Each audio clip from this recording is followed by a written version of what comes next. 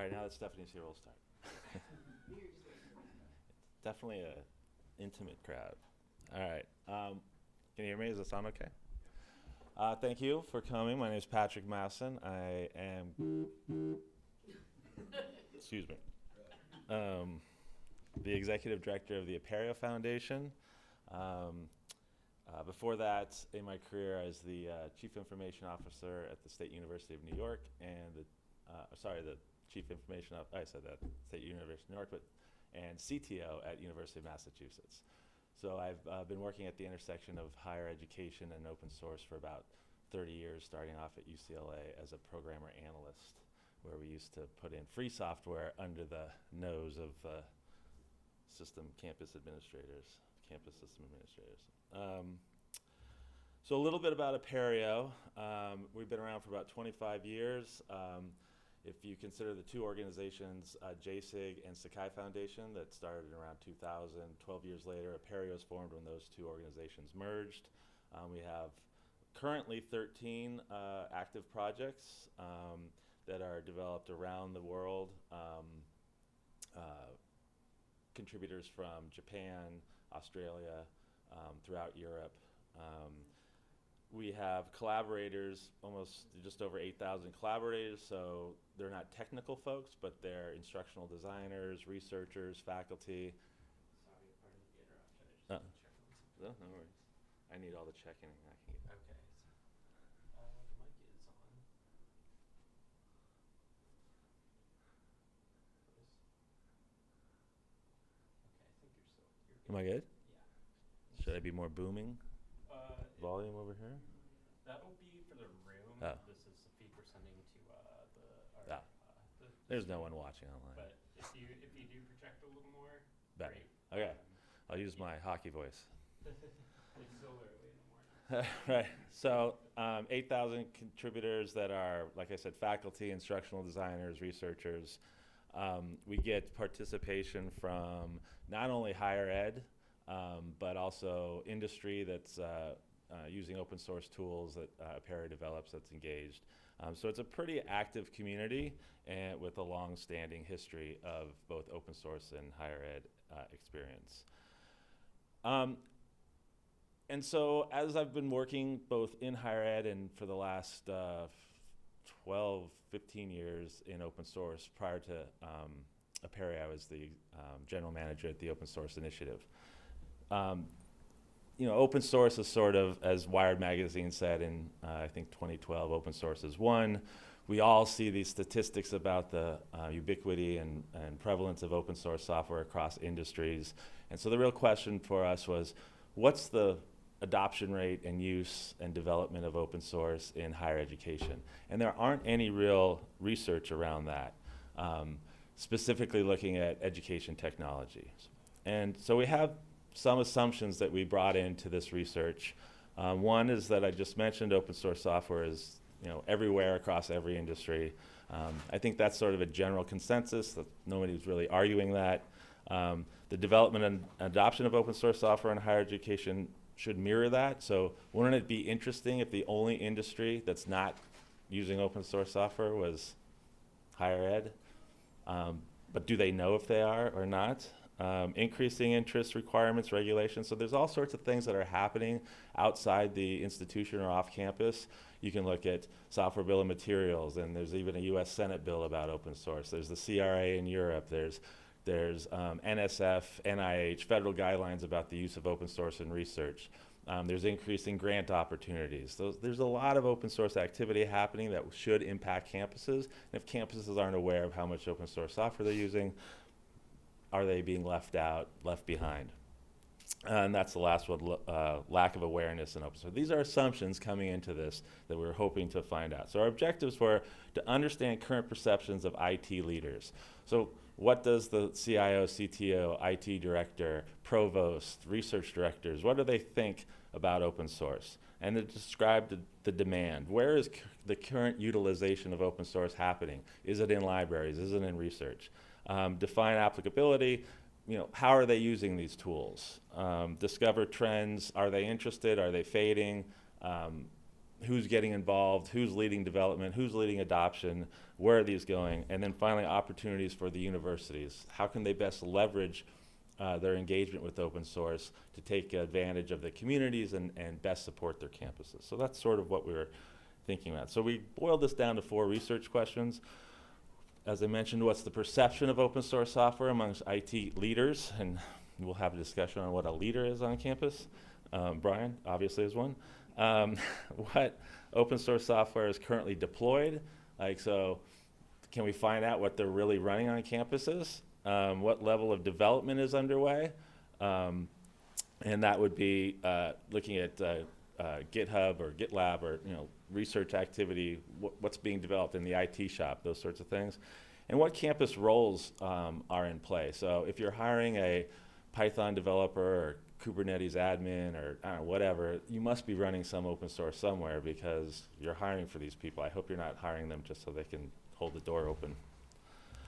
But in this part, through our long efforts, we only really got the first 2 done at this point. So we've got the first 2 that I'm presenting today, the perception of open source software among higher ed IT leaders and what's actually deployed. And we reached out to a variety of organizations, one just as an endorsement that we think this is a good idea, and some of them actually contributed with finding prior work, doing sort of a literature review of surveys and other data that was out there already, because we wanted to do a historical reflection, or reflect on historical numbers as well. So folks were involved in a variety of ways to actually, from actually contributing to just saying, hey, this is a good idea, we'd be interested in participating or getting the results. So we did that landscape survey of prior work, and we found 5 resources that we thought were fairly significant. The first one I was really impressed with was a long-running survey that just ended from Kenneth Green, the Campus Computing Project. That ran from 2004 to 2019. I don't know why it ended, but it was a pretty comprehensive and often referenced document over its time. The first one I found was the CIO Constituent Group Survey by Scott Siddell. That was the first survey I could see of a higher ed survey specifically related to open source use. And there are some others that were cross-industry. For example, the government, what are they called? Governance Business Council did a report on government's interest in open source. And I thought government would be a good sort of peer industry, public-facing, same sort of bureaucratic hassles. Often universities are public anyway. So looking at their results might be a way to just also provide some analysis across industries comparing to what higher ed is doing. So this is the prior work, and I apologize for this is not one of my children's scribbles. So the blue line is just to sort of set a baseline, and this is just Google Trends of what open source interest generally across whatever Google does to identify how popular searches are. And that's sort of just a trend line to see what's the global perception of open source at this time, over this period. So from 2004 to 2024. The first bar there is, and this is just looking at engagement. How engaged is open source, or how engaged is higher ed in open source at the time? So the first one was from Scott Siddell that I mentioned previously, and this question was just, are you using open source? So it's just a very vague question, and you can see the reporting there. Next after that is IMS Global, which is a standards body. They also did a survey, and there are 2 lines there is, are you using it, and is it mission critical, in a mission critical role? So you can see 42%, 41% think it's mission critical, or using it in some mission critical capacity, and 60% are using it in some other way. The black bars are all Kenneth Green's work over time, and again, are you using it? Light gray. Black is mission critical, and gray is at enterprise level.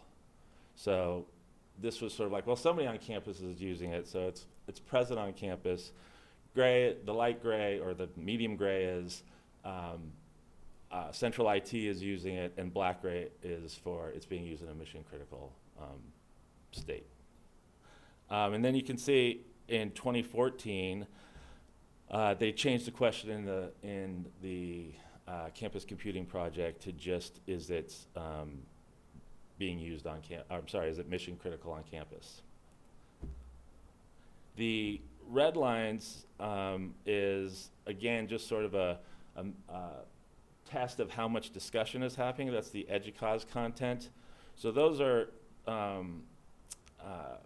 articles, posts, anything in the EDUCAUSE. Are folks familiar with EDUCAUSE at all? So just real quickly, EDUCAUSE is the .edu domain administrator, and they also have a professional organization comprised of, I'll talk a little bit more about EDUCAUSE, but like 1,800 universities around the world that are members, 7,000 individual members. They're the primary IT professional organization for higher education. So their body of work covering open source in that time is reflected in the red, and that's actual count of how many articles were published over the year at that time. So the peak in 2009 was 55 articles relating to open source in some way. The green is conference sessions, so that's how many presentations at the annual conference were on open source. And then yellow is an EDUCAUSE survey. Google is the last one is searching open source within .edu domains over time. So the lines represent sort of trends, and the bars indicate activity reported by campuses. And you can see that open source sort of came on with a bang. We had I guess 2012 was the year that Wired magazine said open source won, and the year of the MOOC. 2012 was, for those in campus IT, 2012 was the year Canvas was released and under open source fanfare. Pearson Publishing had Open Class released at EDUCAUSE with open source fanfare. So the year of open source was 2012. And over that time, you can see that interest and activity in open source in higher ed has sort of tailed off. However, Synopsys, which you can take for their report on this, Synopsys does threat assessment and wants to get everyone scared about so that they can get jobs coming in and telling you, how vulnerable or whatever you are in your company. But they do a security and risk report, and as part of that report, they look at how much open source software is in different industries' software. So this is ed tech, and this graph here shows, this was in 2022, but I did also pull from the 2024 report, the 95 and 87%. And the higher number is the percentage of code bases containing open source. So and then the lower number is the percentage of code in code bases that was open source. So, this has, I don't know if that makes sense to you, but the idea is that the 100 applications reviewed, and 90 of them had some sort of open source software in it, and so on. But we'll get to this. But so then I mapped this to the same graph that was before, and you can see that while we're talking less about open source in EDUCAUSE and on campus, and campus engagement seems to be less, the actual adoption and use, as reported at least by Synopsys, is nearly 100% of open source software. So even if you're not running open source software like WordPress or Drupal or Moodle or Sakai or something on your campus, the vendors and commercial providers that are providing you your most important core services and platforms and software all have open source software. So if those trusted providers are running open source, your campus is running open source, whether you know it or not. So how much open source software our campus is using? So this is the information about EDUCAUSE. I want to highlight, this is a preliminary survey. This was just sort of a gut check on, are the questions we're asking correct? Is the audience we're going to ask correct? Does it make sense? If everyone did this survey, it was all gobbledygook at the end, we want to start over. So this is a very narrow window that we surveyed folks during the EDUCAUSE annual conference in October of 2024, just last year. So a little bit about EDUCAUSE, as I mentioned, 1,800 institutional members. I'm sorry, 100,000 active professionals. I've definitely got that number wrong. And then at the EDUCAUSE annual conference in 2024, it was 10 days of activities. That's when we ran the survey. We limited the survey to the folks in what they call community groups. There's an openness and a CIO community group. There are 4,300 members in those two groups. We estimated there were just under 2,500 attendees from the group, and we got 159 responses from those, that group that we targeted. There's the background of the folks that we asked, and also the profiles of the institutions that responded. So, with a grain of salt, here's the preliminary results. And again, did we ask the right people? Were the findings that were interesting? Because if we didn't find anything interesting, is it really worth doing the bigger survey? So this was our initial sort of just testing of the waters. So the backgrounds that people had, the roles they had on campus were varied. So individuals reported having multiple roles, as an end user, obviously, but in some sort of support provider, whether that's an administrator of a system or a help desk and so on. So it was a broad group of, most individuals had more than one role, it looks like, that they were playing on their campus. And then where were they in the campus? So most were in support and maintenance of software and services. So some IT role, I suspect. There's management folks, not that many. I guess those are the few CIOs who took the time to fill out our survey. So one question might be, how can we engage better with senior leadership, and so on. And then this is the question is, how are you involved in your institution's selection or procurement or acquisition of software? So these are the roles they played. They might have developed requirements, they might have evaluated it, they might have been recommending. So this is, again, just to sort of see how involved these folks were with open source, or with just software activities on the campus. And then we asked also basically what the perception is of open source and for this group on campus, and compared that. This is the first sort of cross comparison with the survey coming out of government. And these are just the responses. We haven't, just for comparison, to sort of level check the level of engagement and interest. So there seems to be relatively a similar amount of engagement, but looking at the government report, you'll see a lot more awareness and activity. We'll get to that later, comparing IT staff or respondents from the higher ed community versus respondents to the government. So this is sort of the takeaways here. 74% were engaged in use. And again, I think that reflects that this community, at least, knew that they are somehow engaged with an open source tool, and that might have been just because they were from the openness CG community group, and so they were probably a little bit more aware of what's going on campus. I don't know if the average campus user might have known that. And then that group also had 61% were actually providing support and maintenance. So again, this group was intimately aware. So for later on, these are interesting numbers to consider about some of the activity that's happening on campus. It looks like this group is pretty familiar with the open source activity happening on campus, which I think might be a better group to ask than folks that might not have really any IT or software or ed tech experience on campus. They're just faculty, staff working every day on things. And if anyone has any questions along the way, that's fine too.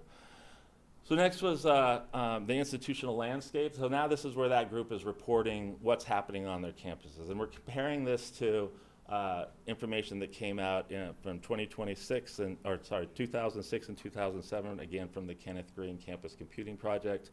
And you can see here where open source software is being used on campus, or its state, like where is it in the pipeline. So you can see in the mission critical today in education, it's actually much higher than ever, being reported much higher than ever than previous surveys. There's really no, I mean, I guess there's a few that are there it is. You can take a look at it and tell me what you think. This is comparing 2007 and 2024 investment in open source software. So again, the group's reporting. This is open source software important to academic and research institutions to create their own open source software? So the idea of customization and use of software for the unique needs of higher education. You can see that the shift there is from 2004 over the 20 years. Seems to be a recognition or agreement there strongly. And then, does your institution have a clear IT strategy regarding the use and deployment, development deployment of open source software? And again, comparing 2004, 7, and 8 versus today. So I think the primary takeaway for me on this one was that while there's a lot of people involved in campuses in open source software, there's a recognition that open source provides provides for unique needs. Investment has remained about the same, and 60% of campuses report that open source software is in production now on campuses. There's no IT strategy on open source software. So is this all like shadow IT? Is it all under the desk somewhere? Is it all researchers who have their own grant and are working outside IT? Where is this and how is this happening? And what kind of vulnerabilities and risks should that could that present to central IT, to the campus at large? And so now the future impact. So this was asking respondents on the future. Will open source become more important over time? And it was interesting here that most respondents sort of think, yes, it's going to on my campus, but everyone else must be doing it better than we are, and they're going to be engaged more than we are. So comparing their local campus perspective to what they think is happening on other campuses, there's a big, not a big difference, but there was a difference. So, I don't know what that means right now again, but I do think it's an interesting perspective. And then you compare this to government, and even both situations are less than what the government respondents had said about the increasingly important role of open source within their institution, government or education. And then comparing this back, however, to 2004 and 2007 against to the Campus Computing Project, where 53% in 2007 and 52% or 57% and 52% respectively thought it'd be important. Today, it's still much higher than when open source was first coming out. So again, there seems to be this general awareness of the value and the importance and the relevancy of open source software from the respondents within higher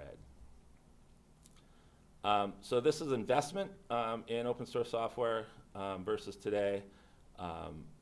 So in 2007, there is a greater perception that the investment would increase versus today. Is that because at the time there was less open source software, so campuses felt that they were going to have to invest in it, versus today where it's sort of up and running and they don't need to invest as much anymore? And this is toward the future, so today versus looking out to the future. And again, the perception that it's going to either remain the same or in this case increase more, is this just an informed community that responded that because they're working more and more, they see more and more that the campuses should invest more in it, more and more that's coming on. This is looking at current areas of software systems, and the gray bar is compared to the 2008 survey from IMS Global. And this is so, where is open source going to be deployed, invested in? Respondents felt it was going to increase most in infrastructure. That's probably not surprising. Academic, then administrative computing. And so the trends here sort of follow consistently as reported back in 2008 and 2024. Brian's got a look on his face.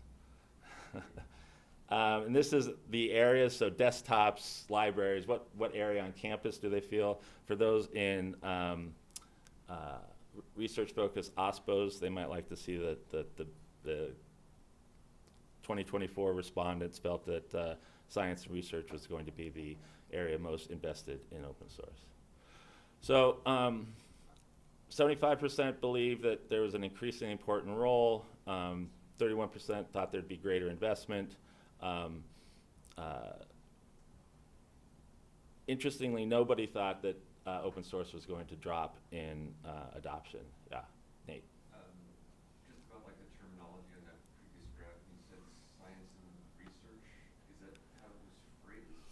Right. I'm kind of curious what's included in those numbers. Historical research could use open source too.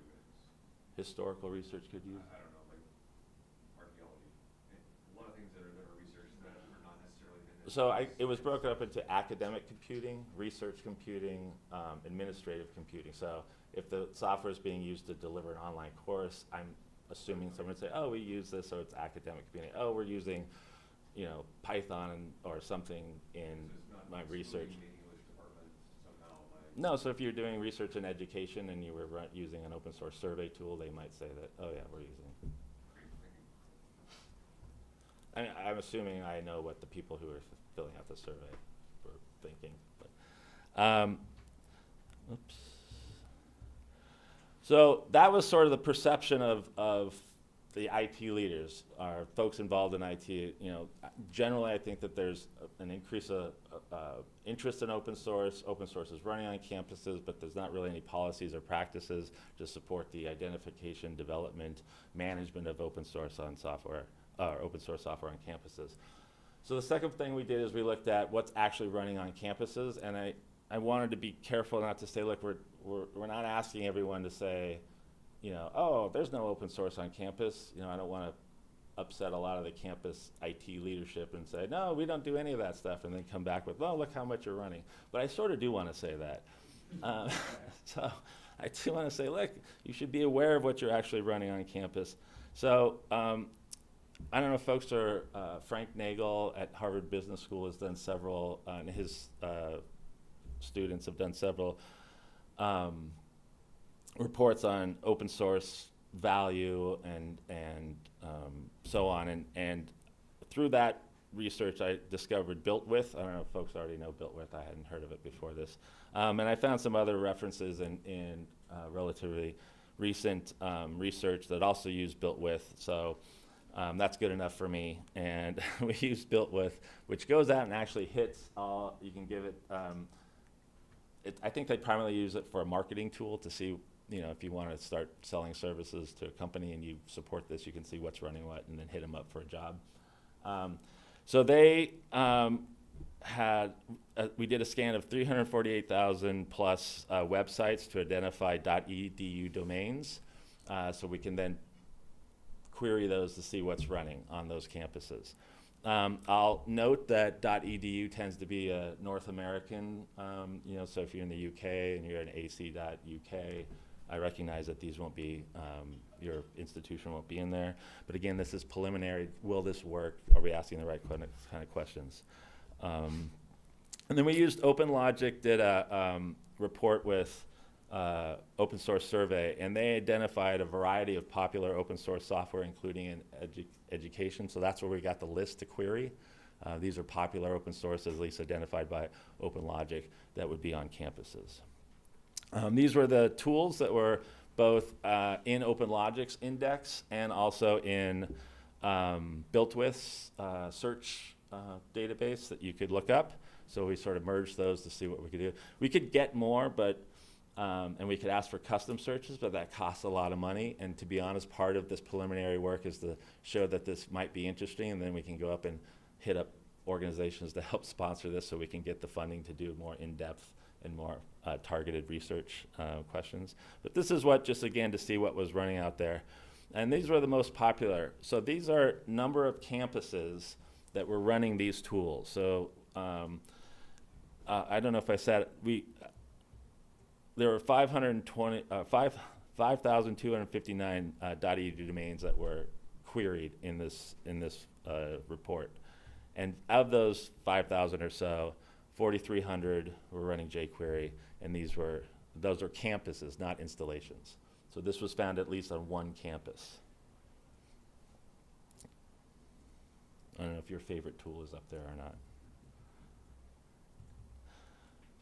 So we found that 89% of campuses queried of that 5,000, those 5,200 plus were running at least one open source application that was on that list. I'll add that if you notice, there wasn't any sort of Linux or MySQL, Postgres, anything farther down. There used to be a company called Netcraft. Well, the company still exists, and they used to actually go in there and they would run a report, and you could see what everything was running. But that was like 25 years ago, before sort of probing ports was probably not, seen as vulnerable, the risk that it is today. So they don't offer that service anymore. So these don't have those systems on there. So they might be running Nginx and some Linux flavor, but we didn't capture that. So these are only end user-facing applications like a learning management system, content management system, student portal, student information system, things that you can just see and be able to tell just by loading the page that it's an open source tool. So 92% of campuses were running the most popular jQuery. We found in total on those 5,000 campuses, 26,306 installations of some open source tool. So that's, I think, 6 per campus.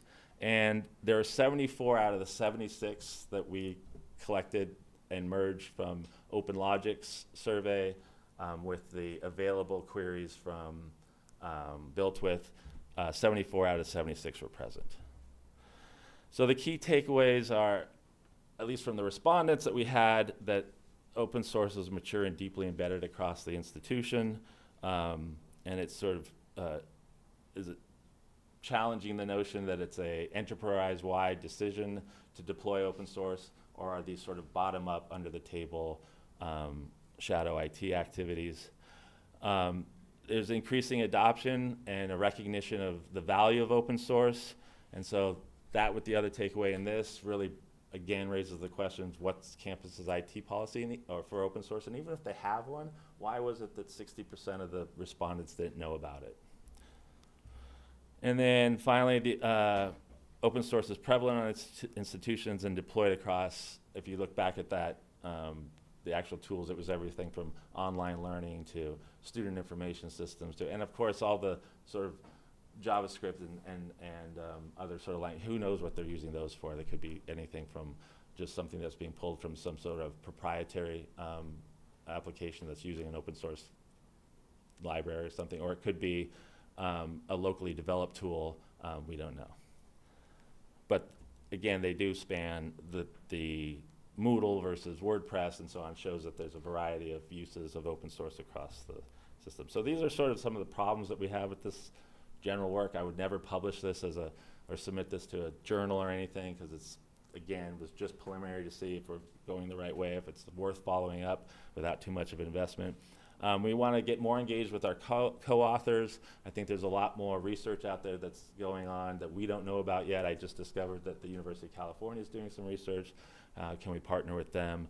We want to get more contributors, folks that are actually working with us to, like Built With, or the companies that can review jobs that are out there right now.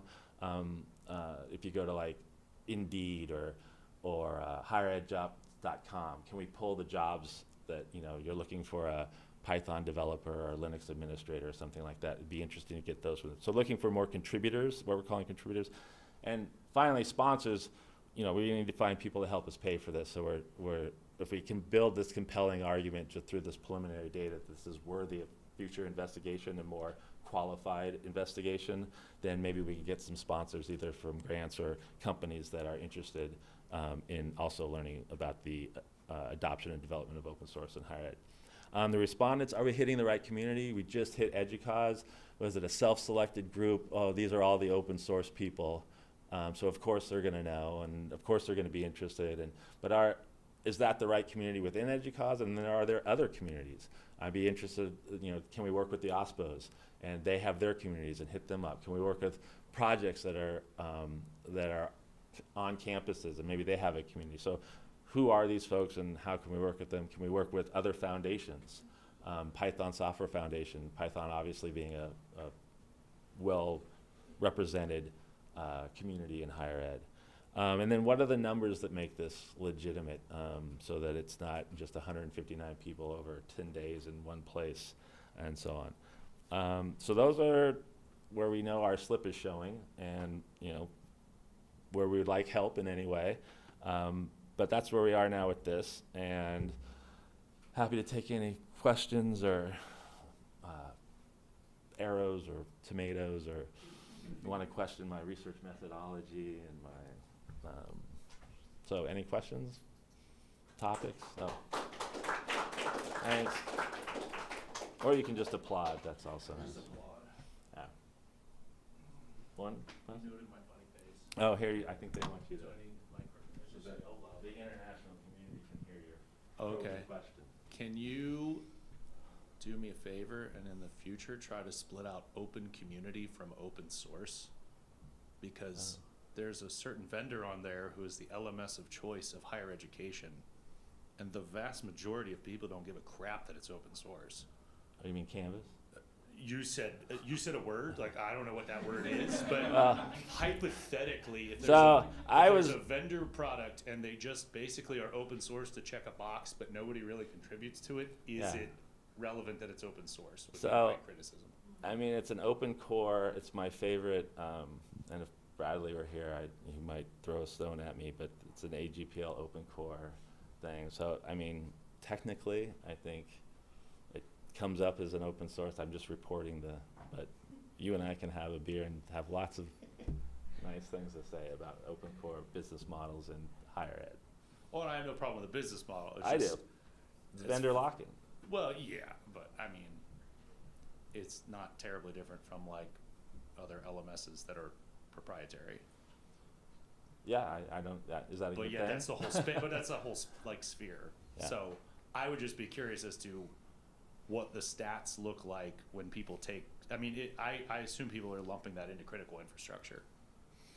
Or academic computing. Yeah. Or academic. Yeah, that I would be To curious Nate's as to point, how well, and this is a fair criticism of the thing. How well are we describing what academic and we didn't have a big blurb in front. These are the tools that qualify as academic and administrative. So that's great point. Any other questions? Yeah. I didn't want to get start bashing, but I will. Are you going to make the results of this research available?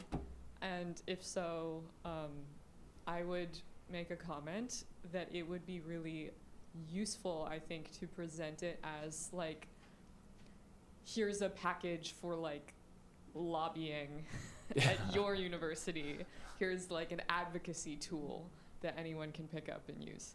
I had thought of that. I mean, I don't know if I'm embarrassed by this. I mean, this was done really as just testing the waters.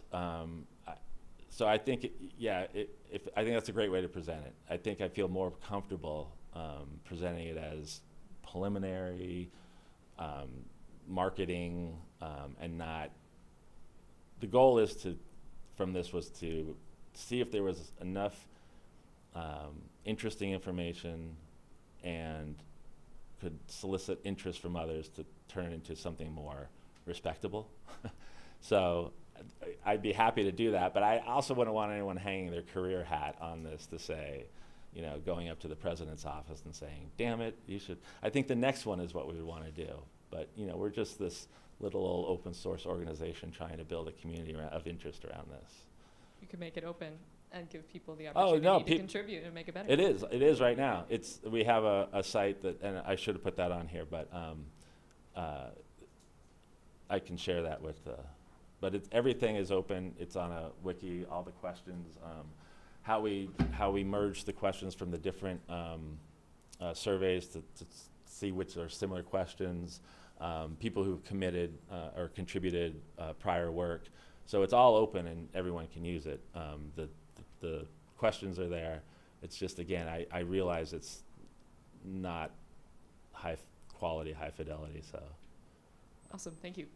Trying to be as humble about this as possible and not. Anything else? Oh. You know, just kind of follow up on Virginia's point too, is I know looking at it from the OSPO perspective that I mean, even just the preliminary data is super useful, because I think that we're all looking at it as this weird black box, even for those of us who have decent relationships with our ITS departments and our research research software folks. It's useful to go, hey, like point to some of what you brought up. So yeah, and then also like as a way of getting them more involved in the co-authorship. So I know like we're technically listed as a co-author, like UCSC, but I think it'd be even cooler if I could get my ITS folks, not just the OSPO, but the ITS folks like involved in this discussion, like and review. So you're getting it from their perspective as well. So I definitely, now that there's like the data and the presentation and stuff, it's really nice to be able to point to this. And did you, I forgot, have you talked to Curious much about this, or folks from Curious yet about this? No. Because I think you'll get like a huge amount of interest from that group as well. The one area that I would have more confidence in sharing, like as like this is really happening, is this information here, because this was pulled from the same data that the other research was done, the same tool that generated the data for the other research. So going to your IT department and say, look at how much open source, because theoretically they might be in here. You see Santa Cruz, you see Santa Barbara, Penn State. I don't know if there's other folks from other universities that they might be in here. You know, and actually when you pull up the data for these and built with, you can see all the campuses that are running this. So you theoretically could look at the 2,746 WordPress sites and see who's running those things. So it might be interesting to actually get this for your own campus and query yourself. So I think this would be useful for that. And you know, going to other groups, we got initial interest of like, yeah, that sounds great. But there was nothing there. It was just an idea. And so I think this is maybe, you know, vaporware 2.0. I mean, it's not quite just theoretical, hey, wouldn't this be a good idea? There's a little something here to talk about now. So I think now going out to organizations, they'll see what we're doing, and it might solicit a little more interest and participation. But the other thing is we need to find the funding for it, because I don't want to show up on Curious doorstep and say, hey, will you do all this work, and oh, and you got to flip the bill. So we are reaching out to Ithaca SNR to help put together a formal research project that is looking at this, and I'm going to be very embarrassed to hand this over, and they're going to laugh at me and call me a nincompoop, but at least we've got something to start with. And then with that proposal, we'll be able to go out and hit up organizations to provide support, hopefully, for it. And then we can go to the communities that expressed interest to say, okay, now we can actually support you in supporting the project. Anything else? No? And look, I'm giving you like 2 minutes left. Or no, 15 minutes left. How much time? 2 minutes, okay. All right, well, thank you very much.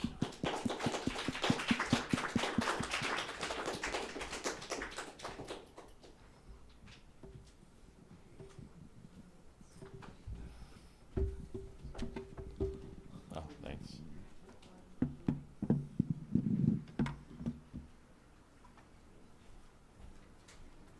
Drupal number looked really low. I know, I was Yeah. surprised about that one. I'm not. Well, you see, it's really big with UC, so I was just like, oh my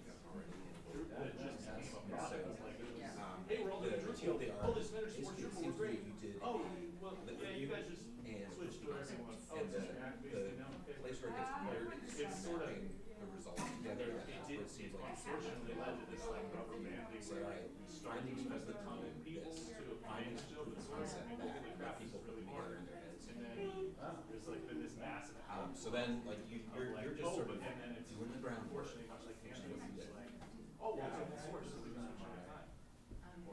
Yeah, but you also pay that vendor like roll up dollars to make this website. University to beat them. But I don't know how to tease that message. I mean, the other thing that's just kind of interesting is, Open source is you know, important. one model for this would be But then it's like, interesting campuses you need to find some doing happy this, balance so that we would be a owning the coordinating infrastructure so body you actually for put campuses people. doing this survey themselves. Part I of mean, it why doesn't we're saying it's so solve important.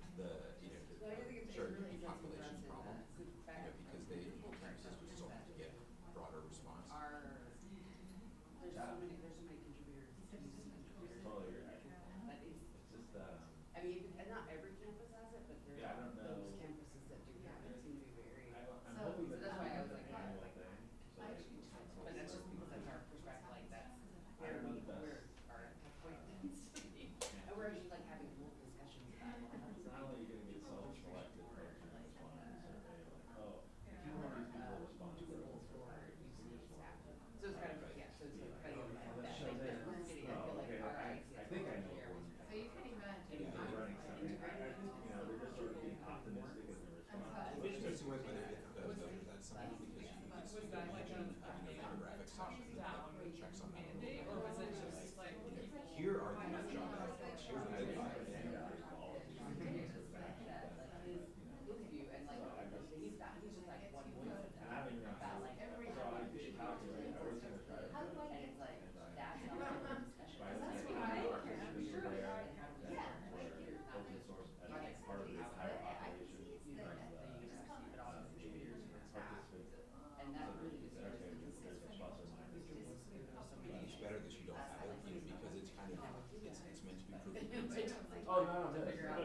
Oh, that's right. Contribute to in general. This is the There's first so time many I've UX actually that learned. are- This is I was literally the first time that able to build stuff before they went all like Wild West, definitely. I was looking I have there when I was the in grad historical school, data and one drop doc. and stuff people were clicking and downloading. But now it's like there's so many pieces to get to your point of contribution. I don't know. That was what you took to I don't do anything with it anymore. Yeah, I have my own thing that I'm trying to drop into. You have questions, because like, I already know about this. No, I'm just letting you talk a little bit. Yeah, I saw, I don't know if I read it right, but yeah, it seemed like the respondents said like, you know, oh, like we're planning on investing more in open source and like in our home institution, and I'm sure like other people are doing that more so than we are going to, and we've. That's what I thought. Yeah, and like, yeah, we've seen that trend as well, like I've worked for Center for Open Science, and like, you know, like we had a survey that's like, oh, like what open science practice are you doing, like are you sharing data, like, and then like everyone's like, oh yeah, like I'm doing these, but I feel like other people are doing more, and like I'm trying to, you know. How we might collaborate from a survey perspective. Oh yeah. I mean, that's always. Every time there's a presentation like this, like at our org, like the research folks are like, just poking holes. Oh yeah. You work with Daniel, right? Yeah. So what you may know is that Shoji more details about the board. I saw, yeah, I So saw that. Shoji would love to see us work with him. Yeah, he invited us to come up and like give a talk and he heard us say, yeah, I saw that Sakai was on the flag. So the website, I don't want to that think would about be, it ever again. I mean, so I was talking about Daniel about cross-border, but like a survey collaboration would be also local office potentially. Yeah, I mean, that's stuff for And then, the one I tech group, the one I, yeah, but this is just like a standard body, 20-page marketing site, why don't I just make it like a static site? You show up and they say, hey, Like, no, no, what no, do you do? So like, okay, yeah, and then it'd be they're looking for you. 3 months in, tell me what, okay. Yeah. We have to take the site down, security, maintenance stuff, like. They Yeah, don't wanna help develop it, but they'll help. give us something to do, yeah. It's awesome. They're just. Like, so I feel like the static Yeah. site generator has been a crowd. It's sort of, Because you started talking about this at Things Open 2 years ago. probably just use WordPress. That's an interesting survey though, because I feel like, you know, yeah, just attitudes around that and like perceptions around like, you know, like what are we doing in our institute, like that, like, I don't know, like I think we're doing these things, That it's was like, really interesting. yeah, the like, I don't know chunk, which and then like, it's like, I think, like, you know, like, we have developers grass is greener in other places. Yeah. I bet you see that with open science too. Like, everyone's like, we're clearly not doing the stuff that all those people, they're doing. Yeah, it's like, oh, everyone else is Like doing when it right. Wordpress came And, out, it was or like, like everyone else has this a plan, and revolutionary we're thing, behind like the you ball don't on. need to It's play like, with code. seems like for no random one. Now, You know, there's like, several platforms. Organization's marketing Yeah, could be. Yeah. Oh, they're awesome. Look at all, yeah, look at our roadmap share. This is not really a roadmap. You know, we could share the results of your survey with us. I'm Josh, I'm the chair of the board of the. Oh, gotcha. I might reach out to some of the folks doing that, scholarships, on that survey, because I'm assuming it's out there on the OSF somewhere. Yeah, so there's also those, You looked at, so, I'll see what. It's always fun to have a conversation with the folks who do research, like what are the things they're seeing. Yeah. I see this, you see that. The first half of my career is starting projects around everything. Methodology, how you tons of stuff. Oh, yeah. Just the data, obviously, but also just the actual reporting. Help us. Oh, yeah. I'm sure the research team would like an extra set of eyes, of, you know. Sorry, what was your name? Brian. Yeah. I think ours is like, nothing too serious. More Oscars. I need to keep hanging around on those. I've applied for them unsuccessfully previously. Oh, were you walking on? I never used it. Some kind of default, yeah. Oh, wow, yeah, you wouldn't think that, would you? Pretty sure they're like 50 minutes. I talked to Josh, wait, during this process, we were not one of the, well, we were actually talking about this, but. And then people start responding. Oh, Can you only do 50 at a time? This is the dumbest thing ever. Wow, I was watching. And I was right at that point when they put the 48 or something like that. like, You just click to say, I'm not sure accurate or what. Who knows how many people didn't respond? They tried to respond. and then Why is this teachers, teacher it was like, I mean, we got, but I mean, Probably Brian, he probably responded 10 times. Things like that. how big we don't got, I don't know, by my grant, this is smaller, I don't know how we thought we were going to use that, and that's what Josh said. You're not gonna do Something so we're in gonna. marketing value, right? Yeah. You really narrow down. We're going, we switched course, we're going after those, you know, not hiring. Yeah, I think we're doing both. I thought this was first, I was like, you gotta do both. Well, we finally, I had a result, went from a team of all developers, then pandemic went to but then I became our product owner. So we went through a lot of like regional, we're going that route. And we did ICOR regional. Well, I know. Wrote the solution proposal last year, and then at the last minute, we were like, yeah, we're going to Yeah. like, there's not even. Yeah. So, but it's like, we did all the work. Oh, So we've done all the legwork, it's, like IP Well, so clearances, that's- making sure that we're cleared by the university, make sure Yeah. it's all right. Yeah, it does seem pretty. And then we Yeah, found I packaging looked at all that this morning. during the process. Right, who just sort of like bought in to what they're doing. She's now so now we've got this nice Yeah, because I might go to the. slow growing. Gotcha, I wake up at like 6 a.m. like, oh my god. Right. She's much more the mindset of this technology is great. Yeah, nice to meet you. I'll talk to Daniel and I'll try to get the that survey results out there. I'm gonna follow up with Daniel separately, but good to start a conversation about it. Yeah. What's your role in this deal? I'm one of the software engineers, and like the reason I'm here was gonna help Daniel with the presentation today, but most of it's all talking today. But yeah, I was part of That was one where tech community liaison for like this open source community building initiative. Developer relations? or- Yeah, that kind of thing. But yeah, he's more the community management aspect, and I'm more just like the technical role. So like someone has a problem, like, I can like come in, I don't know if I'm 100% actually like to get the yes. It's actually kind of empowering. Oh yeah. Good. I'm really glad Who's it been Tyler yesterday forces me this idea that picking the mentors show them the projects instead of all the ideas open source projects. And like questions. Wow, that's really smart. So anyway, so I feel like if I'm at a level of ignorance, then they'll feel a little more comfortable. At least that's what I tell myself. it's super relatable. I do that all the time. Yeah. I don't know, We'll find out together. Alright, cool. Well, nice to meet you. Yeah, nice to meet you. Alright, so I'll see you. Yeah, see you around. And we're just a phase there and coming back. The one I have right now is just a phase one, so. I just wanna say the advocacy. We were, The advocacy tool phase one, and then our PI was like. I want that. We were explaining what this is, and then as I kept explaining, this is a 3-hour meeting, and so she's like, Part of what I'm doing is trying to yeah, figure you out already just just, so let's just go after phase. Yeah. She already has an ecosystem, and The then like. little bit that you talked about it, So like, sadly, very we've been doing it, phase one is really like, oh, it's still in the lab.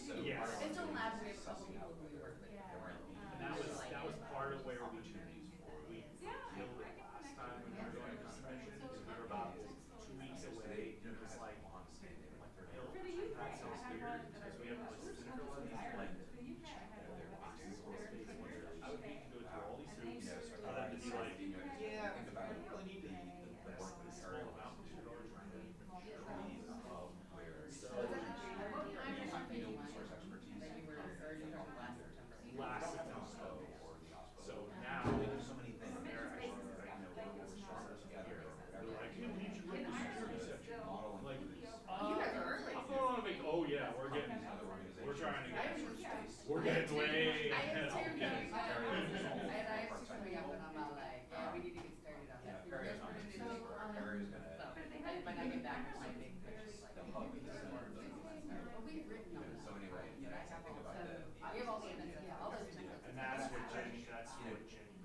That could be kind of Project, a way, it could I'm be, like, I can't write this stuff, and then we put it off on Bill, my product owner, and she'd be like, I don't even know, but I I just wanted you to know. project management, like, I really haven't submitted about grants, Take and that everything space went right across. now. Yeah, Cool. and then. That was like long story very Jenny short point. sees the value in what we're doing, because she's like, What do you all do with this? so I have all the, like, I want to I'd say our main spend a little time thing we to got out get of a high sense school of how we was, we were trying to target people that like were under the head. like that's who we thought our audience was. And the thing that kept coming up over and over again is that we'd be like, so when you go to put content online, take me from start of the idea to what's out there. Every person's My talking talk. about WordPress. Okay. So well done. And so Are you in this track? What? every person all in absolutely. like Word docs I'll or come and Google listen Docs, and then. like a Microsoft Word. Yeah, seriously, Rick. Yeah, so it started like I'm always Office, Google. had like Office Online or whatever, and so we actually, we had a, we have a feature where you take a Word doc or a Google doc, you output it as documents, upload it, and then it just imports everything, it's like straight content or content outline. I didn't wanna, like, you got a platform, and I didn't wanna take advantage, but. Like, we build courses in like a quarter of the time, Yeah, just from that one like nugget of info, and we're That's like, great. okay, so like how do Sorry to you interrupt the conversation. people marketed on editions? Yeah. Because this is like a big, Oh. I'll see you in a second. big process change. Yeah, no, that's really cool. That's really, I was gonna say, you don't think about it until you're like doing it. Okay, I need to do 333. There was one that was canceled, it came off the schedule. In here, it's blocked. Oh, there is No, one. nothing in here. Okay. I gotta do another. Alright, I'll be at yours. Good. Catch you later. Chat. Alright. Thanks, sorry to interrupt your conversation. I was looking at. Hey, bud. Check real quick. I'll go to. So output, okay. There's enough room up here for a mouse when I'm in here in a few hours. Oh.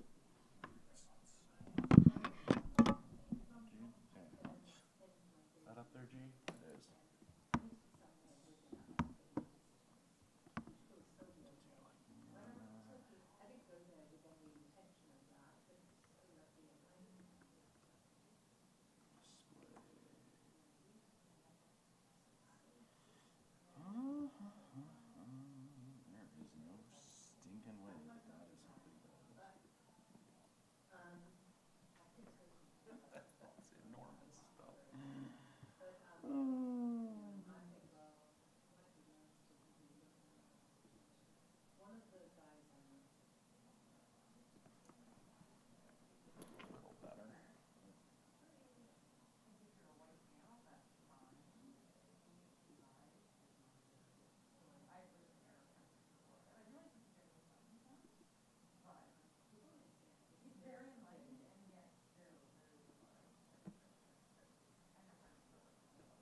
That'll work here, probably.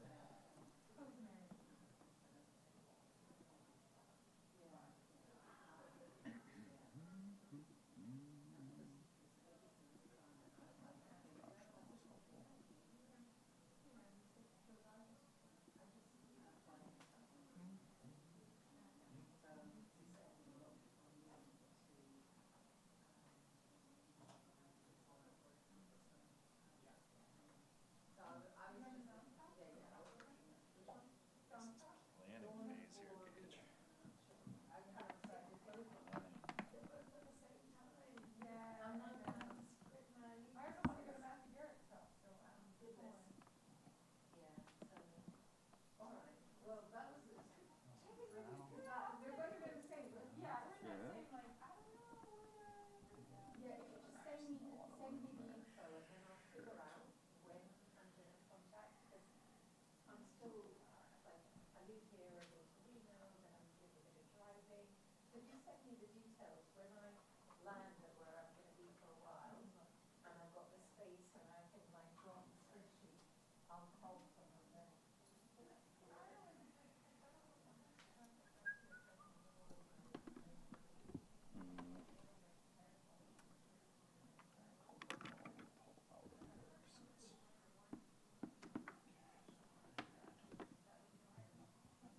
Gage. Ugh, I don't like old school podiums, G-Man. This is like a podium from the Dark Ages. Default. It did just default to it, so that's good.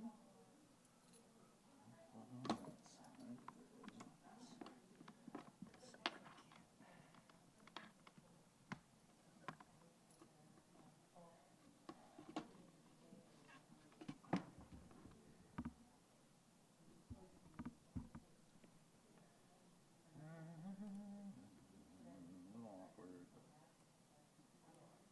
that'll work.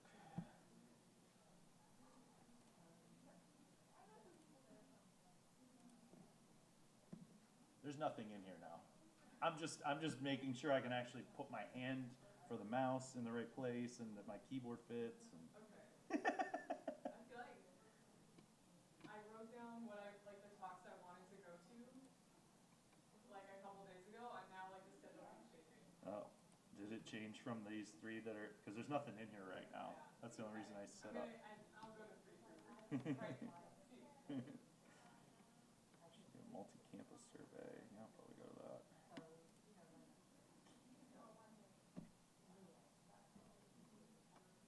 What's in here before me?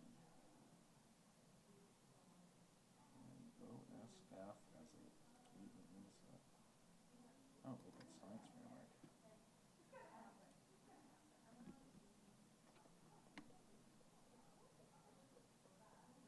Probably good with being in here most of the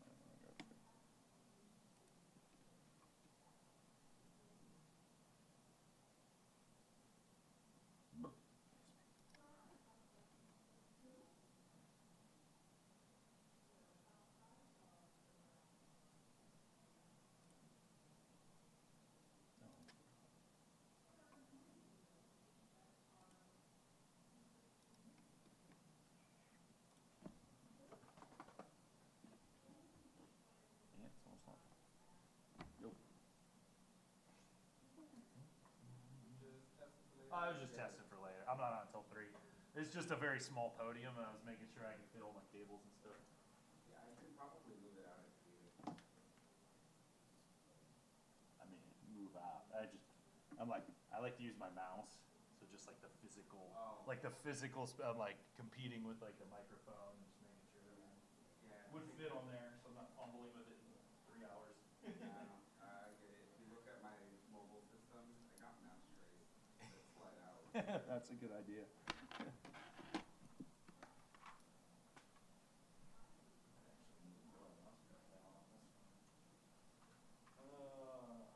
are you playing here, Steve?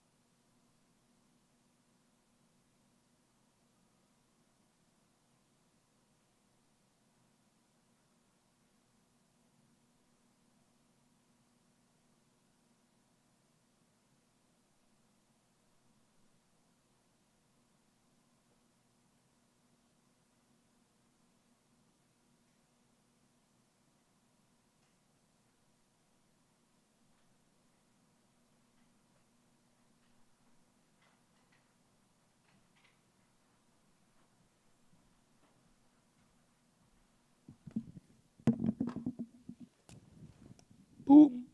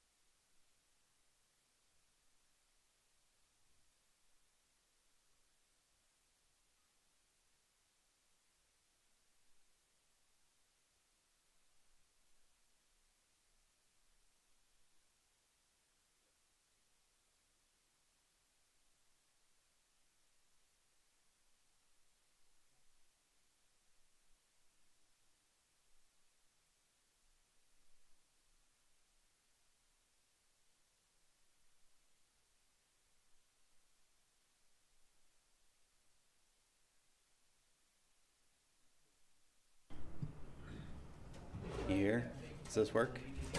Back there? Good? Yeah? Okay. All right.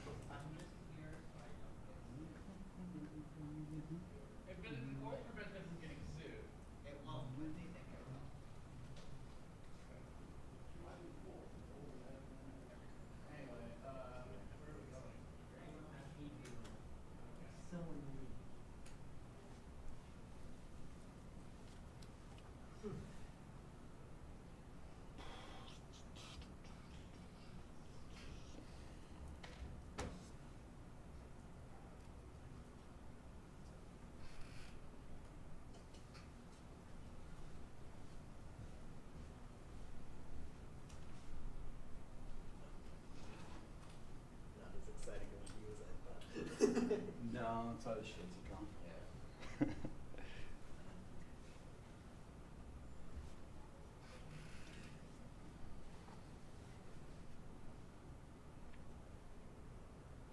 Am I keeping track of the time? Just being like, Yeah, oh, like I can let you know like in 30 minutes or this something. is when you start, and then you need to be shutting up soon. Yeah, we got a couple minutes until 2, and I don't know how punctual we need to be if people are coming back. I don't from church. know.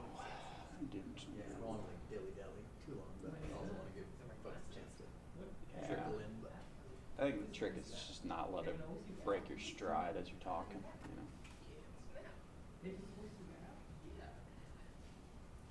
But yeah, and I can let you know in 30 minutes as well. Yeah, yeah. Just get another one.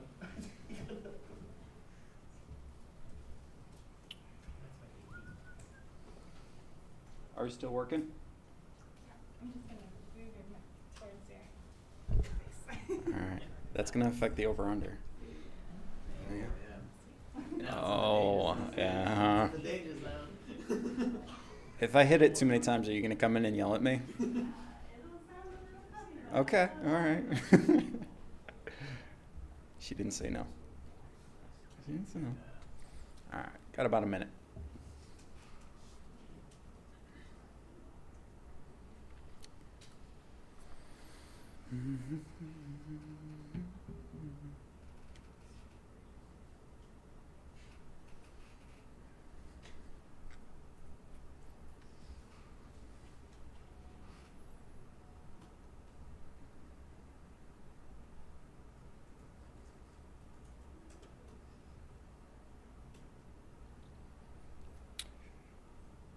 Ready to go?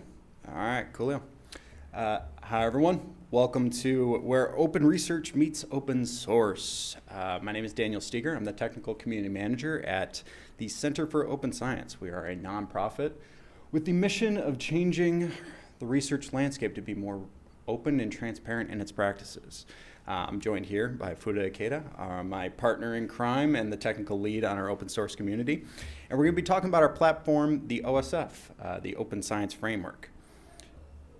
Today's presentation is going to be pretty straightforward. We're going to be starting off by talking about open science versus open source practices and how they're kind of similar and different. But then we're going to start getting into where these open source values, we've started implementing them into our tools to make sure that we are kind of changing the landscape and culture of research to be more open and transparent. Now, we'll transition then into what we're envisioning for our open source ecosystem, and then you guys will be able to follow along with one of our contributors' journeys along the way to becoming a pillar of our new community. So what is open science? Open science is a practice that actually kind of grew parallel to the concept of open source. It's really the idea that we need to be open and transparent and reproducible in our research practices. The idea being that if someone does a research study, in theory, you should be able to reproduce it. And the idea is that all of these different terminologies, if you just straight up Googled open science, you come across a lot of different terms, but they all have kind of those same principles, being very open and transparent with the practices. So you'll see things like open access publishing, open data, versioning, licensing, all these things kind of overlap between open source and open science. Now, I'm not going to belabor the point here, but you do see quite a bit of overlap here. So like elements of transparency, making sure that each element that you do is transparent in its practices. So every step should be outlined.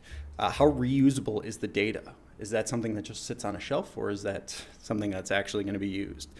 It's an increased appreciation for collaboration within your community, also within the ethical foundations of research. Is there very much overlap between those? Got more and more today, but that's something you can make note of. That's an overlap point between the two. So what is the Open Science Framework?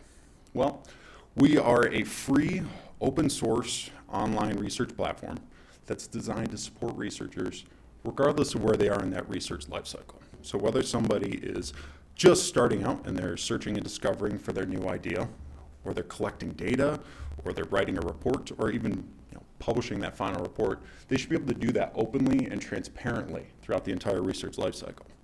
We are a free platform, and we actually have over 800,000 users at this point. So, full transparency, this presentation that I give, it's usually a one-on-one. I'm kind of demoing all of our tools, so I kind of talk about it from that perspective, but I'm kind of going to shift the narrative a little bit today to be highlighting more of the open source values and the tools that we're trying to provide. So it's almost talking about the culture change rather than the actual tool.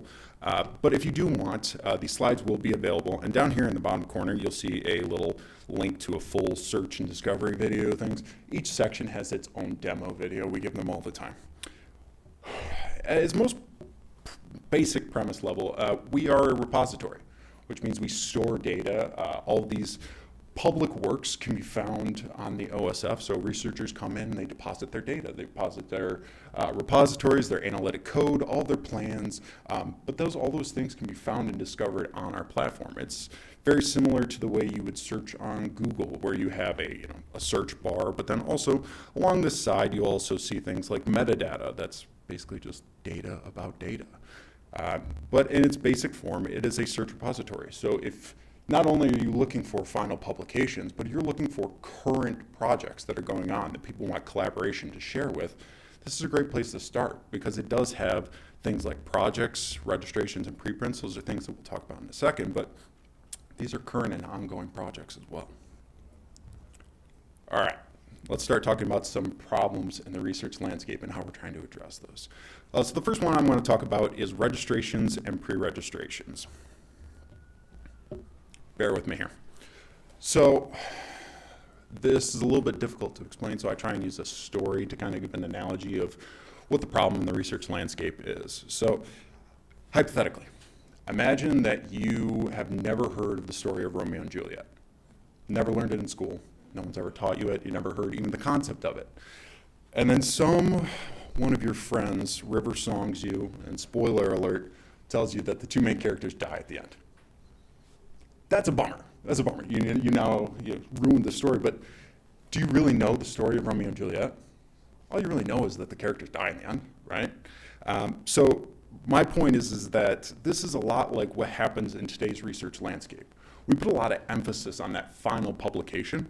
So what ends up at the end, it's kind of like, hey, here's my results, and I'll tell you all the things that happen along the way, but there's not a lot of proof to get there, right? That's where pre-registrations come into play. The idea is that we're taking the emphasis away from that final publication, and we're actually putting it on the design, where you're getting credit for your idea of a publication or your idea of a project, and then everything that comes out of that is actually just an output, right? You can connect it back, almost like chapters to a story. So the emphasis becomes on the design. So the way that these things work is that a pre-registration is actually a time-stamped, read-only version of your project at one moment in time. The idea being that you can submit it to a public registry, you submit your plan and say, hey, at this moment in time, this was my plan. This was my study. I'm calling my shot. And then 4 years or however longer it takes you to complete that study, you can then open it up, go back in time and say, hey, here's my final version, but 4 years ago, at this moment in time, this was locked into place. This was my design, and see how it matches my results? You then have a little bit more credibility. It's the difference between just hitting a home run and being Babe Ruth calling your shot, hitting a home run. Additionally, that study design, while it is locked in place at one point, you can create more versions of it, showing the transparency between version 1 to version 2. Are you starting to see some of the similarities between open source and open science here? But you can see those different versions as it's laid out. You're not locked into place, but you are showing that there is change in your study. And somebody can go back in time and say version 1, version 2, version 3, and where those changes happen. This also serves as a really great study management plan. So keeping track of what your project is along the way. So what does that look like on an actual project? So this is an example of a registration. You'll see some of those similar ideas here. Up here, you'll see updates with a major update section. This is actually a version of a registration, but it's actually the second version of the registration. In this section, you'll see, hey, here's the reason for the updates, and each one of the sections that was updated will be designated with an update section. All of those research outputs can be connected by DOIs, or digital object identifiers. Essentially what those are persistent links, ways that you can connect something without breaking. One of the main problems in open science, and even open source a little bit, is what we slang term called link rot. You'll be in a publication, you go through and it'll say, hey, here's my data, and you click on it and it's actually a broken link. Those are usually from publications that are about 10, 15 years ago, but after a while those things kind of degrade. Persistent identifiers are externally maintained, but that actually helps you with this connection problem. The other beautiful thing about this is that, again, this is like chapters of a story. You're connecting all of these outputs that come out of it, but the beautiful thing is that if someone finds your registration, they're able to find all the other chapters of your story. Additionally, you have elements like, again, those DOIs, associated projects, but then also all the licensing, all of those information is also found here on that registration page. So again, taking these open source values and applying them to a research landscape and context. Next one I want to talk about is preprints.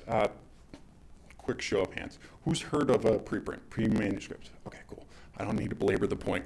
But I can talk about just quickly some of the reasons why this does overlap with some of our open source principles is this open data, this open access. Now, a lot of publications nowadays, they're actually behind paywalls. So while in the United States it may not be a big deal, $50, $100 to actually access some of the resources and publications from these different journals, $50 to $100 goes a lot differently in different parts of the world.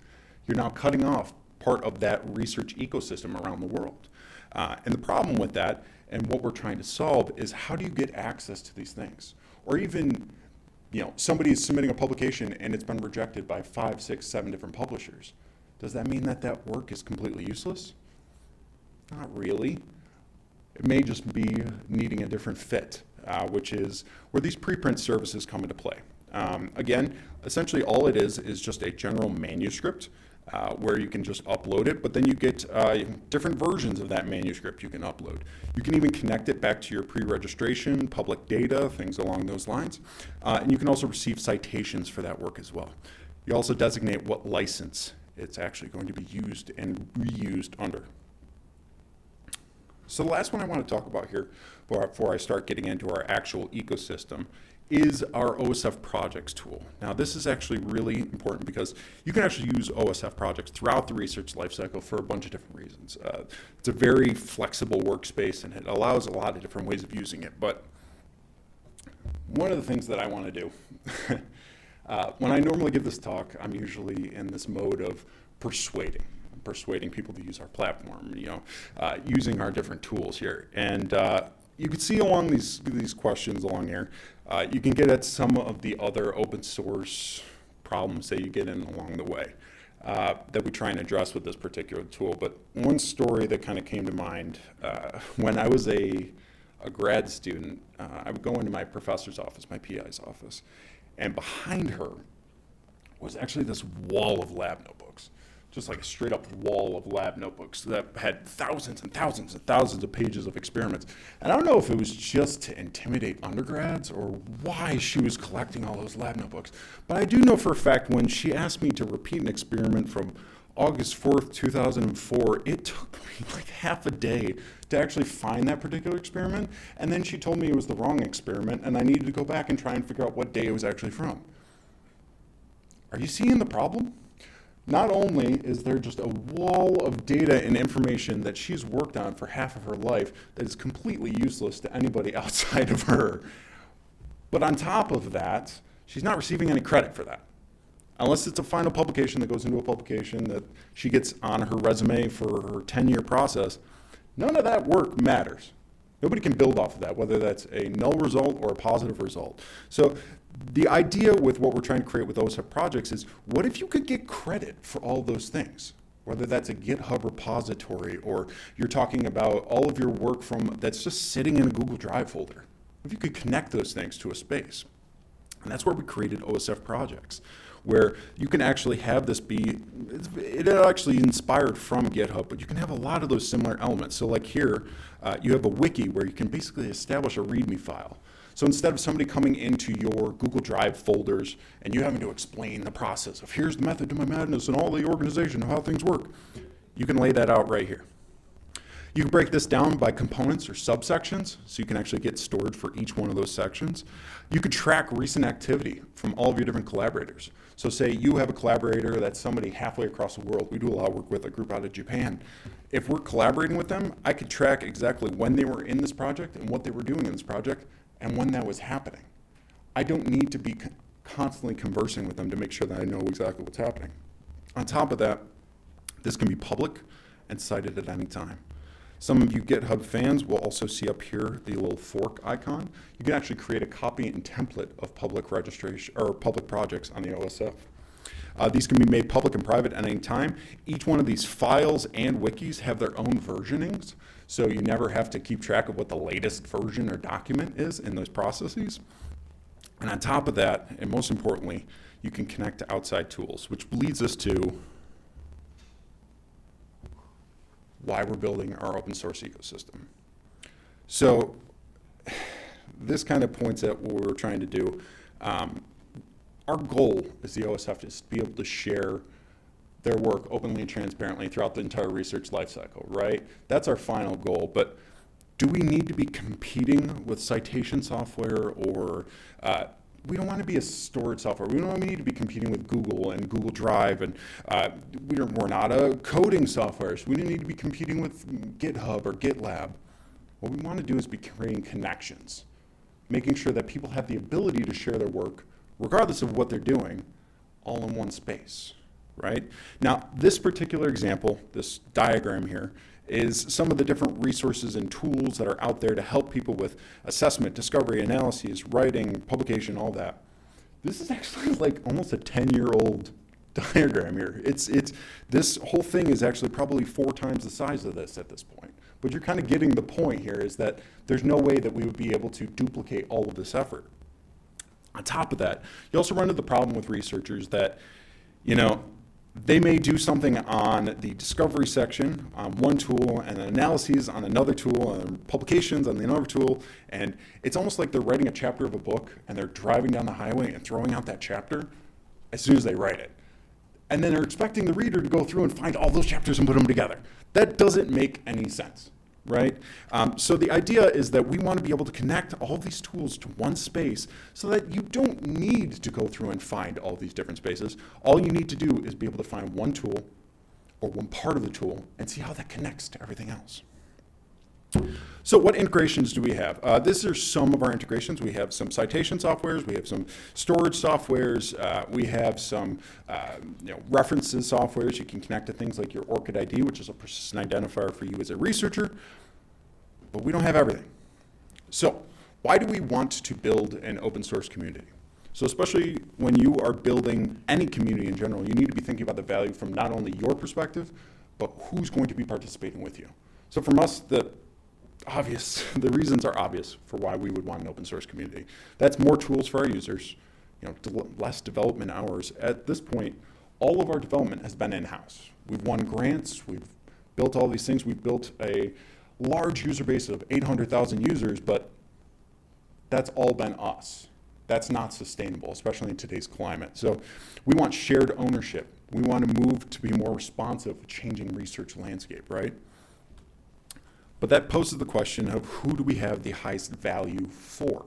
Is that for just general open source users? Are we valuable for students, researchers? How do we build a community around something where we're trying to figure out what that value is for them, or something that's more non-traditional? What we ended up with is that our highest value is actually as a vessel for other integrations, other platforms. So for example, we have a current integration partner who won a POSE grant. They work out of Vassar College, an academic university. They have their own tool that actually has a little bit of an integration with us, but it's not official. They have their own tool. But now instead of them having to spend all this money marketing their tool out into the universe to get people to use their open source tool, they can actually connect with us. Now they have an audience of 800,000 users to help them. And as you can see, the users on the OSF, at least passively, have a very similar mindset of open source practices. They at least have some sort of familiarity of what we're trying to do, which makes it a very appealing audience for these groups to come in and try and create integrations.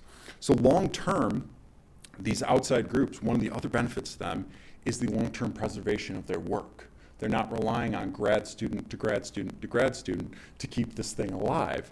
Instead, they're actually highlighting what this could potentially be, getting more eyes on it and adding more value to their product much faster. It also helps with grant writing. For those who haven't written grants along those lines, there are sections of those grants that are talking about long-term preservation. How is this going to matter? Nobody wants to fund something that's going to be gone in 4 years. This is a way of making sure that you're able to actually include not only us, but you can actually include your thing long-term. We're also trying to add other elements to this, user feedback, which is something I'll talk about in a second. But we don't want to close the door on open source individuals, people to join. So all these different projects, we're making sure that we're stressing, hey, you need to be able to incorporate outside people to come in. These grad students, these researchers, people who just want to help. We need to be able to keep those doors open along the way as well. This also is very valuable for them because not only are they helping out with the OSF ecosystem, but they have options. They could come into one space and see, hey, there's 4 or 5 projects of different tools going on all at once, and I can pick something that's actually meaningful to me. Additionally, you have different project leaders as well in that space. So it's not just me and Fuda running every single thing. You can have, if you ask a question, you have different project leaders who will be able to help you out as well. Now, to prepare for this, we actually needed to refine our OSF ecosystem. There's a difference between your code being open source and available to anybody and actually having people participate on it. There's a big difference in that. So we actually had to go back and look at all of our code base and make sure that it was ready for this, this type of open source effort. So our main parts of our OSF program are broken down into 4 different sections. One is our OSF repo. This is predominantly core backend, which is Python and Django. Additionally, we're actually migrating our front end to Angular instead of Ember at this point. Water Butler is our unified file storage. We have a bunch of different file platforms that are coming together, and that actually has to do with our transfer API as well. And additionally, we had to refine and build out what we call Gravy Valet, which is the add-on integrations platform, where you're able to connect these outside integrations to the OSF. Now, obviously, I'm not an expert on that. If you have questions, front row right down here. So where do we start? Now that we have a platform, we have the code that's in place, what do? Like Jon Snow, we know nothing. So what we did was, over the past 2 years, we conducted over 100 interviews with community experts, open source experts, people in our field, friends, family, anybody who knew something about building an open source community to try and find a way to do it the right way. Once we wrote up our documentation, we had dozens of focus groups to actually go through and refine that, making sure that we are being appealing to any outside community to come in and help out with our projects. We also did user research to make sure that we were doing this the right way. And what we came up with is that we actually needed 3 main pillar sections. We need some way to manage our projects. We needed some way to communicate with our community as they're coming in. And we needed to make sure that our GitHub space was welcoming. Now, what does that look like? I'm actually going to be demonstrating what each one of those sections look like through the eyes of one of our integration partners, and actually one of our institution partners, the University of Manchester. And I'll walk you through their whole life cycle of how they started and where they are with us now. My point in this presentation is not to say, look at how amazing we're doing and everything's great. My point in this presentation, and the whole reason why we flew to Portland, is to connect with you, this audience, people at home right over here, So if you are an open source developer, if you're an integration team who's looking to connect with the OSF, or you're just looking to shoot the shenanigans with us, I want you to be taking those perspectives as we go through this here. Okay. So what I'm going to do is start going through this from the top here. So this is a OSF project. Give me a thumbs up if you can see. I can't really see the camera here. Okay, cool. This is an OSF project. This is just a research example we had created as a template here. And as you can see, it's still got the wiki and all the different components and a citation here. One feature request that's been coming up, and we collect these through, support messages, through conversations with users, trainings, all sorts of outreach efforts. We have a whole database. We don't need to get into that now, but especially over the last 8 months, and I'm not going to say why over the last 8 months, people are concerned about their data disappearing. Why? I don't know. Anyways, that actually led to one of our most prominent feature requests, is that users want to be able to download everything that they have on the platform. Now, on the OSF right here, you can download all your files, you can manually copy and paste all of your stuff, but you can't just like go and find a button, click it, and then have like a PDF rendering that downloads. That's a flaw. That's a flaw. That's a problem. And that's something that we recognize and we know. So what happened was actually one of our user groups, one of our partners, our institution groups, University of Manchester, came to us and said, hey, we have a project. We want to be able to build some sort of way of downloading this, because not only is that important to your users, but that's important to us as library services, be able to download that. Fantastic. We have an idea. It matches our roadmap. It matches our tools and our users' needs. Cool. Let's get started. Now, where do we go from here? Well, we need to create a welcoming environment. So if you just go to our GitHub page here, you'll see a very underutilized section called the README section. You'll see a lot of people in open source completely gloss over this particular section. One of the things we learned in our interviews is don't waste an opportunity to connect. And one of the main ways you could do that is with this README section. You can create a welcoming environment, not only by welcoming them to the different community repos, giving them very clear directions in just plain English. Where do I start? How do I join? On the OSF, we unfortunately have a lot of confusing terminologies. We also have glossaries, ways that you can actually engage and understand what's going on, not only on our platform, but in this GitHub space. Talking about the architecture of what we've built from the GitHub repositories. Clear ways of contributing, joining a community, project roadmap, all that is laid out here in very plain English. That's fantastic, but what about the documentation? Well, as you can see, we actually had to create our own community repo where we went through and we created a lot of different documentation. One of the groups that we had talked to yesterday, Code Day, they were laying out a lot of the documentation that you need in order to create these connections, the integrations, this open source, what is best practices. And a lot of those were reminiscent of what we were having here. I actually learned of a couple that we probably should be incorporating, but we'll do that later. But as you can see, all those documents were incorporated in the last few months. But you're seeing things like community governance, guidelines, Discord community guidelines, how to contribute to the OSF, all these different tools, even everything down to how you tag things on our platform should be outlined in some sort of way, right? Okay. We have an idea for a project. We have the documentation that they need. Next thing we need to do is invite them to a space where we can communicate. So we started building up a community space. This is actually my particular bread and butter, but what we did was create an onboarding process, and we started with these Discord channels. As you guys know, Discord is one of the more common tools to communicate, but we have different sections here. Getting started, introduce yourself, good first time issue, good first time issue. Code releases that are connected to our repository so that people are aware of what code releases have happened on our actual platform. Additionally, we have sections down here which are private, which are not private projects. These are channels for each one of the projects that are ongoing. So if I say I go to the University of Manchester, you'll see all the different conversations that they have been having with us, that they have been having with our general user community. But the idea is that all of that is done in a very transparent way. So if somebody comes in, they find the University of Manchester's project, they want to ask questions about it, they can come here and either ask Food and myself or the team leads on the University of Manchester as well. This is also a place where they can do some of their syncs, async, some of their Scrum updates anyways. Fuda and I meet with each one of these groups on a weekly basis for a quick 15-minute scrum to make sure their project is moving forward. But this is another space where you can actually get all of that information. Last section I want to talk about here is one that we're actually thinking about updating. This is another value prop for these different groups, is down here, the tech advocates. So we have a very large user base of users, just general researchers on the OSF, but some of them want to participate. Now, they don't have any technical knowledge, they don't have any resources, and they don't have the time to learn how to code. They can provide feedback. We are not exclusively targeting people with coding experience for, to use the OSF. So what we actually can do is invite small groups of them to come in as beta testers.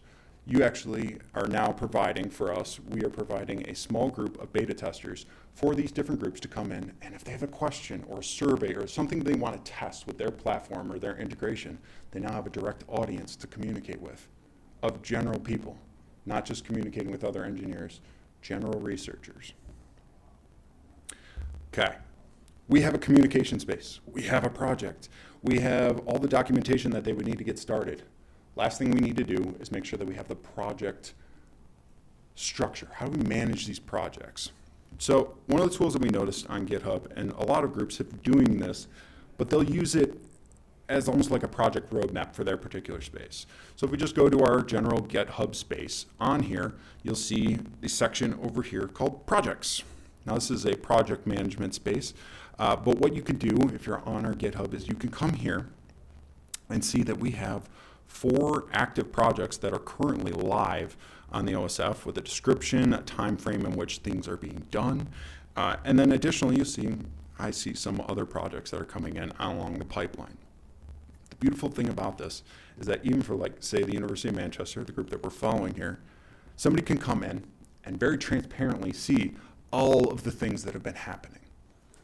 They can also see anytime that there's a good first issue and where that fits in with the process. They could see every step along the way and how close they are to actually launching this particular integration. The idea with this is that we are trying to be as transparent as possible.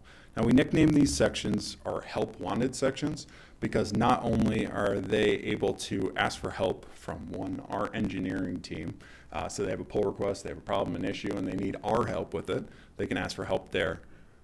But they can also ask for help from the general community. People can come in and support them in their efforts to create this type of integration. So, with that, we've talked about all the different sections and where we are and where we're building towards. At this point, we have 4 integrations. We have an in-person hackathon that we're going to be attending next week with our integration awardees.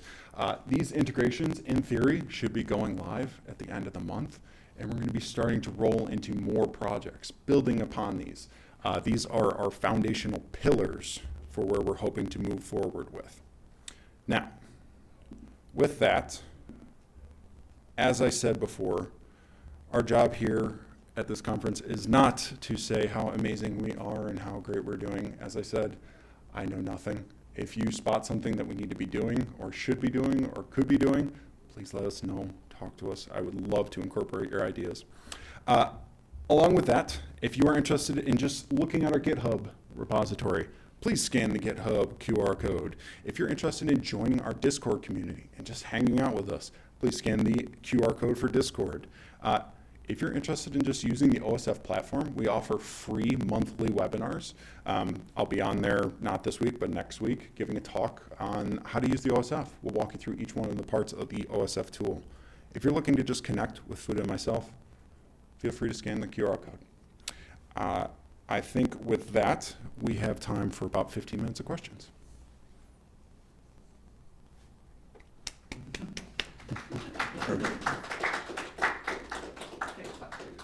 I was waiting. That's fine. Yeah.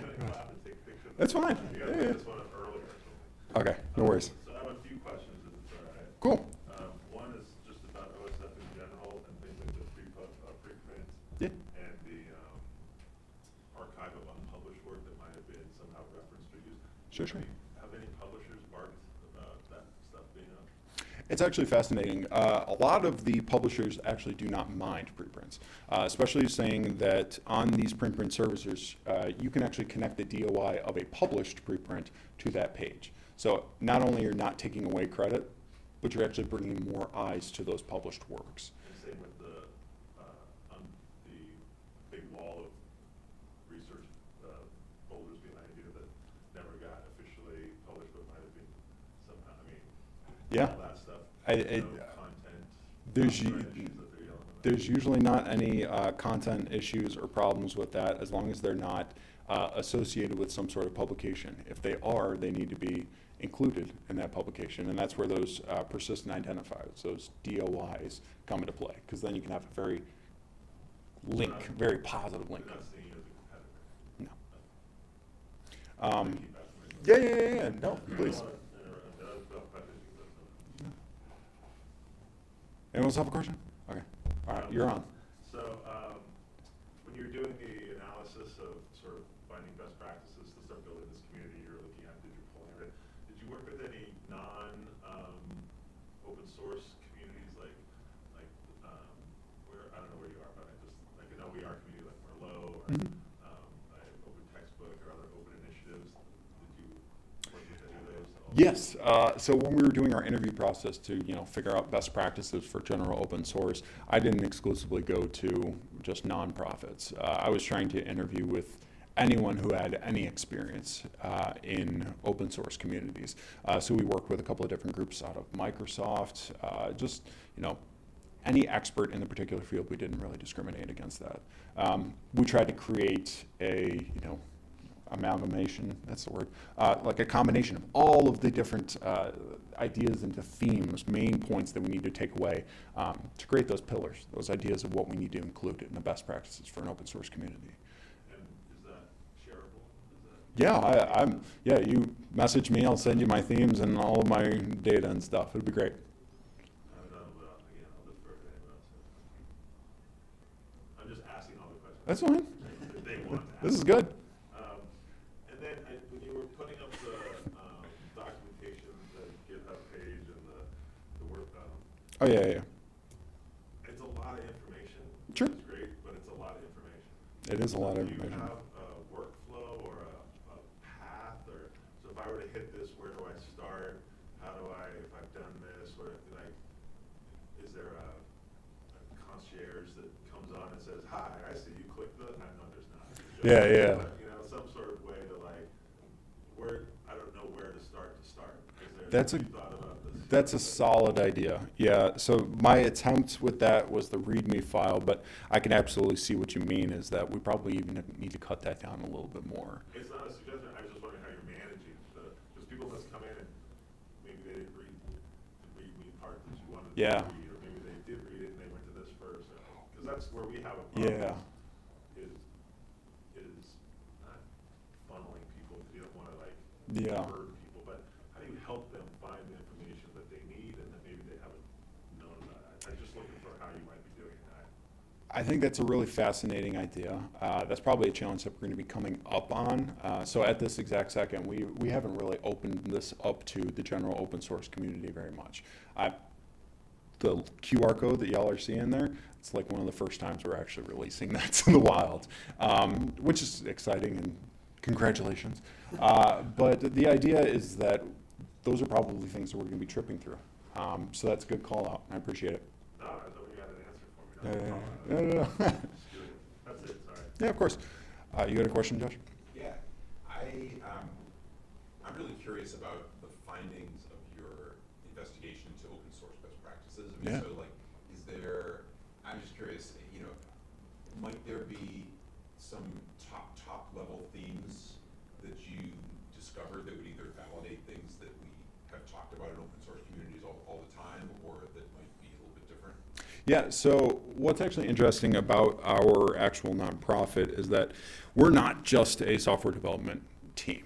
So we have like this pyramid and theory of change where at the bottom you need some sort of infrastructure to make these ideas possible, right? But there's other elements to it. You need community drive. You also need government policy, research to back up your themes. So in our organization, we have teams working with policy, where they're working with government to understand what's going on, publishers to understand their practices, but we also have a meta-science team. We have a research team that's going out there and trying to find that particular data. So when you were talking today about the open source survey, which is one of our surveys that we're sending out to all of our 800,000 users, trying to get them to understand their beliefs in open science and how does that actually impact what they're doing. So is the things that we're doing here actually make a difference in the ecosystem of research? A lot of that data goes through our research team. So when I was going to be referring you and having a meeting, I was going to be adding in a couple of my friends from the research team as well. But there has been very strong correlations between the things that we are doing and people's general belief in wanting to do open science practices. For the most part, when you're talking about open science practices, it's really, I always like to use maybe it was because I was a teacher, but it kind of takes you back to 7th grade science, where you are saying, hey, every step of that research life cycle matters. Your hypothesis matters. You need to be crafting every single step of your protocol because somebody's going to be coming later and following it and trying to build off of that, right? Whether that is a successful result or not. But you'll also see things like that we have been doing. So those registrations that we're talking about. Building upon that, we have what are called registered reports. That's actually where a publisher will accept a registration prior to it actually conducting that experiment, and they'll agree to publish it, whether it's a null result or not. That means that they have agreed to publish something that has not actually happened yet. They're doing it based off your idea. And it's kind of taking it back to that idealized notion of what science should be, So to answer your question, there is some data. I am probably the least expert in that, but I'm happy to point you in the direction of who can help you out with those things. Any other questions? I actually have no idea what time it is. You have a couple minutes. Cool. Yeah. What presentation software do you use to make me find features very nice? Oh, nice. I appreciate it. So our actual presentations were conducted in Canva. Of course, they are. So the presentations were made in Canva. They do fantastic work, and you're able to add a lot of elements. The little mouse thing that you are seeing, it is $1.99. It's called Mouse Pro on on Apple. I'm sure you guys can make something a lot better. But for me, this is really helpful, especially when giving a lot of online demos. I can highlight and point to different sections and draw the eyes of the audience. Anybody else?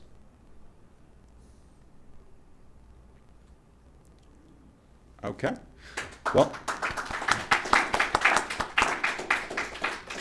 again, if anyone wants to connect, yeah. I do have one question. Good, please. Being like the last one, there's a guy in my meetings, we now say to him, okay, Rob, take us home. You always have one last thing. Like, let's have it now. As long as you guys clap again, I don't care. Yeah, I know. That's great. I'm curious what the next challenges are on your road. For the OSF itself, for the integration community, for open science in general. That's a good question. Let's go with the integration community, sort of like the most down. Integration community, it's probably think about this from a sustainability standpoint. So people don't really think about this when you're talking about a open source community, but there is money that needs to be spent even if you are just the maintainers. So we've had other groups that have came to us, other really fantastic nonprofits or people who are in different spheres. So like we have a group from the Allen Institute or Oak Ridge National Laboratories. They're trying to build integrations with our platform, and they're paying for everything. They're doing all their own development hours. They're paying for everything to get that going. Even in those cases, we still need to pay for, food and eyes hours, engineering hours, QA time, all those things that kind of add up. So in that case, we are still fundraising. We're still, creating grant efforts, things like that. but long term, we're always looking for how to make it sustainable. And a lot of that's looking for where's that bare minimum. On top of that, if we're able to get more money, we like offering RFPs. You know, these requests for proposals. That's where we started off here, where, you know, we had a bunch of different problems that our users were facing. We released that into the world and said, hey, if you have an idea or an integration that could help us fix this problem, we will pay you $10,000 over the next 2 months to help us build an integration. We have the system in order to help you with that. So the unfun answer is money. Money runs the world, unfortunately. But on top of that, it's making sure that we have the right partners. So that's part of the reason why we established the steering committee that I glossed over very quickly, but they are industry experts. They are open source, nonprofit experts, people to help us navigate these waters. Yeah, of course. Okay, are we clapping again, or what are we doing? I appreciate it. Ooh, there it is. You can't ask for it. Ooh, that guy. Exactly. All right, y'all. If anyone wants to connect later, just let me know.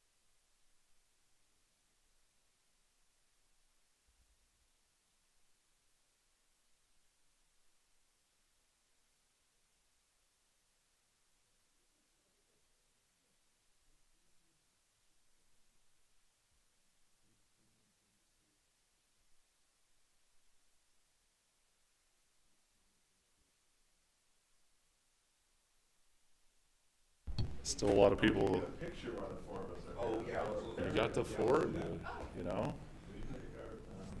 Oh, we'll do it after though. Do it after. Oh, you want to do it after? I mean, you know, no good background. There's a slide that has a Perry on it. It's a little tiny. It's a little guy. It's a little logo. Yeah, you do it against the wall and take that out later. Is there a green space over there? Got the Ford. Do it after.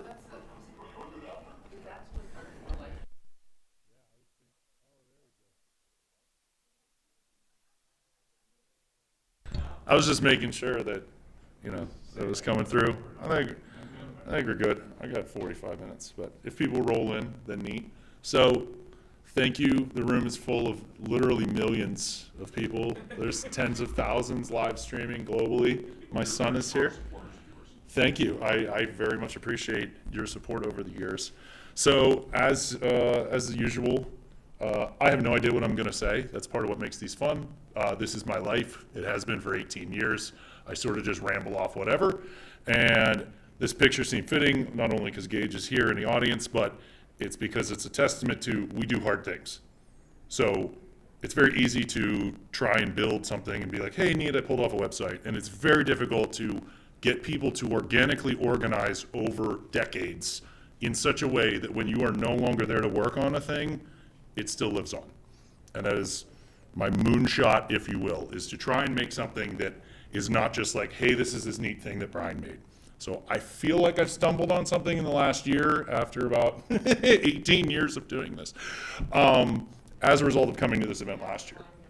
So how does that relate to climbing a mountain? Well, we went up the hard way. There was the easy way. We could have driven up the highway, Gage, but instead we went up the back of the mountain, which is a ski trail, and climbed for like 2.5 hours because he said he wanted to do it. And that was enough for me. That was enough for me. We needed to go do something hard. So I'll have some QR codes for a bit. If you want to install our software, you're more than welcome to. But my name is Brian Olendijk. I'm a professor at Penn State, and my primary job is as a staff member. So real quick agenda, what is HACS? Hopefully you're here to learn about the community pipeline that we've formed. So what is that? And I think the best way to show that is by showing what people have made. It's awesome for me to finally be able to talk about the cool things people are making with our stuff instead of me being like, yay, look how wonderful I am, because it's not super useful for me. So what is our pipeline and how have we been able to go from a open source project to a class setting, to a lab, to a club, and hopefully spawning a community from there? And lessons learned along the way. I think this is a repeatable pattern that can be applied to other open source projects and technologies, and hopefully is of interest to OSPOs in that regard. So if you want to play with our stuff without actually ever installing it, in the past year, we set up a web container-based environment. This is what you do when you're a major open source project, is you containerize everything so that people can play with it for 30 seconds to understand whether or not they want to spend the next 10 years of their life investing in it or not. But we have PHP versions, we have Node.js versions, we have things that run in containers, anything to try and hit people where they are with our platform. So what is our platform? It is a content management system that is somewhere between a static site generator and what you might traditionally expect in like what React would kick out as your headless front end for like a Drupal WordPress backend.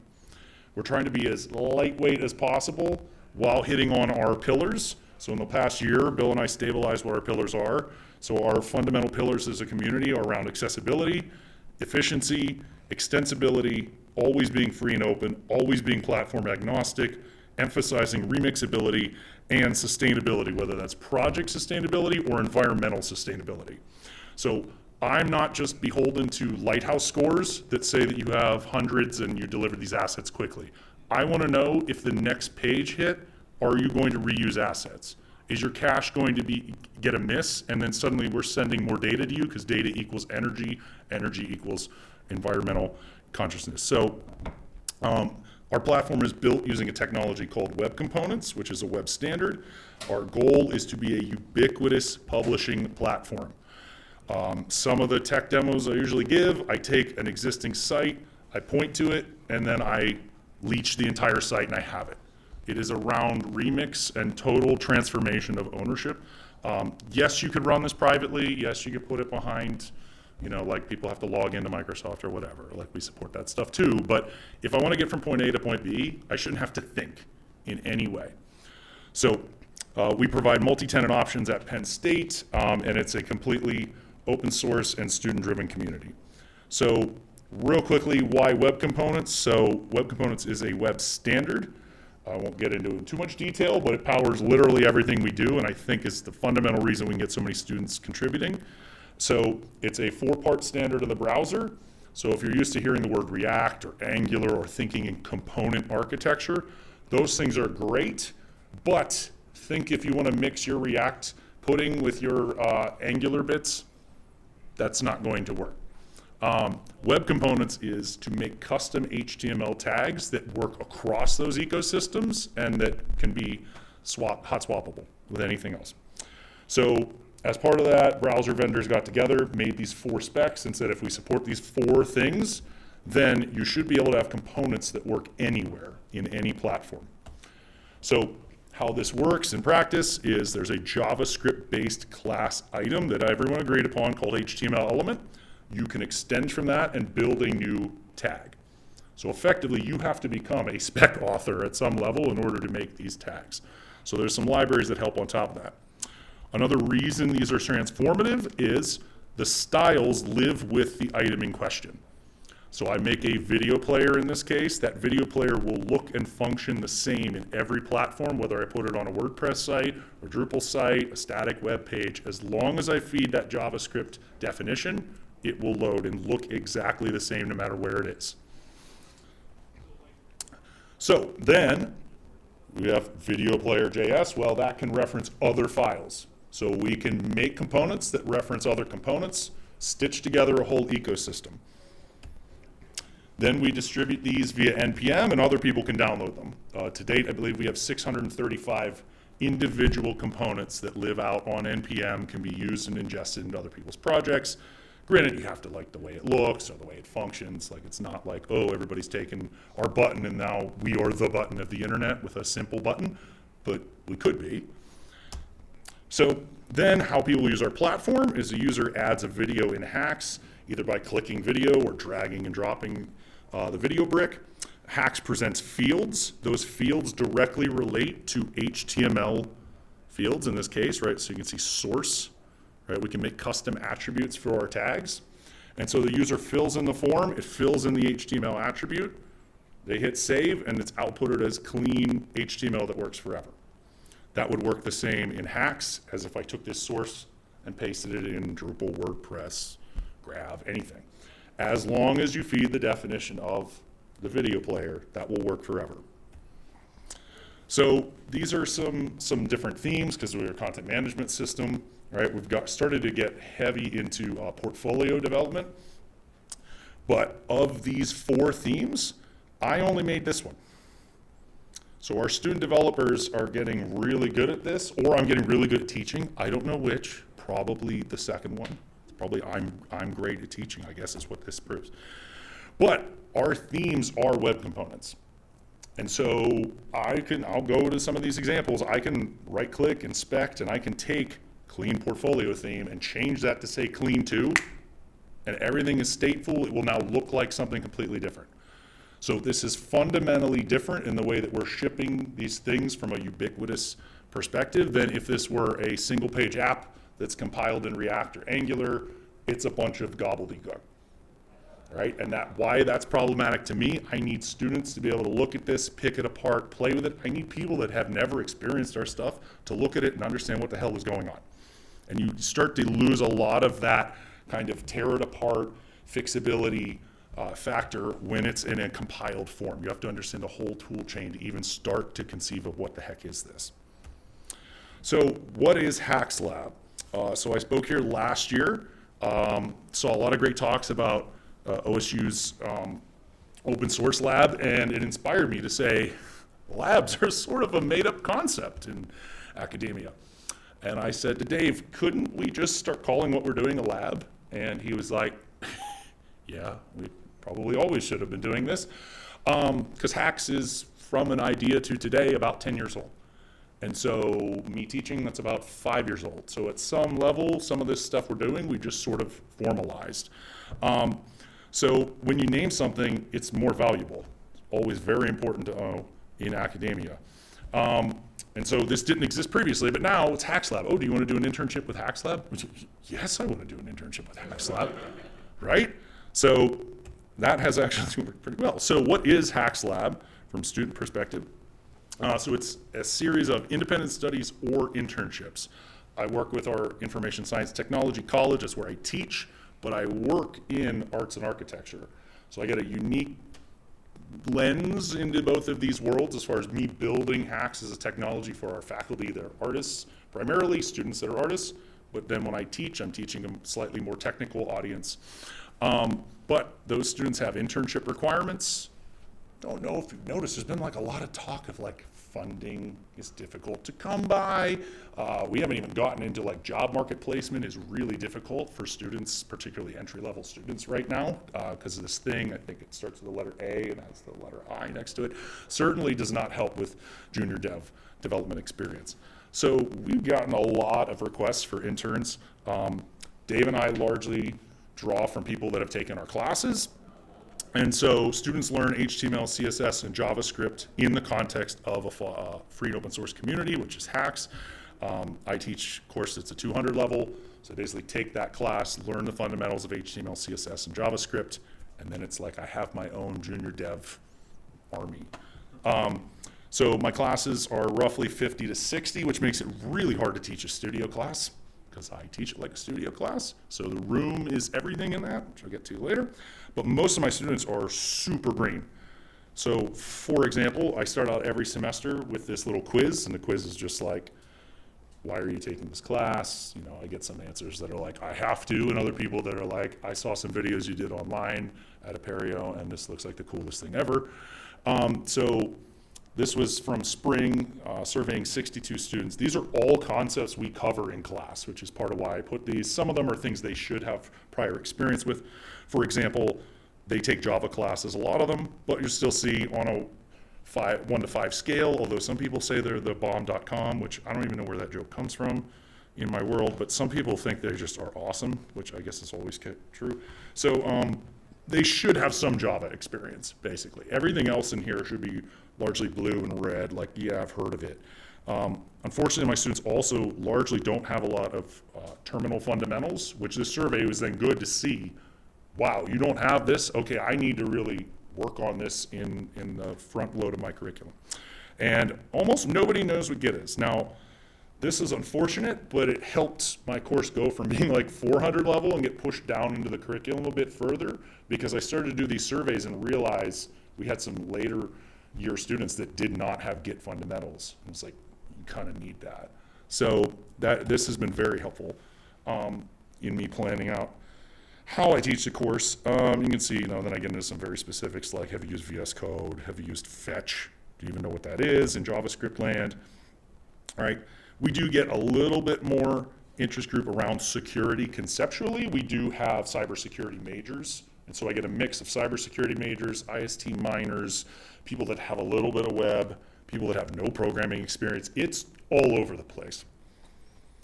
So the structure of the course is open source basics, so Git, GitHub, some FOSS philosophy. One of the first activities we do is they have definitions in a markdown file, and I teach them the concept of Git and version control by going out, using ChatGPT if they want, and find a definition of whatever the thing is. So they define a concept, they're supposed to go find some links, just practice markdown. But what we're doing the whole time is trying to generate merge conflicts live. And so they don't know that. But in a room of 60 people, as they're all forking this file and editing it and adding their change, inevitably somebody is going to pick a definition that's someone else's definition. And so that generates this nice conversation around what is version control, what are those line endings mean something, this is why you need to commit more often when we're doing code, either together or by yourself. We get into component architecture via web components and Lit, which is a library Google developed originally. We talk about NPM. They use the HACS CLI for most of their work to learn the web using HACS. And then they start to work on some projects in class by the end of the semester, trying to attack legitimate issue queue issues. So now those might be very small in scope, but if you're thinking of like good first issue, stuff that you would mark in your queue, I'm trying to get people to attack just above that level a lot of times. Top solutions are either accepted directly or refactored into the project. So visualizing this somewhat as far as student journey, we've got a student, they enroll in IST 256, that's taught by me. They then do an internship or independent study with HACS Lab. They could be advised by me or by Dr. Fusco. They might collaborate with our newly formed HACS Club. Right, so someone might go into IST 256 and then join the club, or they might join the lab, or they might work across these two groups or be in both simultaneously. And all the while, we're trying to push them to work on projects that benefit other student clubs, client projects potentially if they want, industry partners, Penn State Web, whatever it is, someone that uses the web in some way, because web components work everywhere. So we can usually very easily find a way that, oh, this technology stack that you just learned, it is web. And so therefore we can apply this to this context. The goal being we get a better university learning environment, right? We get a hardened infrastructure from a security perspective, as I'll show one in a minute.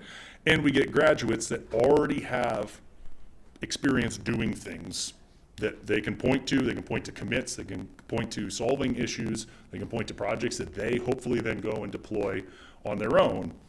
So it makes them more marketable. So anecdotal plus data, I have data mined our community pipeline the last 10 years in order to generate a very complex picture to answer one question. Oh, the word's missing there. How the hell can we sustain development? And what do I mean, unfortunately? So just a very brief key, this is mostly so people can look at it later, right? If you see the little person icon, that has to do with developers, full-time, part-time interns, contributors, projects, whether that's a hacks.psu site, something that works just in the editor, a web component that works anywhere. The rockets are major launches, and then the little palette is HACS theme. Also under end users, take note of HACS students or students in general. And anytime you see that bright thing, that means a watershed moment. So in 10 years, from an idea on a piece of paper at a Drupal event, it was kind of funny, trying to envision, holy crap, we don't belong here anymore because we're constantly presenting. It actually became problematic that the members of our team were just always getting accepted to present on things that we no longer felt confident as experts in that field, particularly in front-end technologies.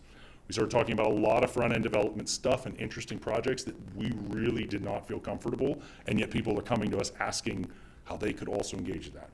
We said, we need to get in different rooms.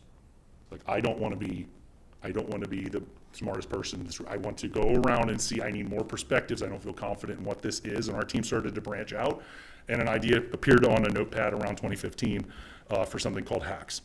In the 10 years from an idea on a piece of paper till today, we've produced 675 components, 53 that are drag and drop capable in HACS. We have given out 29 internships. We've had 44 contributors to the HACS ecosystem. There are 247 sites at Penn State alone. I have taught 567 students using this methodology, and the courses that are our primary reason why this project exists have gone out to 67,515 students in our college. There's also been 14 themes made in that time, hopefully a lot more soon. So here is the absurd looking picture that I leave up there. Part of this was so that when we're working towards grant writing, that we have sort of the ability to say, hey, look at all the momentum that we are sustaining. And I was able to then put this together and go, wow, there's trends in here that I didn't even realize. One of those key trends, and I'll just circle these in blue and red, simplify a bit. Anything circled in blue, that came from me or from our core development team. And I'll say our core development team was a few people. We, at one time on there, it says we had 3.5 people that were more or less dedicated to our projects, towards Elms, which is what this logo out here is. You can see we joined Apereo in 2016, right? So we were doing some things towards community. We had open source work previously. It was in Drupal's ecosystem. So everything in blue, there's a lot of blue going on. I'm really pushing the project. And then if you look at the numbers, 3.5, this says we had 3.5 people, but we also just gained one, which means we lost someone. And then move forward a year, we lost another core developer. And so my takeaway from this picture is right around here, after I got a project manager, we went, oh my gosh, this isn't possible to do. It's just not possible. I can't go do all this. We need to think differently. And the think differently was basically turning the classroom ship into the vehicle for contribution. Everything in here in red is student-led or student-produced, with minimal influence by me, other than usually cleaning code up at the end. Particularly in the last year, we have a lot of major things that have been released in the last year. So replicating things that we see in the wild is one way that we've had people contribute.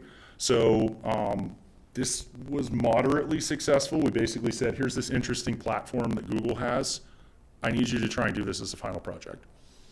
And so after about, it's a 15-week course, about 8 weeks of training, then about 4 weeks grinding on a smaller issue to kind of build up skills. Okay, 1 month, build this platform. Now, the platform is entirely front-end driven.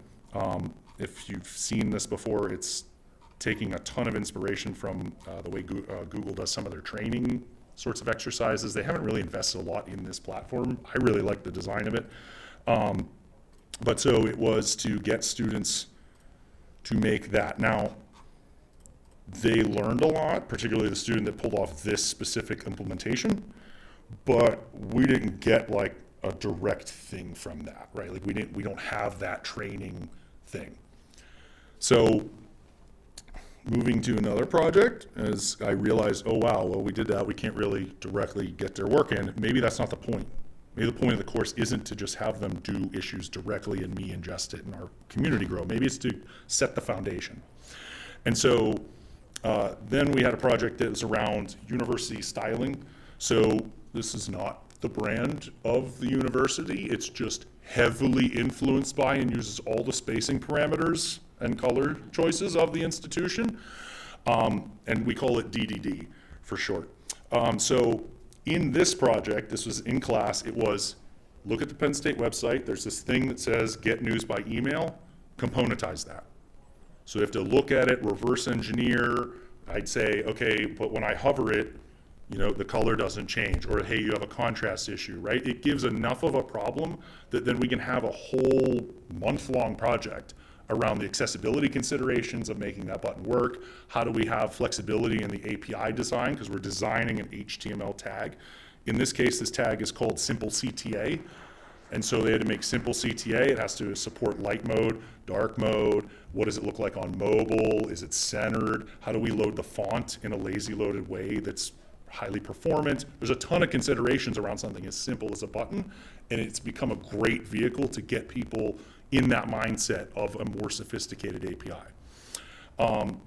So while we didn't use this directly, this was, I believe, it says Polaris CTA was the example. This directly led to one of the students in class that did this, then building that out for the entire design system.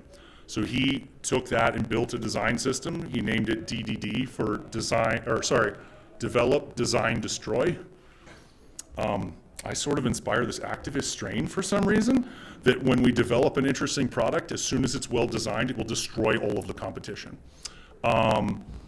He named that, I didn't do that. But so this took 1 semester to produce, and then he applied it to 60 plus elements in our stack. We now have 6 themes that are built using this design system. Started from a single button. He did this independently, came and worked as an intern. Then we have our own command line tool. So we ported the system to Node.js, so we have the system has a very minimal backend, but it's in PHP and Node.js. Did that around FOSSY 24. This spawned the need for a command line system. A past student wanted to work on a command line system, so he built this largely using Commander and Clack, which are two other projects. This was used in the classroom in beta. So because I teach the class, then I can use the tech and basically pilot, hey, is this going to work for new engineers or new potential contributors? No, because it doesn't for 60. Oh wait, it did for 2 of them. How did they get it right? And basically rapid prototype our way towards successful onboarding in our community. So now it is the default. We started using it spring of 25, used it probably 3 weeks into the semester, they start using this. It scripts and gets out of the way a lot of things they're going to need to learn in industry, and then we can have a conversation around what is a package JSON file? What does the scripts area mean? Why do I have to install things? It's enabled us to have bigger, deeper conversations instead of getting hung up on syntax errors in a JSON file. Or using another ecosystem's project tooling. If I'm teaching this class and you're learning Angular, you might not go on the job and use Angular. You might have React on that job. So conceptually, you still have to know all of the underpinnings of how these systems work. So this has absolutely time collapsed how long it takes for people to contribute to our project. So Winston White took the class in 2023. He made 3 themes using the design system in 2024. So one student made the design system. He then implemented the design system and made themes. And then he came back and made the CLI in 2025. You can do pretty much anything from the CLI. As evidence that I feel like we're at a tipping point because of the CLI and the design system, these 3 themes were all made in the last year. We've actually had 5 themes made in the last year. They are almost exclusively student effort. I have almost no involvement other than teaching them some fundamentals of how MobX works for state management, because that's how we do our data storage. 3 of these themes are institution-centric, so they're Penn State-ish looking themes. Our tooling has reduced contribution time from 1 semester of learning and then 1 semester of building. So in particular, these 2 themes, which are portfolio-centric, they were made by students that took the class 1 semester, signed up for an internship the next semester, and then that was their semester project. So just some other ones that are in there. We had a fun RPG making thing. A lot of times where we're getting the biggest bang for our buck, I feel like, is here, right? Is when we're saying the classroom is for prototyping and building out and experimenting. It's not for actually the finished product. Anytime I've gone for the moonshot of like, you are going to make the finished product, maybe 1 student gets it, and I don't feel that it's an adequate learning environment to put those constraints on of like, hey, make something that's professional grade. Instead, we will focus more on like, make that button professional grade, because it's something everyone can conceptualize, and then some people will drill into that.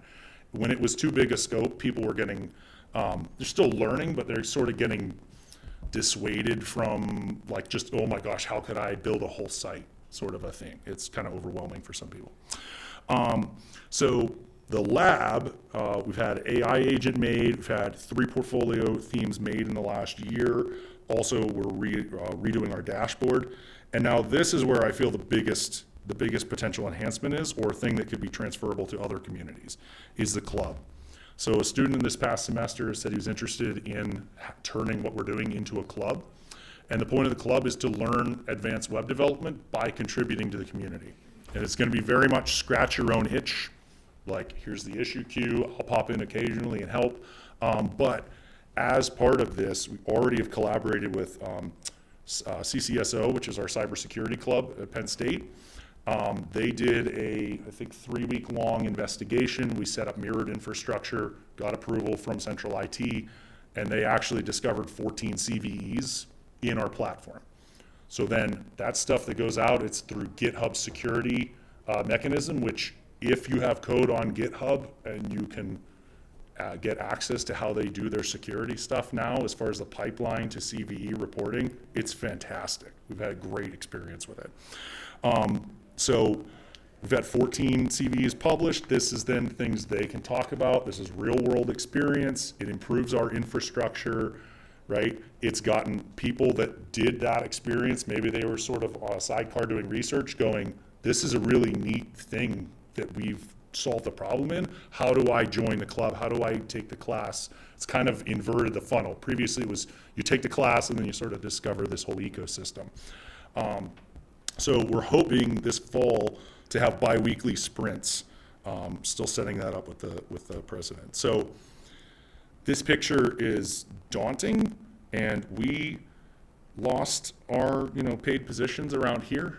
A little bit post-pandemic, those people went to make big bucks, which is great for them, but then we haven't refilled things. And I've heard a lot of discussion at this event and every event since 2022 about a lack of funding.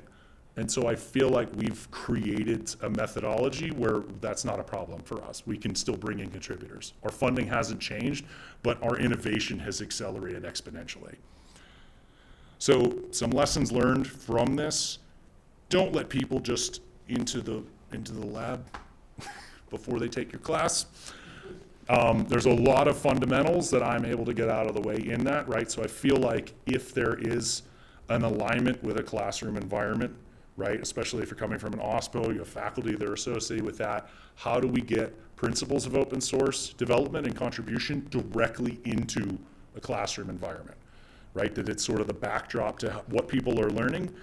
Then they have the foundational skills, and then they can come and work on things that are more intentionally geared towards community development. The class works worse with too large of an issue scope, too many projects. So at times I was having like 3 projects and it'd be like rapid fire almost. It'd be like, hey, we're going to turn this around every 3 weeks. And for largely, I think I have like 19 to 21-year-olds that are new to open source development in general, let alone these languages. It just sort of became a wash for some of it, unfortunately.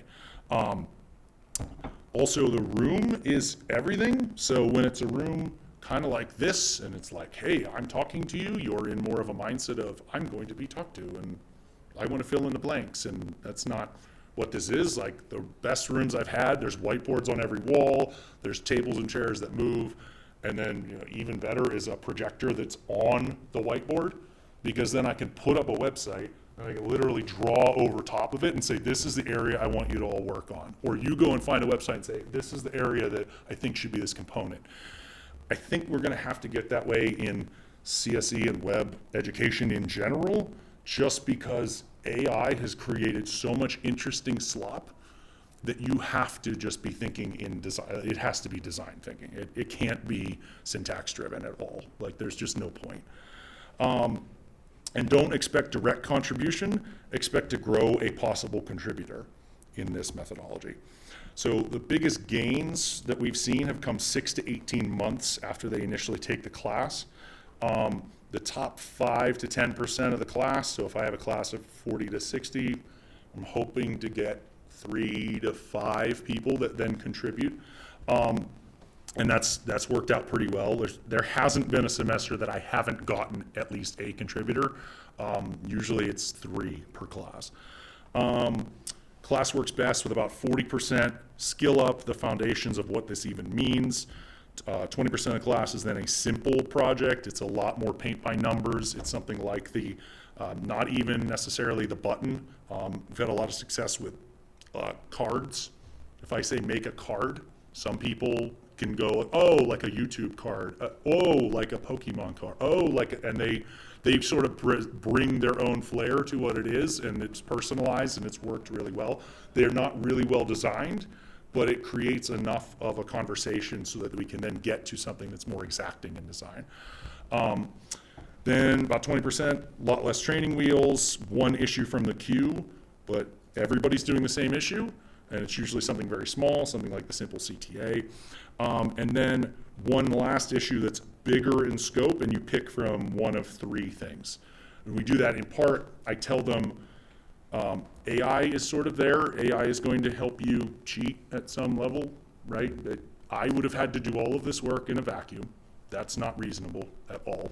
And in open source, we just want the best contribution. So you're encouraged to work in cohorts. Everyone still has to turn in their own work. It has to come from your repo. I have to see that the commits are yours. You're not just hitting fork on someone's and then saying it's mine. But you are encouraged every week to then work on the problem and then get together and discuss the problem. And then go, oh, Billy has the best solution here, Susie has this awesome way that she did this, and then merge all this together. So incentives, also, I've tried to rope incentives in from day one, right? This is work experience. I encourage them to post what they're doing on LinkedIn and tag me, and then I'll post back about it. Class credits, so whether they're taking the 256 class, which is 3-credit class, or an independent study with me, that's 3 credits. They also have an internship requirement that's 240 hours, so we've been starting to get people that way. But the recognition goes a long way, particularly with these CVEs. To me, it was just like, oh, you're fixing something, and to them, it's like, I have my name on a CV, like that goes in a government database. Like, this is a big deal. Like, this is a big deal for me professionally. Like, oh, awesome. Like, okay, yeah, sure, I'll go through the work to do that for you. Discovered these issues and we fix them together. That's great. As evidence, Liam posted this on LinkedIn. He's got like 200 some likes and like all these people chiming with comments like, oh my gosh, how do I get involved in it? Like, it's a big deal. So applying to your context, work with faculty to align courses or course projects with FOSS community needs. Or if anyone in your community teaches, that's a big advantage, right? Think underlying skills needed to become a great contributor, right? So it's not just, oh, I've got these people and they can just go attack this. At some level, this is dog fooding. At some other level, this is like part of why I loved coming here last year was finding like, how do I have to express things so that it hits entry level? Like, I need to onboard new developers. And now, because of using the CLI in class, my mindset shifted to the students are my future developers. Like, this isn't just a neat thing we're doing. This is intentional. We're trying to get them as contributors long term. Everything must make sense for someone that has no idea what this is. And so those are an overlapping audience in that way. Marking issues for beginner, new, student, those sorts of things. I've started to shift to, if AI can install my project or do my assignments, that is likely what a junior developer can do. So I'm writing good requirements in what those projects are. If I can throw it to like bolt.new, which will literally set up entire VS Code environments and do the installations, and then you'll see the deployment from like, hey, make me a site in Hacks. Which has incentivized me to do really good directions, but forced me to teach differently because I went, oh my God, AI can actually, it knows enough about my project to do everything I'm asking them to figure out. Break out the playground. So playground technology that lets people just start using it instantly is critical. Also, things like this that I wouldn't have learned unless I was teaching these subjects. A lot of people will put like a $ or something to imply, hey, terminal prompt. If a student doesn't know what a terminal is, they copy the whole line and paste it and says command not found. And let's say they're not a student in your classroom saying that and you going like, oh, well, yeah, obviously, like you haven't used this before, so it says copy this, so of course. And so I went around to lots of directions and took out these symbols that imply bash prompt. Because if you don't know what that is, you can't contribute. And if you're not in my classroom, that was my biggest concern. If you're somebody's buddy and they said, hey, you should try this neat thing, and you literally copy and paste to try and learn and you can't because it says not found, you just go and you're on to the next thing. So some student projects real quick as far as methodology. Every semester in our issue queue, I actually I make like a fake numerical value that is the time that I've taught the course. So this is like 8K, this is 9D, or where is it? 10X, like I just pick something, and that's the identifier for the course. And then I tag issues with that, but I also tag them with Hacks Lab. So then I can communicate to students the issues that they should dive into. But now, over time, I'm also getting, okay, there were 3 projects that I gave out in the 8th time I was teaching. And these are closed, which means they actually got accepted into the project. So Then the ninth semester, I go, oh, okay, well, there's 2 that are closed. These got accepted, but there's also these 3 that are still outstanding. This was in part because I was scoping too large, and so some interesting solutions came back. For example, make a party UI that just adds little characters. Okay, that's great. And then this person made a really great one, and you go to it, and there it is, and it does like input validation. So, hey, it doesn't meet the requirements, and I got to add people, and I can get rid of them, and I inspect, and you can see that this is the RPG character. So they've learned I need to go and take this asset that already exists, the RPG character, which is the guy on my shirt, is something another student made doing an independent study with me. And so then we turned it into a web component. So it went from art and design into an actual component. And so then the component, we have to talk about, well, what is a seed value? How do we mathematically generate a seed? How can we generate a character and do the selection of different assets as SVGs with that person? Ultimately, this is really neat. I couldn't possibly just directly integrate this in the project, right? So like this spawned sort of the, oh shoot, now I need interns to do that. Like this will be their semester long project, is to integrate this. And so it's created a little bit of a backlog of things that we can dive into. But then you can see in the 10th semester, oh, I must have gotten these scope better because we closed all of them. So I actually have a backlog that goes further away. 11th semester, there's still one open. This is because a student from class, she's actually doing these now as her internship. And so they're mostly done, but they haven't been finalized yet. So we've gotten better at kind of collecting ideas as we go and say like, oh, this sounds like this might be a great thing for someone new to chew on, and new to chew on equals in class. Oh, I teach again in 4 months. You know, we'll tag this and throw it out there because I'm literally never going to get to all the work. We also had 14 security reports and CVEs fixed. Doing this via GitHub was just fantastic. This is a newer feature that they have. It was phenomenal, the workflow involved. And then the project enables me to just talk about the project, which tells me that I must be doing something more accurate. I could not have just called up a command in FOSSY 24 and be like, oh, you know what, it would be really great if I just, launch a dumb thing, thank you. Takes a second to load, right? I couldn't just launch my blog on my computer and then start writing an article for FOSSY 25 that then toggles between light mode and dark mode nicely, update my cumulative stats, and then at the bottom of this article, because I was reading,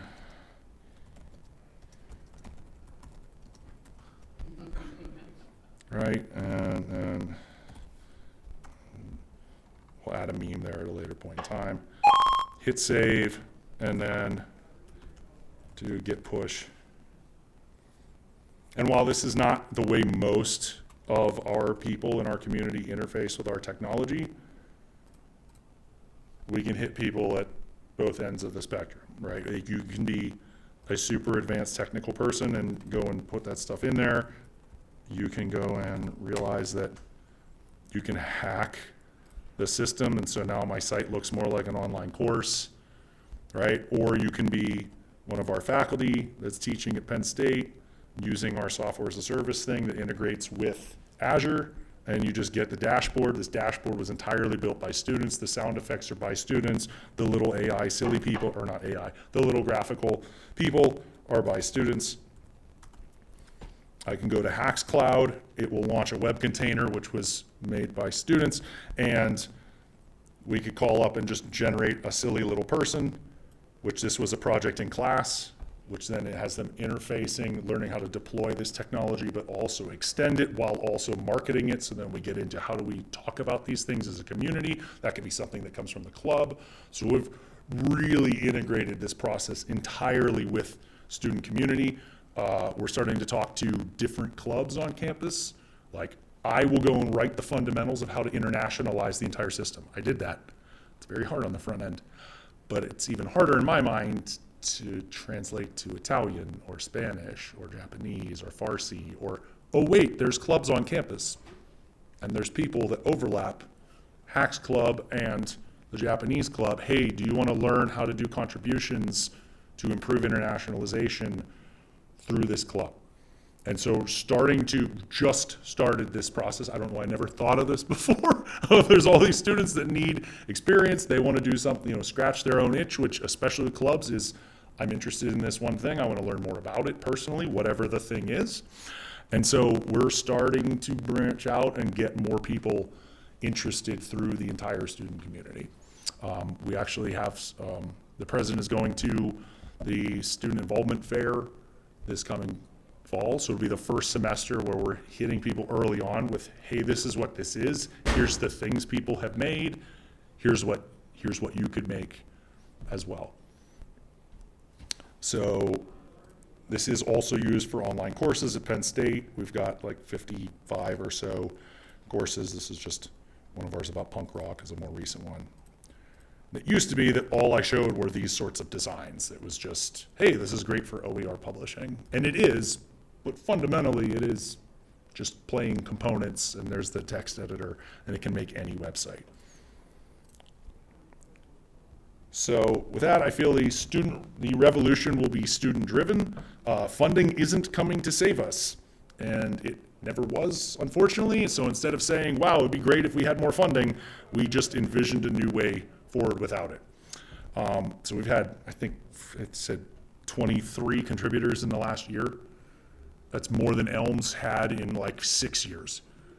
Now, those contributions might be fix a doc here and there, but a lot of them are build an inline audio widget that when someone clicks it, it's playing audio and then they're engaging in course material. It's fixing real issues that we have to build interesting platforms and work so that students have OER platforms for engaging with courses. We have bi-weekly code sprints coming via the Hacks Club. We're starting to partner with other clubs. We've also just started conversations to do a workshop with Hack PSU, which is a major league hacking sponsored event. It's like a 48-hour hackathon that Hacks is going to have a presence at. And then all of this is with me still teaching and doing Hacks Lab. Like, this is part of the fun of this is seeing the student community side grow is meeting my 2015 thesis, which I put on a piece of paper. Hey, wouldn't it be cool if we could build stuff this way? But then in 2015, I also finished my research, which was around how I got Penn State to adopt Drupal. Oh, also, I secretly wrote a thesis for what if we intentionally built a new community? What would that look like? What if it wasn't this just interesting, organic way that open source spread and, oh, we've got WordPress and it's cool, but it came from this company and now people are a little shaky on the company at this time. Or, oh, this Drupal thing that spawned out of a dorm room. No one ever thinking, what if we built this interesting, cool ecosystem that everyone can jump in with? What if we started there? Like, what are the fundamentals? What are the foundational pillars of this technology? I should be able to take a website. I should download it as a zip file. I should be able to give it to you. You should be able to open it. I shouldn't require databases. I shouldn't require complex servers. I shouldn't have to know that it's in Apache. I shouldn't have to know that this is an Express-based server.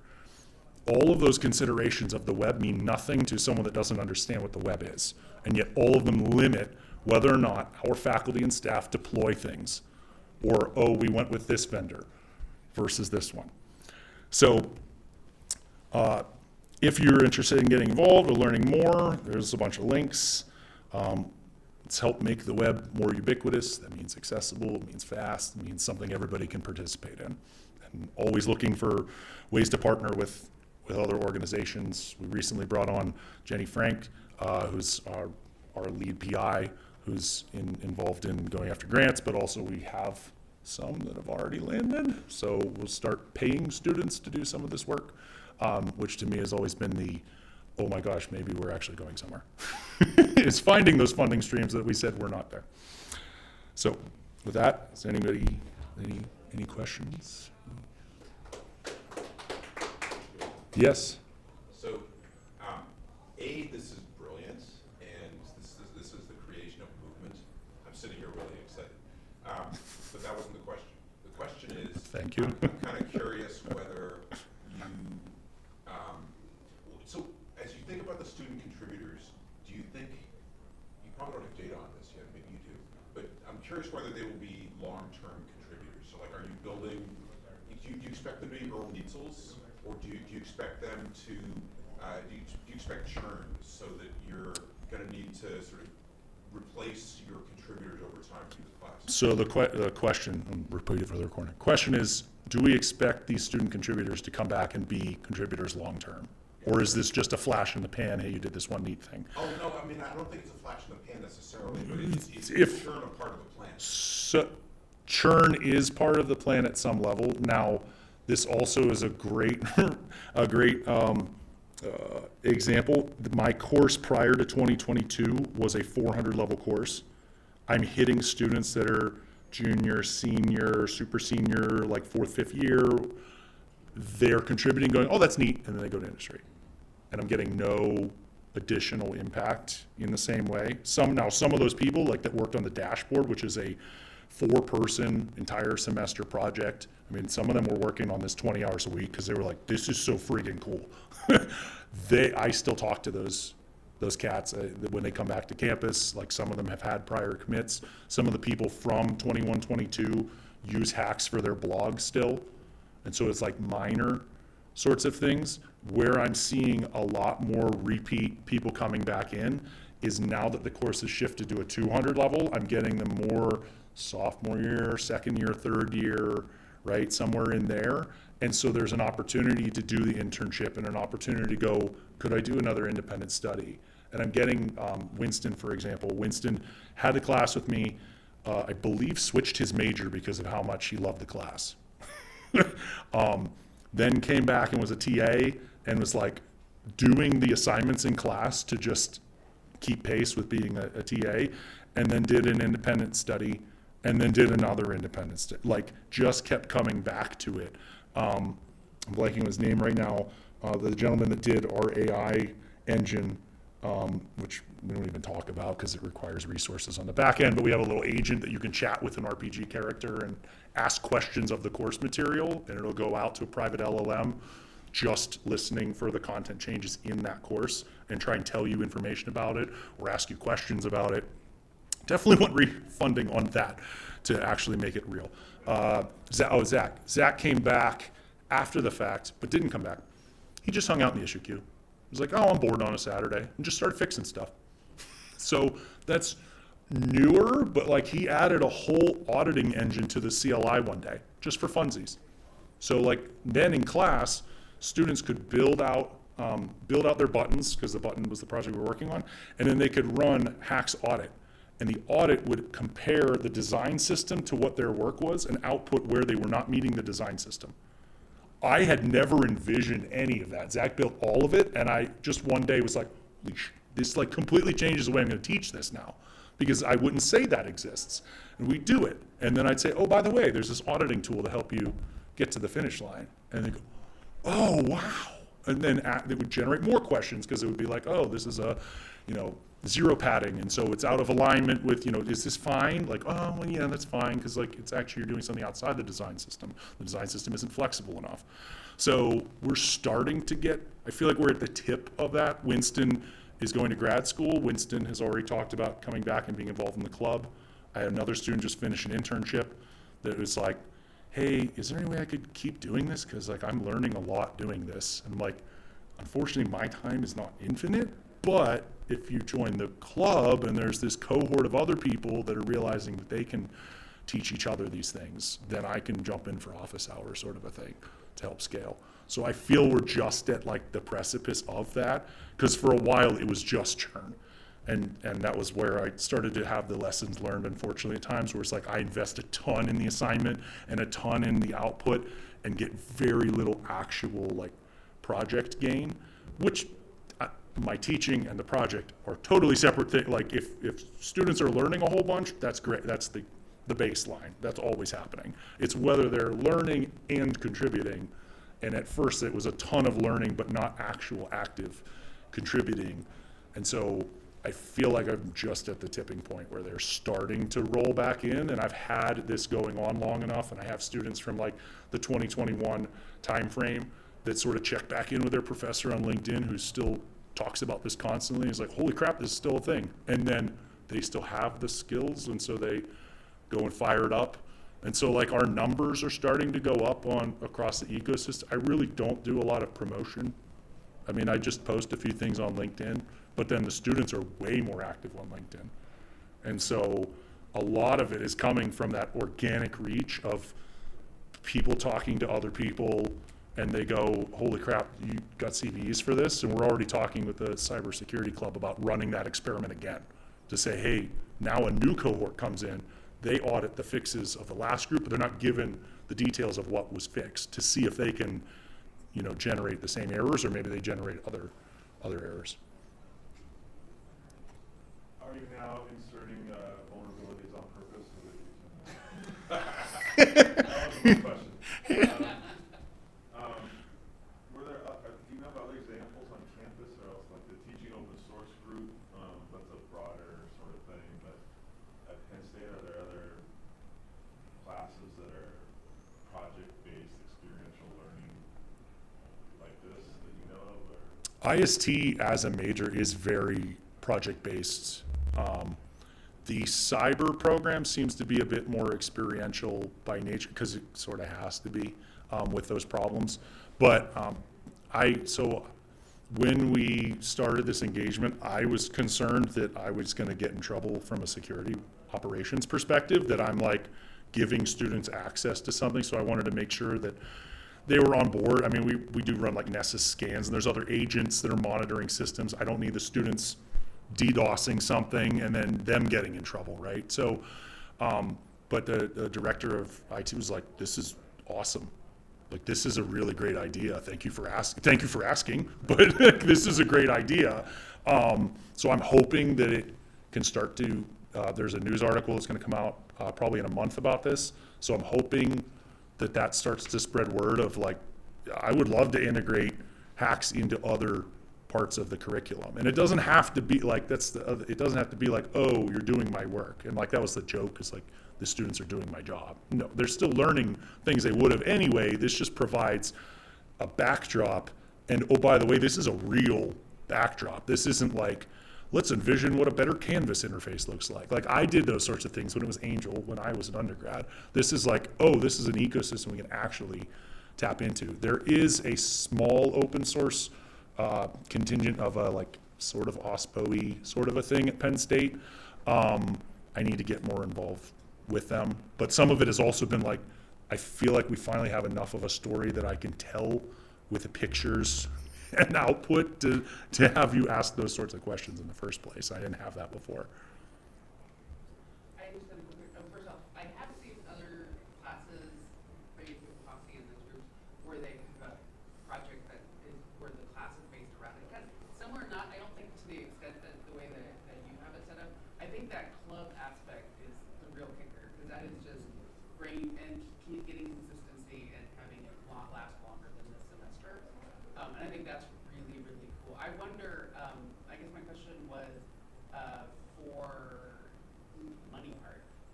If we are looking at how to support like broadening it or doing anything, have you talked to companies about the fact that this is a workforce development tool that they desperately could use, having junior developers who aren't just junior developers, but actually like maybe more experienced developers coming out of Penn State or other universities? No, do you have any connections where I could do that? Because we have been told before that some of the students that have come out are like, yeah, we're just skipping you over junior because you clearly got that out of the way.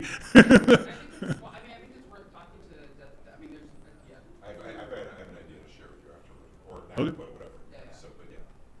Yeah, I know that's when I talk to industry, like, well, how can universities and industry collaborate? It's always like, right now in particular, it's like, oh, yeah, workforce development. And so it just seems to be like a very good way of like getting, and then helping support this type of activity. That's a great idea. Unicon. So 2 years ago, I went to this conference with Patrick, and then All Things Open, and All Things Open had much more industry. I don't know if it's still your experience. Go there. Yeah. I mean, I submitted there, but didn't get accepted, so. I know I should say that in this conference, but so you submitted to North America? No. Oh. Tell me where to submit. There's a limited hours in the day.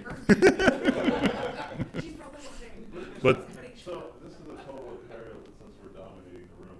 I mean, I'm just thinking for project support.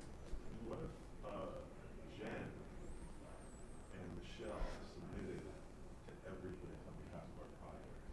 Like we're just like Josh has started to reach out about grant opportunities. I wonder if Jen Cummings and Michelle Hall, if we said, put out a call of these are all the educars and here and all things open.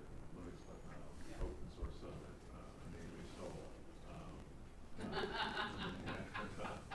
But and then for European like FOSSY and OW2, I mean that way it's taking it. Can you think about how we could reduce the barriers for you and projects to get? Maybe if it came from Apereo, sort of this. could Apereo submit on behalf of students? I'll be honest, anyone that uses that. Because a lot of students can use activity fees to go to professional events, and it being their voice. Like I've said this for a while, but like I don't need to be the person talking about this. It doesn't help me. But There is an education track that you're running at all people, right? Not at all. Oh, okay, I forget, never mind.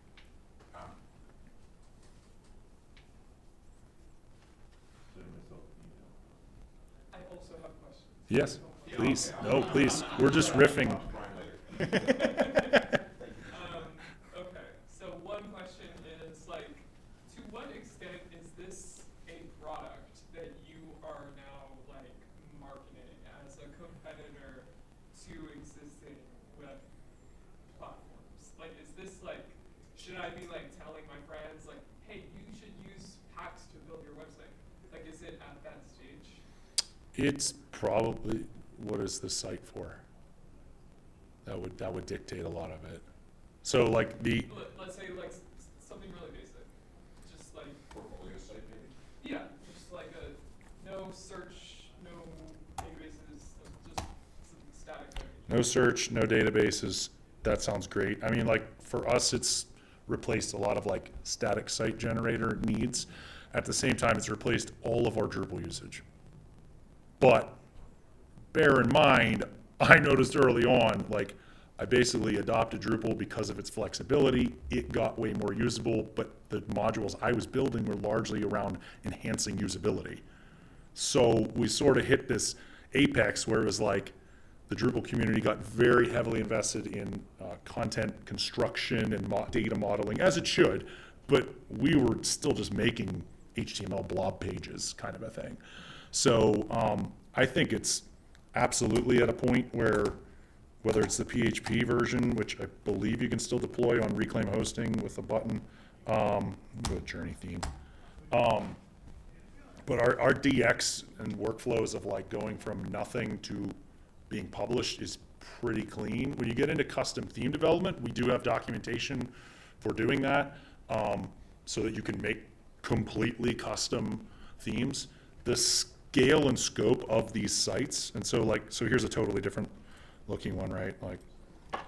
And then I can use the editor or whatever to make my changes, or I can add my blocks and throw in my video player from before, right? And it has the fields there. There we go. It's saved. Obviously, you have to have your RPG silly people, but and then we have Outline Designer, right? So I can administer sites quickly. We definitely have some UX patterns that need love. We need people to use it and point out issues. I mean, we use it for hundreds of sites. It's been used since 2020. I use it for all of the marketing sites around the community, right? And now we're starting to get into the portfolio focus. What? Are you serious? It's not up there? I just looked it up. Well, when you're, yeah. I had a sleep issue up there. Maybe it's at the TV. I would say yes. I wouldn't have said that last year. So, I mean, in part because our students are largely dictating where we go. So, this is a theme that one of my students made. And it looks very simple, but when it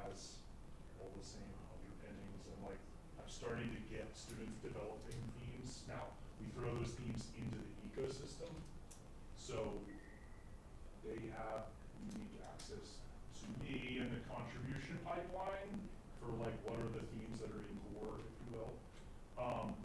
But we have started to do there are custom theme development workflows. I think it's great for sites that are under 100 pages. The biggest course we have has like 460 pages or something. It can do that sort of stuff. It,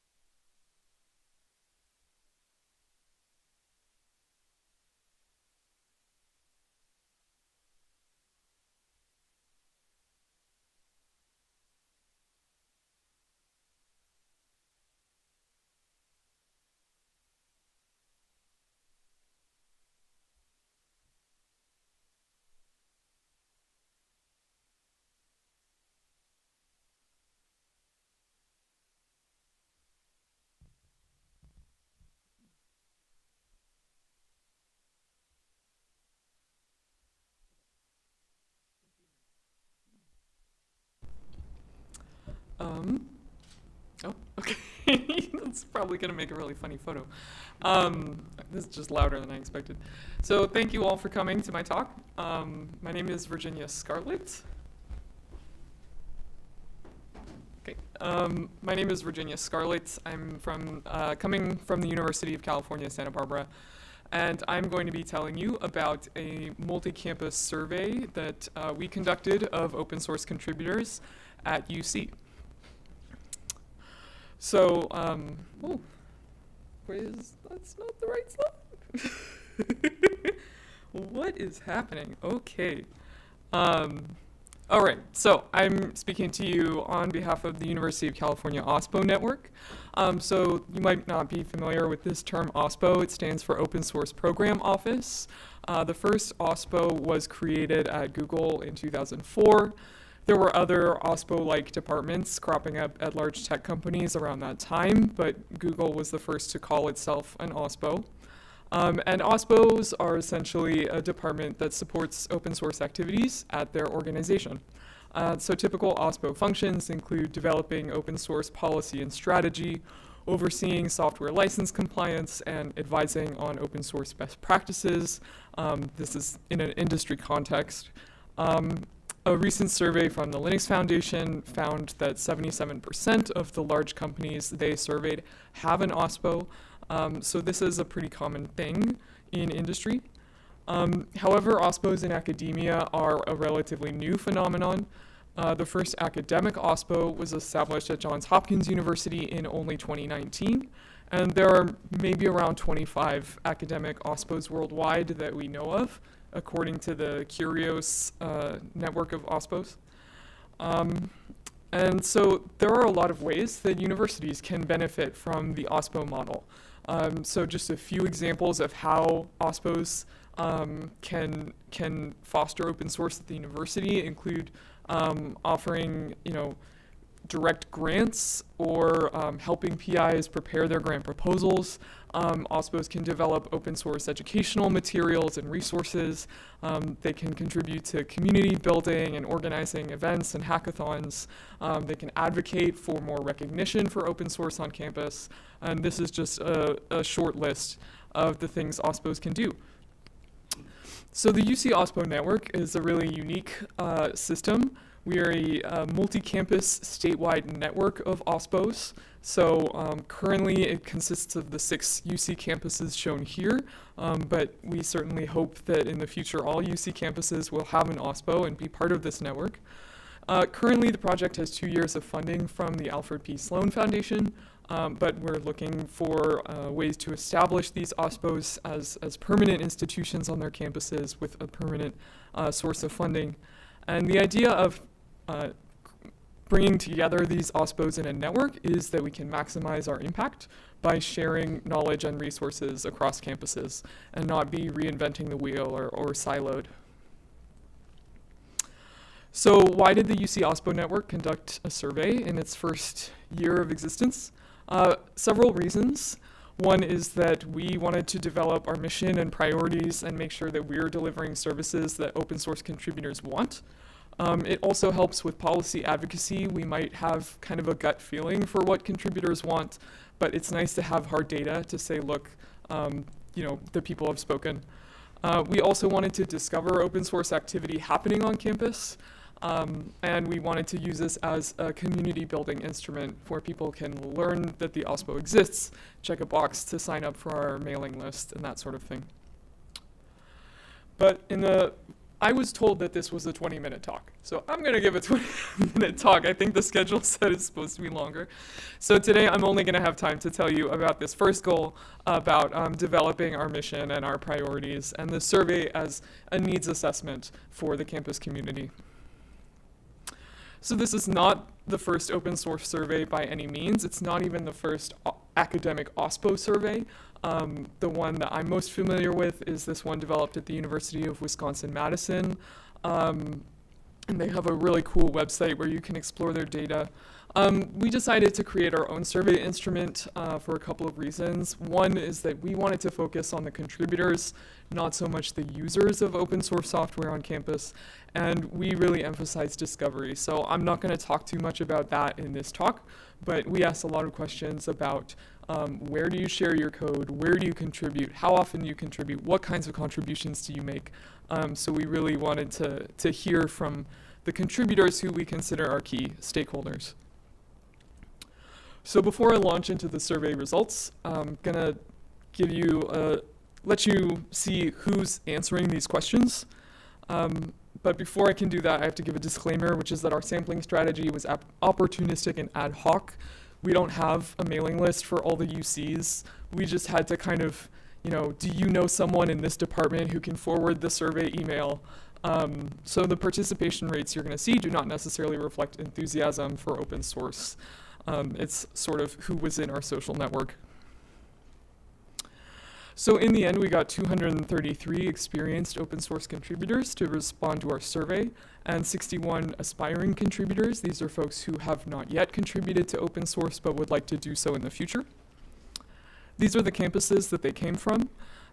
So as you can see, we got a lot of responses from UC Santa Barbara and UCLA, and the whole thing is kind of weighted toward the campuses where there is an OSPO or a burgeoning OSPO. And so again, this is just not a result in itself, just letting you know who took the survey. When we looked at the job categories of the folks who took the survey, we found that about 1/3 of the respondents were non-research staff. These were primarily IT folks and folks who work in instructional design or libraries or other academic support. And the remaining 2/3 were academics, so students, teachers, and researchers. And you can see that slice of postdocs and undergraduates is a little small. Focusing on the academics, we asked them what field of study they come from broadly, and we found that 86% of them came from STEM fields, and the other 14% were social sciences and humanities, and about half of those STEM folks were from math and computer science.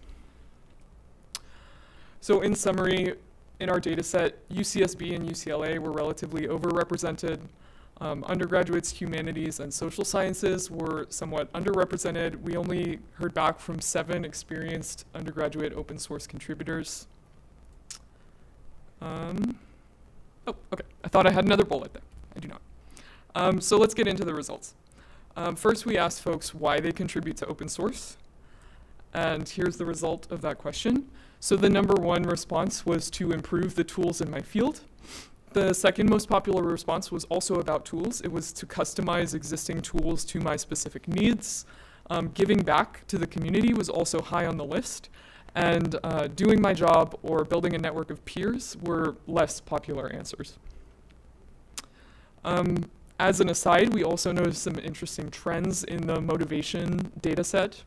One thing we found, which is perhaps unsurprising and perhaps slightly depressing, was that the frequency with which respondents felt motivated by a desire to improve their skills declined as their academic career stage advanced. We also found that academics were significantly more likely to say they were motivated because by the fact that developing open source products is part of my job. So only about 21% of IT folks said that open source was part of their job, whereas 50% of academics saw that it was their job. So in summary, UC open source contributors are motivated by a variety of factors. The top motivation was to improve the tools in one's field, and in some cases, motivations differed significantly between job categories. Next, we asked folks about the challenges they faced and how often they faced them. In looking through the data, I found that some challenges were widespread, whereas others had a large proportion of non-applicable responses. So I decided to do some k-means and PAM clustering to cluster the challenges into what I found to be 3 relatively stable clusters. So the first cluster I nicknamed widespread and frequent. And I interpret these as common tasks that are frequently challenging. So these were finding time to educate myself, finding time to write documentation, and finding time to write code. These got a low proportion of non-applicable and a high proportion of always or frequently, and these were the most popular responses by several descriptive statistics. Cluster 2 I nicknamed select but frequent, and I think these are less common tasks that are challenging to those who face them. So these were securing funding for my open source projects, hiring expert personnel, and finding funding opportunities. And these had a high rate of non-applicable, but those folks who did find it applicable had a high rate of saying always or frequently challenging. Cluster 3 I nicknamed everything else. So I interpret these as moderately common tasks that are challenging with moderate frequency, including, these are the options we gave them to choose from here. So in summary, some challenges affect a lot of people a lot of the time, primarily finding time to write code, write documentation, and to educate themselves. Other challenges affect fewer people, but affect them frequently. We found these were funding and hiring. We also asked our respondents about what solutions would be most useful to them, and particularly, what services might the OSPO offer that would be useful. And again, perhaps unsurprisingly, grants for open source sustainability was a really popular answer. The second most popular answer was access to free, feature-rich computing environments, and a learning community and help finding funding opportunities were also popular. We asked this question a couple different ways, and these were the top 4 responses consistently. So I was kind of interested in this number 2 thing that people wanted access to free, feature-rich computing environments. So I wanted to follow up and ask, was there maybe just one segment of the population who selected that? And the answer, as far as I can see, is not really. So maybe the rate of folks selecting this was a bit higher among undergraduates. We don't have enough of a sample of undergraduates to have statistical power to say whether that's significant.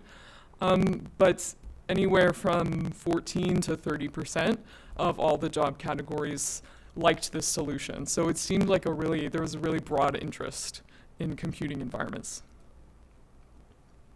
We also asked the aspiring contributors a very similar question, and here's what they said. So in this case, access to free, feature-rich computing environments was number 1. The next most popular by a very close margin was a learning community or discussion group. The third was educational materials, and the fourth was mentoring programs. So in summary, there is widespread interest in grants and other funding support, primarily from the experienced contributors. For the aspiring contributors, funding wasn't as much of a barrier to entry. And in fact, I can go back and you can see that the funding related options are at the sort of the bottom of the list for these folks. We observed high demand for free, feature-rich computing environments, and we found that educational materials are likely to be popular with aspiring contributors. We also had a qualitative response box where we asked folks, are there any challenges or solutions that you've been thinking about that maybe aren't on the list we presented? And so I tagged these qualitative comments with themes using sort of qualitative research methods. And I ended up with 3 major themes and a number of minor themes. So the major themes that I found were culture, resources, and infrastructure. And this was interesting to me because our survey instrument really focused on resources and infrastructure. We didn't really ask any questions about culture, but we did get a lot of responses from that qualitative question about culture. So some examples of the comments that were tagged as culture theme. One person said, administrators often fail to understand the value their organization receives and the responsibility to contribute back in kind when their organization uses open source software. Another person said, open source software is often discouraged in favor of vendor solutions, even when those solutions would increase cost. And another person said, clarity from UC and from campuses about what is allowed to be contributed would be very useful. So in summary, from this qualitative question, we found scarce resources are a challenge, including time, personnel, and funding. And additionally, many respondents had feedback about university guidance, norms, and culture. Particularly, there were requests for clearer guidance, more open source education, including education about open source careers, and calls for more appreciation for the value of open source. So in conclusion, sorry to the folks who just walked in the room. I was told this was supposed to be a 20-minute talk. So in conclusion, 233 open source contributors participated in our survey. We found that the struggle to find time for coding, documentation, and self-education is nearly universal. We found widespread desire for grants for open source sustainability. And we found that robust digital infrastructure is also highly desirable. I would certainly love the opportunity to do more research to figure out exactly what sort of digital infrastructure people wanted, but that was definitely a popular response.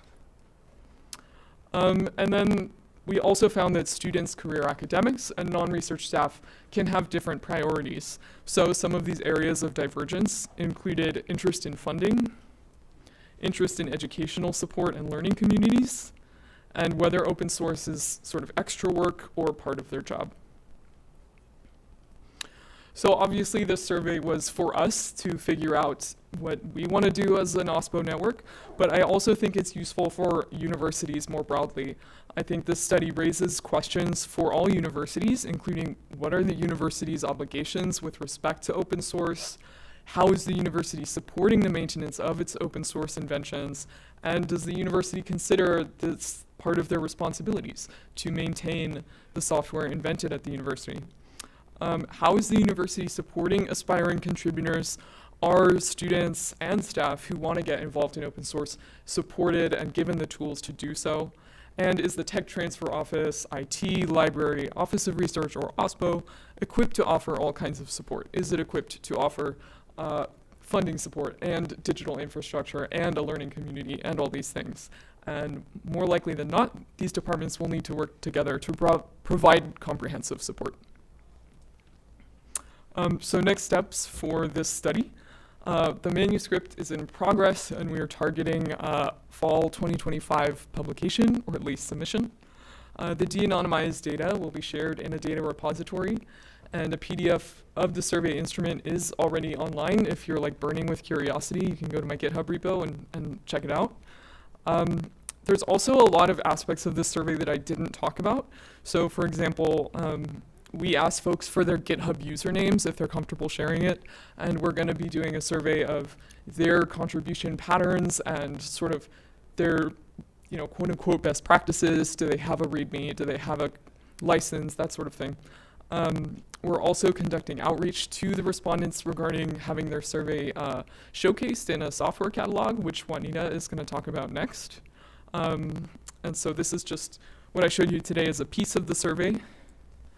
And that's all I've got for you today. So big thanks to everyone who contributed and to the Sloan Foundation for funding this work. And with that, I would be happy to take questions.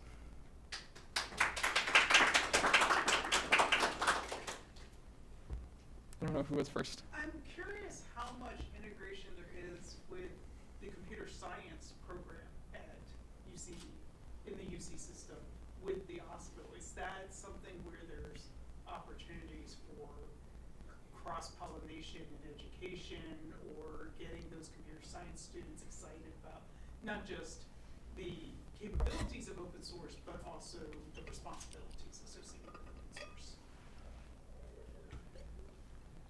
That's a great question, and I think every campus will give you a different answer. Some of the campus OSPOs are more mature than others. I have personally found it really hard to get in touch with the faculty, probably because they're really busy. And so, yeah, we try to get our emails out on those listservs, and we try to go to their conferences and things, on-campus events. But yeah, there's definitely a lot of work to do, and I don't know if other folks from the UC OSPO network want to chime in. We have one CS faculty who's involved with the OSPO at my campus at Santa Barbara, and it's invaluable having him to be a part of this and interface with the students. But we definitely have more work to do. Sorry, I didn't know, on your, UCSB, there's one, and there's, I think each campus, well, 3 of the campuses have a CS faculty member who are somehow connected. But yeah, I think it's one of the areas, I think, of the network, one, 2 of our nodes are, so my campus and Berkeley are both based in a CS or data science related department, and then a lot of the other ones are libraries. And so I think that, and I think we're all trying to so we each have kind of role, and part of what our role I feel is to bring in more of the CS faculty too. But I think it's great because there's a number of, even if it's based in the library like UCSB is, there's also this outreach to CS as well. And I think the education part is we have also a working group on education that is working through all of that as well. Yeah, where we're at right now is we're just starting some community meetups and an open source club on our campus, and this is our first foray into actually talking to the students about their needs. Yeah. In the last slide, you mentioned publishing de-anonymized data. Mm-hmm. What does that mean? So we did ask for some personally identifiable information on the survey. So we asked people would you like to sign up for our mailing list? If so, what's your email address? So we're just redacting the email addresses. So you mean anonymized? Yes. Okay. That is a mistake. Changing the data so that it makes people less anonymous? That is a typo. Yes. Okay, cool.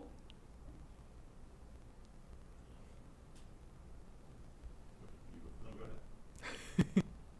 I was just curious, of the findings that you shared, or the findings that you have, what do you consider to be most actionable for the network? That's a great question that I feel like I can't speak on behalf of the network. Are there recommendations for action that you're putting forward to the network? Yeah, I mean, a lot of the times the stuff that's easier to do is the stuff that people don't need as much, frankly, in my opinion. It's a lot easier to give people advice about licensing than it is to give them funding. It's really hard to give them digital infrastructure. It's a lot easier to do some of these small things,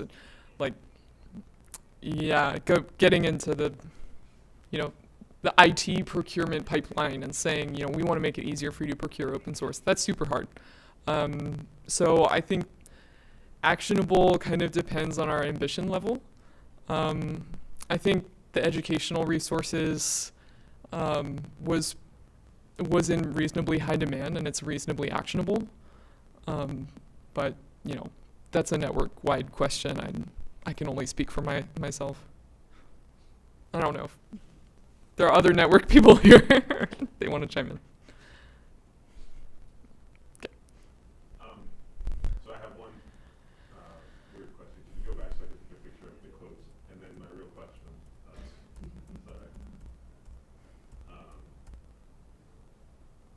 So actually, to what Josh was asking, when I saw the graph of the plunging interest in open source, motivation for open, I actually thought that was going to be where this was going as one of the actionable, to sort of put in context of what you just said. An actual thing for the network is identifying the initial motivation and then making the case to the system that we have this initial interest and it's tapering off. Can the OSPO serve to address that? Did you notice, and you said there might be other things that you did present from the survey. Was there any indication of what triggered that decline in interest or motivation, of what the difference was happening in year 1 versus, I don't know, I forget the scale, but year 12 or whatever it was? I mean, it was just one study, so it wasn't like we followed the same person over time. It was just, different segments of the population. The young folks were more interested in upskilling than the old folks. Oh, I see. So older faculty were less interested in the, I see, it wasn't a trend. No, it wasn't a longitudinal study where we followed people. I've seen that before on another survey that I participated in. It was like much, it went from, it's got like 20 years of data behind it. So exactly what you said. Yeah, and you know, I think it's my personal experience. There's probably other people in the room with more experience that when I do talk to students, they're very interested in developing skills that they can use in the workforce. And some of them have expressed like frustration that they're like, you know, I have a degree in computer science and I don't know how to use Git. And so I think that's pretty actionable, is helping them develop those skills that they're often really hungry for. Yeah. So one of their quotes up there, and maybe you covered this earlier, I apologize, I walked in late. Administrators often fail to understand the value the organization receives. That's actually very similar to corporate America too. But one of the things that I'm wondering about is if there would be appetite or interest in the academic environment to partnering with private industry to do things like, say, do a customization to an open source project so that it's more usable for not just that corporation, but the community as a whole, and that a given corporation might be willing to pay for that as like kind of a contract or a research agreement kind of partnership with the university. Yes, we are interested. Part of what makes that difficult is just that there's no infrastructure for that right now. So we have had some conversations with UC procurement about like, can we create a channel for these kind of public-private partnerships where, you know, maybe when Dell is selling us computers, they can like check a box to be like, hey, I'd be interested in like participating in an OSPO internship program, or we'd be interested in, you know, supporting the OSPO in some way.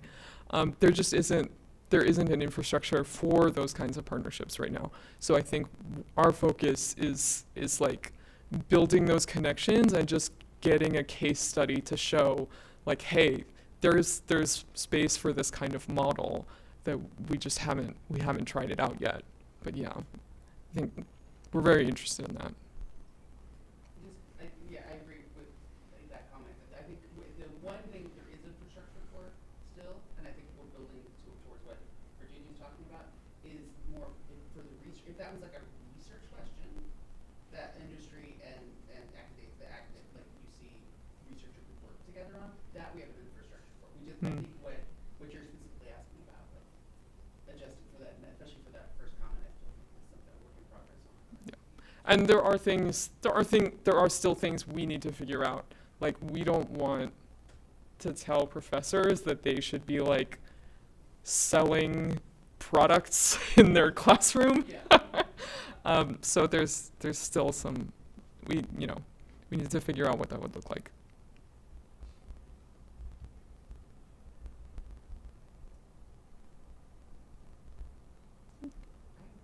Okay, I know we talked about this. I have seen your presentation. Something just came up in my head as I was watching it. We were talking about the numbers being skewed. It was like a ongoing joke within the network about who had the most respondents, and UCLA was like, who's gonna get the T-shirt, you know? But I suddenly hit me. Did we ever like adjust for campus size? And I may have asked you this question before. I just forgot the answer. So, but did that ever come into play where we saw? Because I was like, oh, UCLA is the biggest school. It should actually have. Berkeley has no excuse. Their numbers should actually be higher. Santa Cruz, on the other hand, terribly, so I feel very good about it. I decided not to weight the data. It's pretty typical in surveys to weight the data based on, you know, the population proportions. I felt like it was really hard to know what number of IT staff should be the you know, expected, or what number of students should be expected. So I didn't do that, but something to consider. Better now when I thought of it. Not as many. But I think it's a really interesting thought about whether we think that each campus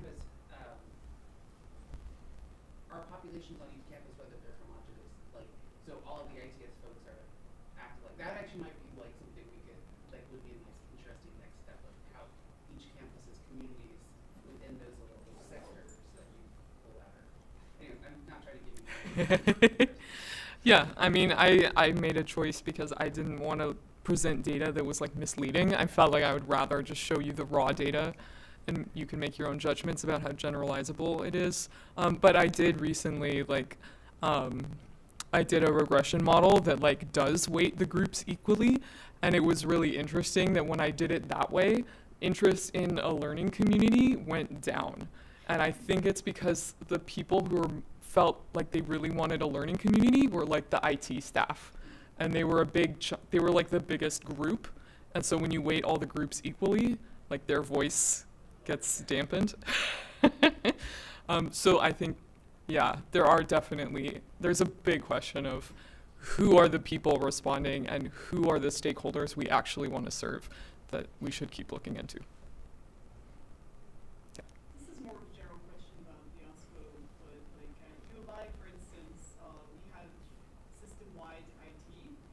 AITS covers Chicago, Springfield, and Urbana Champaign. Does UC system have a similar system-wide IT department, like coordination between the campuses, and does the OSPO interface directly with them at all? President? This might also be a Stephanie question. The University of California has 10 campuses, and each campus has a certain level of autonomy. They're actually pretty snarky about it, and normally don't play well together. I think the UC and the OSPO network is one of the situations where all of us get really along really well together. But there, in the office of the president, there are like overarching like structures. Like there is an CTO for the network, for the system. There is a innovation and tech transfer office for the system, and they interact with the campus ones, but there's still a level of autonomy at each campus. The UCOP is trying to get them to work together a little bit better, but each campus is a little bit has their own views on things and how they do it.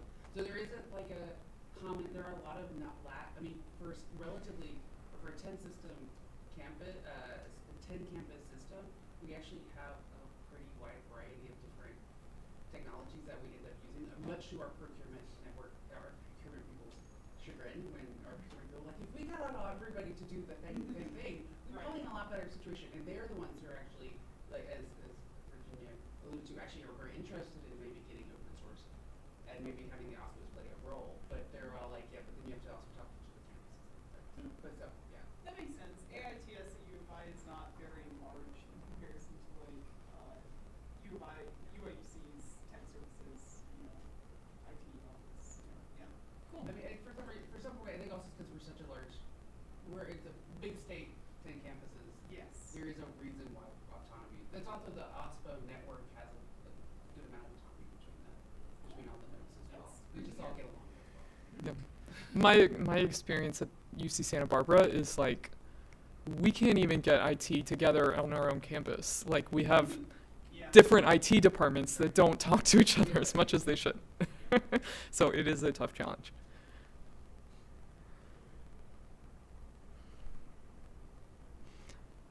So if there's no more questions, then I'll let you go. And I'll be here if you want to chat. You have to do it all over again for the second half of your book. Go get a coffee or take a nap or whatever you need to do. All right, thank you for coming.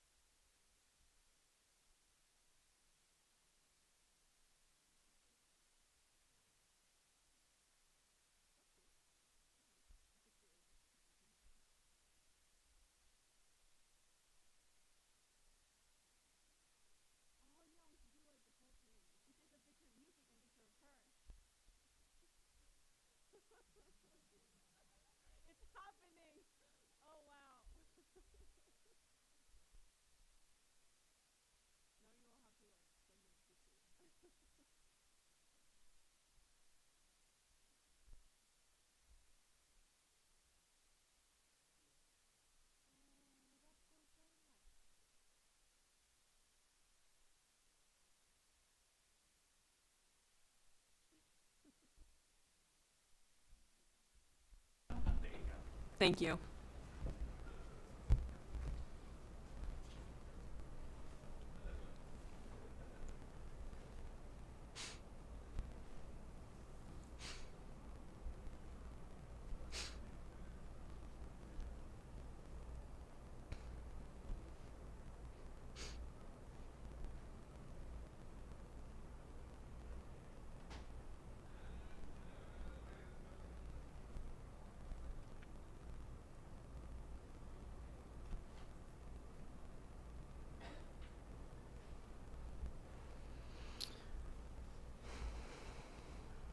Okay, I think it's been 2 minutes, so I'm gonna get started. Hello, everyone. Thank you for sticking with me until 5:30 p.m. on a Saturday. Today I'm gonna be talking about the open source repository browser that I've been working on for the University of California system. This has been mentioned in some other talks, so hopefully, yeah, there's some context around it. So first, a little bit about me. My name is Juanita. I am Colombian. I am originally a mathematician, but I turned into a software developer a couple of years ago. I was a developer for Spider, which is an IDE for Python. So I maintained Spider for some time before joining my PhD. Now I'm a PhD candidate at UCSC, and I work very closely with the Open Source Program Office at UCSC. I think all of you were at Virginia's talk, so I don't have to explain what an open source program office is. Yay. And I'm also a community lead for the Scientific Python project, which is kind of like a group of people who are trying to coordinate the Scientific Python ecosystem. So I work very closely with a lot of the developers from Python libraries. And I'm also one of the communications chairs for the SciPy conference, again, bringing people from Scientific Python community together. But today I'm not going to talk about any of that. I'm going to talk about the work that I do as a PhD student. So a little bit of background. This work, as Virginia also mentioned, is funded by a Sloan grant that we got for multiple universities of California. And I'm going to be talking specifically about the discovery approach. So the work that I'm going to be talking about today, the goal is to kind of find all the open source work that has been done within the University of California system. I think mainly because the OSPOs want to understand who's out there doing software and how they can serve them. So that's kind of like the main purpose of this project.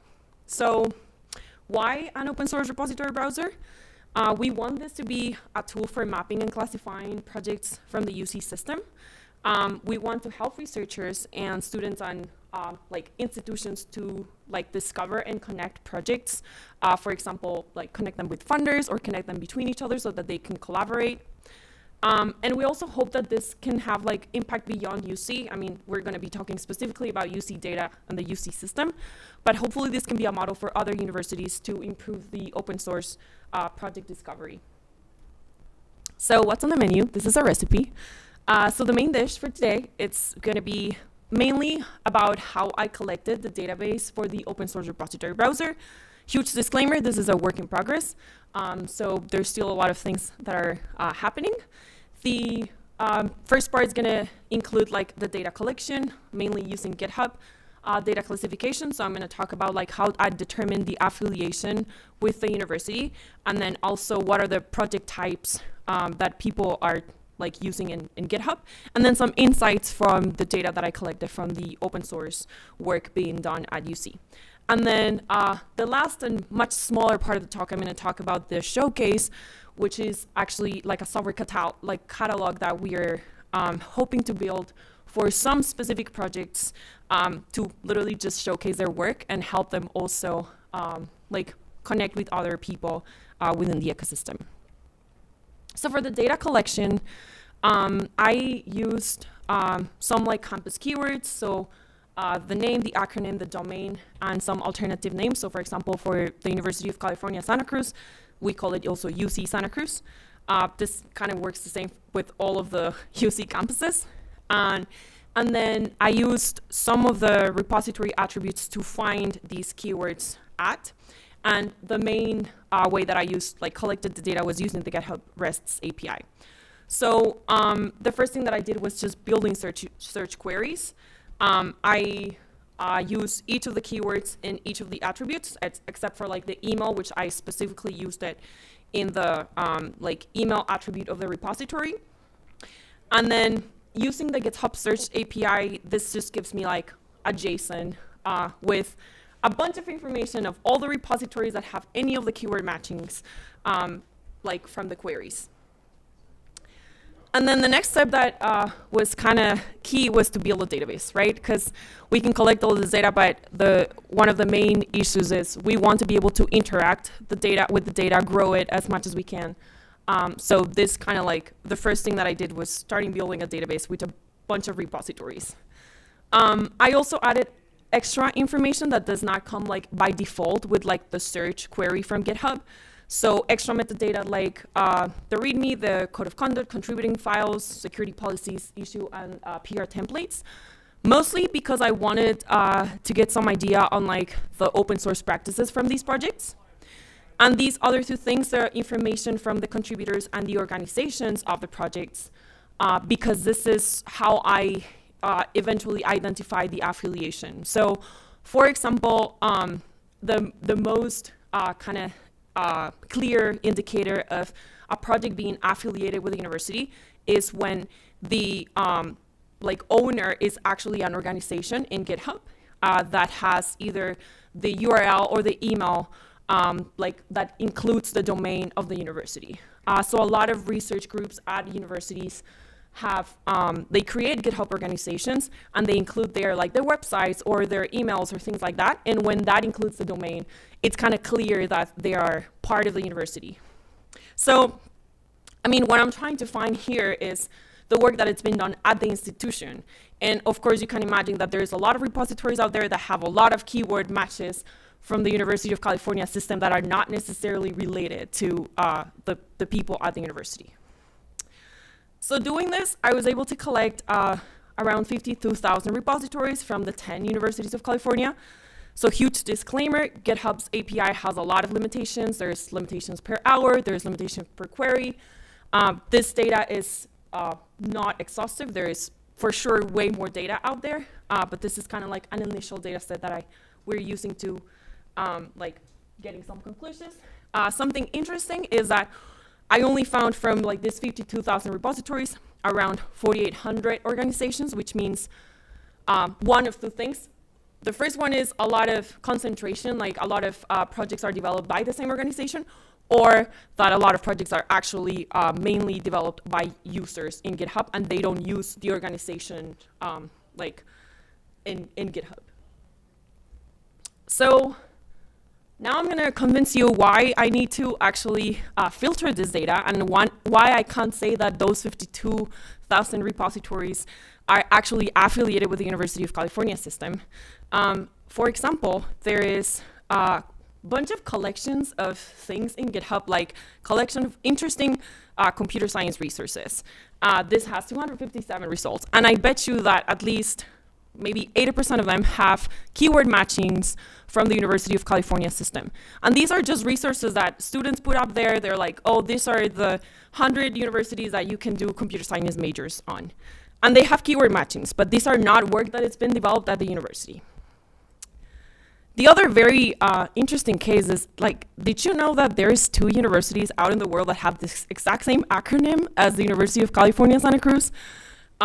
So yeah, I actually run into some of these situations where I was like, oh yeah, this is interesting. This is not Santa Cruz, but they have exactly the same acronym. So we need to do some filtering of the data. So the first thing that I did was to come up with what exactly means to be affiliated with a university. And then, I mean, I'm not going to read the definition, but basically I divided into like 5 key things. The first one is research group affiliation. So things that are developed by research groups at the university. That one is sort of easy in most of the cases because they have organizations that have either the URL or the domain, like the email that contains the domain of the university. Contributor affiliation. So someone in the contributors of the repository is affiliated with the University of California. It could be that it says it in the profile or they have the email from the university. Institutional development, so projects that are being developed by departments like IT or the OSPO or libraries at the university. official sponsorship or of ownership. This is a little bit less clear, but pretty much it says in the README that it's being developed by or at the university. And then the last one was a little bit tricky because a lot of the University of California's have like educational materials in either Coursera or edX or some of these platforms. So it was tricky for me to decide whether I want to include this. I did, because it was actually harder to filter it out. So things like online resources, either from like the teaching side or the learning side, like students who are developing materials to solve these courses. So I'm gonna go very fast through like how I did this, because I think it's more interesting to show you what I found. But pretty much this is kind of like the baseline was what I used to test my actual methods. This is not what I did. This is the baseline that I used to test. And this is what it does is pretty much just finding keyword matches in metadata fields of the repository. So I have, for example, a bunch of the information that I collected from the repository. So the full name, the homepage, the README, description, owner, other details about the organization. And I also use some details from the top contributors. So for example, the login, the bio, the company that it's like publicly in GitHub, and the email. And then I computed a score that was based on how many keyword matches they had in each of these fields. And I gave more importance to those fields that are clearly more indicative of the affiliation. Like if a contributor has an email of the university, that is more important than if just shows up in the README. That wasn't enough. I'm gonna show you later that does not work. And the reason it doesn't work is because context matters. Even if you compute the number of like keyword matches in, for example, a README file, that doesn't really tell you what the relationship is with the university. So in conclusion, context matters. And the reason I decided to then try like text embeddings and large language models is because those two methods help with correlating the context with the keyword matches. So in these two methods, I pretty much use exactly the same metadata. So repository information, organization details, and the contributors, the top two contributors. For the text embeddings method, I pretty much concatenated all of the metadata into a single text. I had to manually label a bunch of repositories because I was using supervised learning. So that includes, I need to manually label repositories. So I did only this for 3 universities, just because it's a lot. So I took 200 repositories from 3 different universities. I'll show you later which ones. And then I use these embeddings models. If you're not familiar with that, what they do is they turn a bunch of text into numbers that mean something. They tell you information about that text. And then with that set of numbers that ends up being like a gigantic metrics, you can implement machine learning models in order to compute predictions. I tried multiple machine learning models. The best one was support vector machines, but it doesn't really change that much when you try different models. I think what is relevant is actually the data that you're using. So that was method number 1. Method number 2 was just using large language models. So using I used specifically the models like 4.0 and 3.5 from GPT, from OpenAI. And in the prompt, I asked the model to compute the likelihood that a repository belongs or not to a university. For these, I gave the definition that I created of what it means to belong to a university, plus all the information metadata that I just showed you, the list of 15 attributes. And additionally, the information of the university. So the name, the acronym, the alternative queries, and the domain. And then the task was to compute a probability and give an explanation on why that probability. So I'm not going to go too deep into this, but this is just to show you that I tested my models and that I did pay attention to the performance of them. These are the results for 3 universities. So I actually had to compute other manual labels to have a test set in order to compute these results. And then if you're familiar with RSE curves, they say kind of how able is your model to distinguish in this case, the positive class versus the negative class. So 0 meaning like my project is not affiliated with the University of California, 1 meaning it is affiliated. In this graph, the curve that is very, very close to the diagonal is the baseline that I showed you for like the score-based classifier. It clearly doesn't work. It is very close to just randomly guessing. But the other models have a much better performance. One of the things that I found very interesting is that LLMs are not necessarily better in like 100% of the cases, which was very surprising to me because nowadays LLMs are the answer for everything. But this proves that sometimes that's not the case. The data set impacts the results. So if you see the University of California, San Diego, the results were not as good for all of the methods that I used. San Diego is a much larger university than Santa Barbara and Santa Cruz. I also found that a lot of the projects in San Diego do not have a README, which is very interesting. So yeah, it was just kind of like the data impacted the results in this particular case. And yeah, the last thing is, this is a hard problem. I no way I'm achieving like 100% accuracy. These are just kind of like me trying to get as close as possible to determine which of these 50,000 repositories belong to the University of California system. And this is what I found. Again, not 100% accurate. From all the 52,000 repositories, only 48% are actually predicted to be affiliated. That's less than half, which means there's a lot of noise out there. It's really hard to find repositories that are being developed by the University of California system. There is some interesting insights here. For example, UC Irvine and UC Merced are two universities where the percentage of affiliated was very, very low. My guess it's because the acronyms are probably used for another million things. So in those cases, the percentage of affiliation is much less. But for the other, it kind of goes between 45 and 60%, like mostly consistently.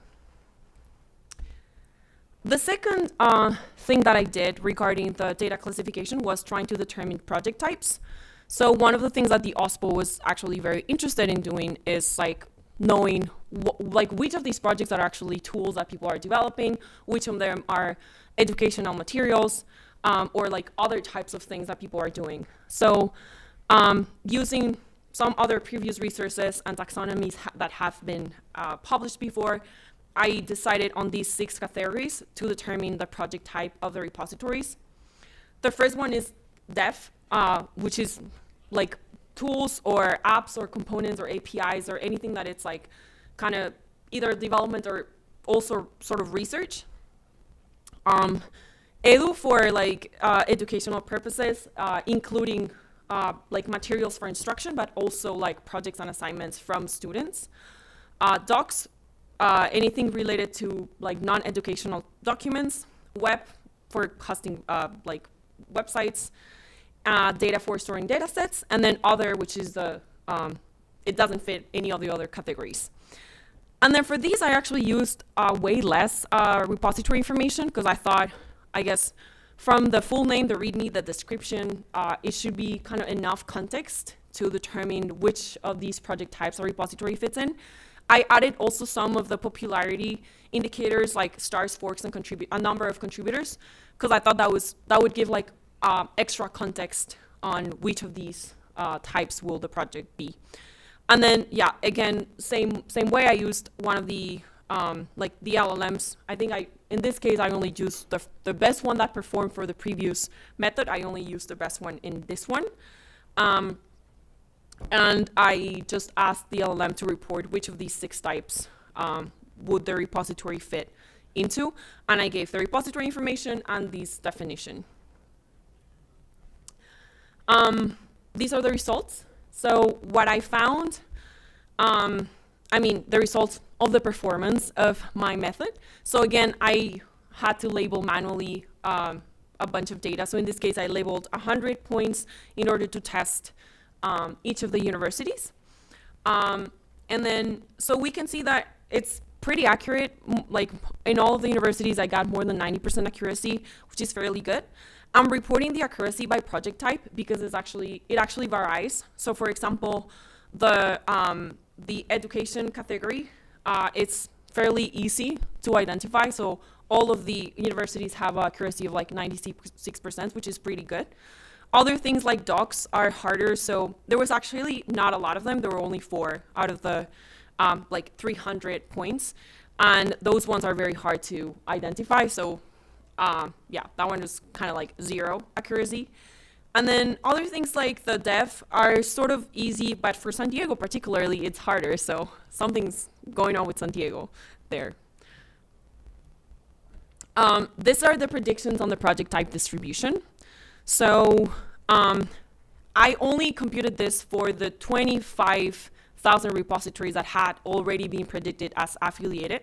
So not that 52K like originally, but the 50% of those who had already been predicted as affiliated with the university. And then as you can see in like the little pie, the more than 50% of the projects are actually like educational resources. So either teaching content or like students doing homework or assignments in GitHub. I don't think this is surprising. A lot of professors use GitHub for teaching, and a lot of students use also GitHub for doing their assignments. 30% of them are dev, so tools or some other like research component. And then for, yeah, data and web have way lower percentages. In like, if you look at the table, I know there's like a lot of information, but most of the percentages are very consistent across the 10 campuses. The only kind of outlier is UCSF, where the percentage is kind of inverted. So 50% of the repositories are actually dev, and then around 23% are educational. My guess it's because UCSF, I think it's the only one from the 10 campuses that does not have undergraduates. They only have a graduate program. So it's very likely that most of the work that happens in GitHub is actually research related and not necessarily instructional. So these are some of the insights from the data that I collected.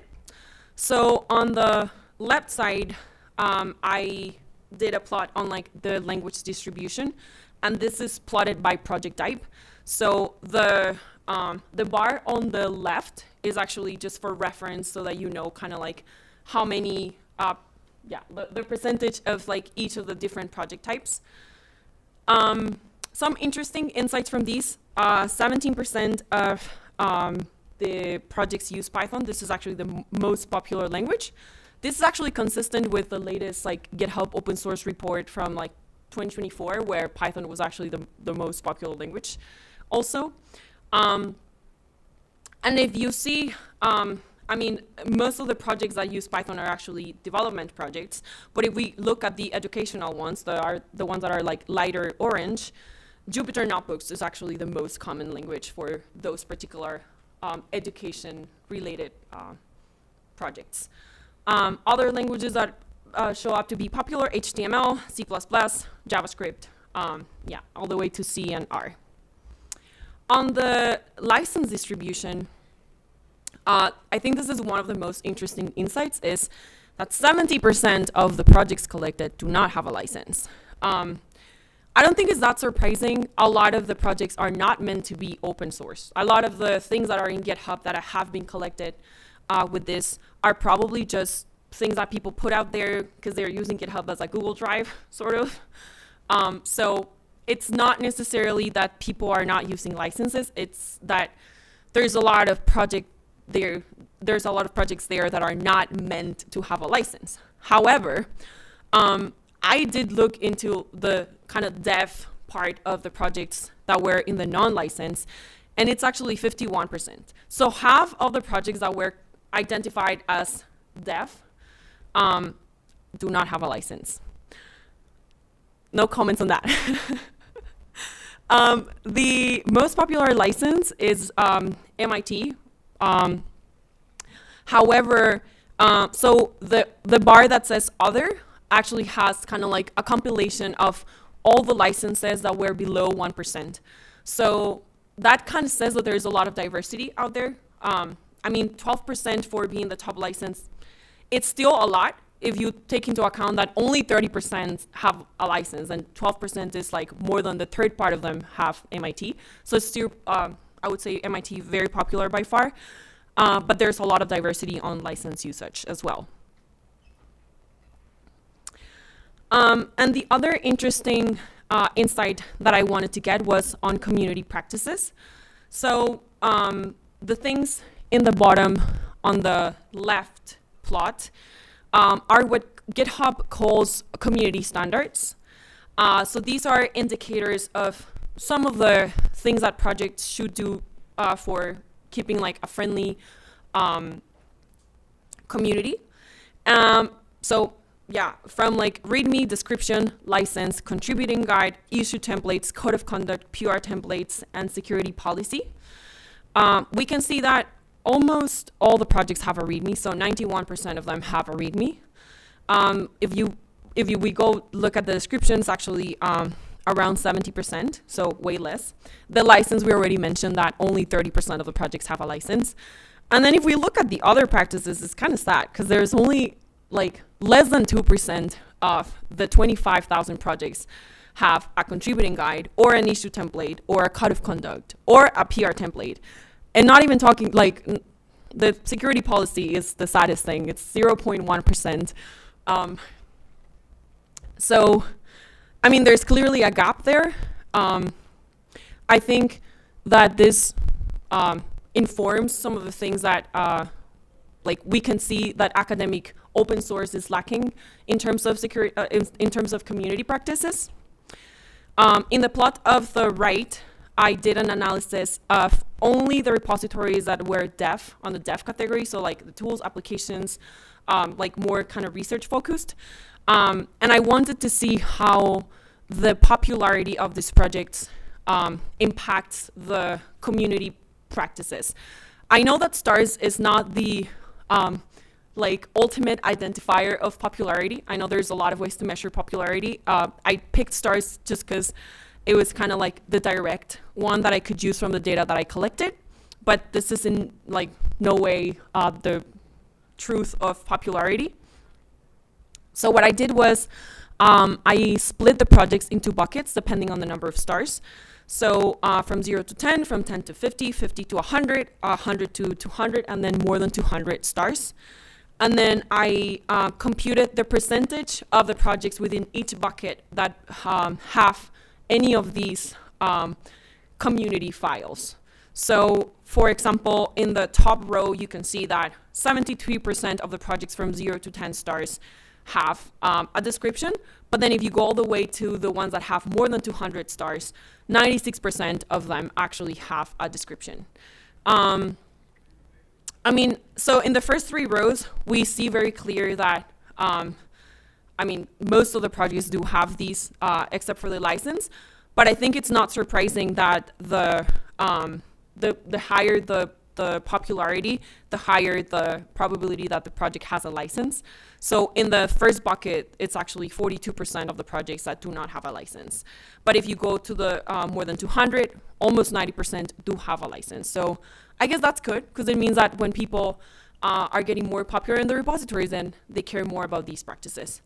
And then if we go to, for example, the contributing guide and the issue templates, there's also kind of like a clear increment of how the percentage increases. It's kind of sad that it only increases up until like 15%. But yeah, I mean, what this means is that from the projects that have more than 200 stars, only 15% of them have a contributing guide and 14% have like issue templates. So again, maybe something to be concerned about. So if you want to read a little bit more about this, I have a preprint. This is the QR code for it. This is the title. Hopefully it's easier to find. It's called Recipe for Discovery. It doesn't have the project type analysis because that was something that I did recently. But from the rest, it has kind of like most of the, yeah, the work and more in-depth analysis of like the findings and the methods that I used. I'm gonna let you finish scanning.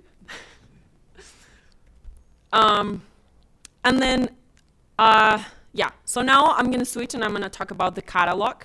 So as part of the like repository browser, one of the things that we want to do is build a catalog that will showcase some of the projects that are being developed at the university. These are being collected like sort of manually. So I've been using this initial data set to get these projects, but what I mean by manually is that I have personally looked into each of these repositories and made sure that they are actively maintained and that they have they are developed at the university and very important that they do have a license. So this repository browser we're hoping a tool that will allow for searching and filtering of these projects. And it will hopefully allow researchers to kind of showcase their work in order to get more funding or connect with more contributors or build a community around the work that is happening within the UC system. This project is part of Google Summer of Code, so I'm actually mentoring a student who is doing most of the work for the showcase. His name is Param, if you want to go stalk him. He's very good. And I'm gonna tell you first kind of how we've been doing this, but then I'm gonna show you like a spoiler of how it's going. So for this particular part of the project, we're using some information from the repositories. Things that we care about a lot are like engagement indicators, because I think those show some what interactions these projects are having with the community already, and we want to help them increase that. And also the organization information. So for this initial stage, I'm only working with projects that are owned by an organization at GitHub that is affiliated with one of the universities. So this means that they have the organization email or URL containing the domain of the university. The second thing that I did was filtering them by the pushed date. So GitHub allows you to collect data on when was the last commit or the last PR merged, like all of these things. And this was mainly to get only active projects because we want to make sure that they're actively maintained and that people can actually engage with them. We did reach out to projects to get their approval to put them in the showcase because this is going to be like a public website that we're going to host. And we want to make sure that they're okay with their projects being showcased there. So I've been doing a lot of email sending to get the approvals and also to collect extra information because I thought, we thought that it was interesting to have extra information like the funders, which is not as easy to find in the GitHub repository, or the contact information in case they want to be reached out with questions or maybe like people that are interested in joining their communities. And the topic area, which is something that we want to provide for the browser in order to filter these projects by areas. Spoiler, we're probably going to do this with LLMs as well. Classifying the topic areas with large language models is probably something that will reduce the amount of manual work that we'll have to do. So I'm going to show you how it's going. This is the browser. I'm not going to show you the homepage because it's not ready, but if you go to like the actual browser, this is what shows. And what we have are like the small boxes of each of the projects that we have collected. They show things like the amount of stars, the language, the license. Some of these have like other because we haven't kind of matched some of the license that are maybe misspelled or things like that with the actual name of the license. But ideally, all of the projects should have like a reasonably identifiable license. The university and the number of forks. So we have a search here in order to search by keywords or like anything like that you want to find.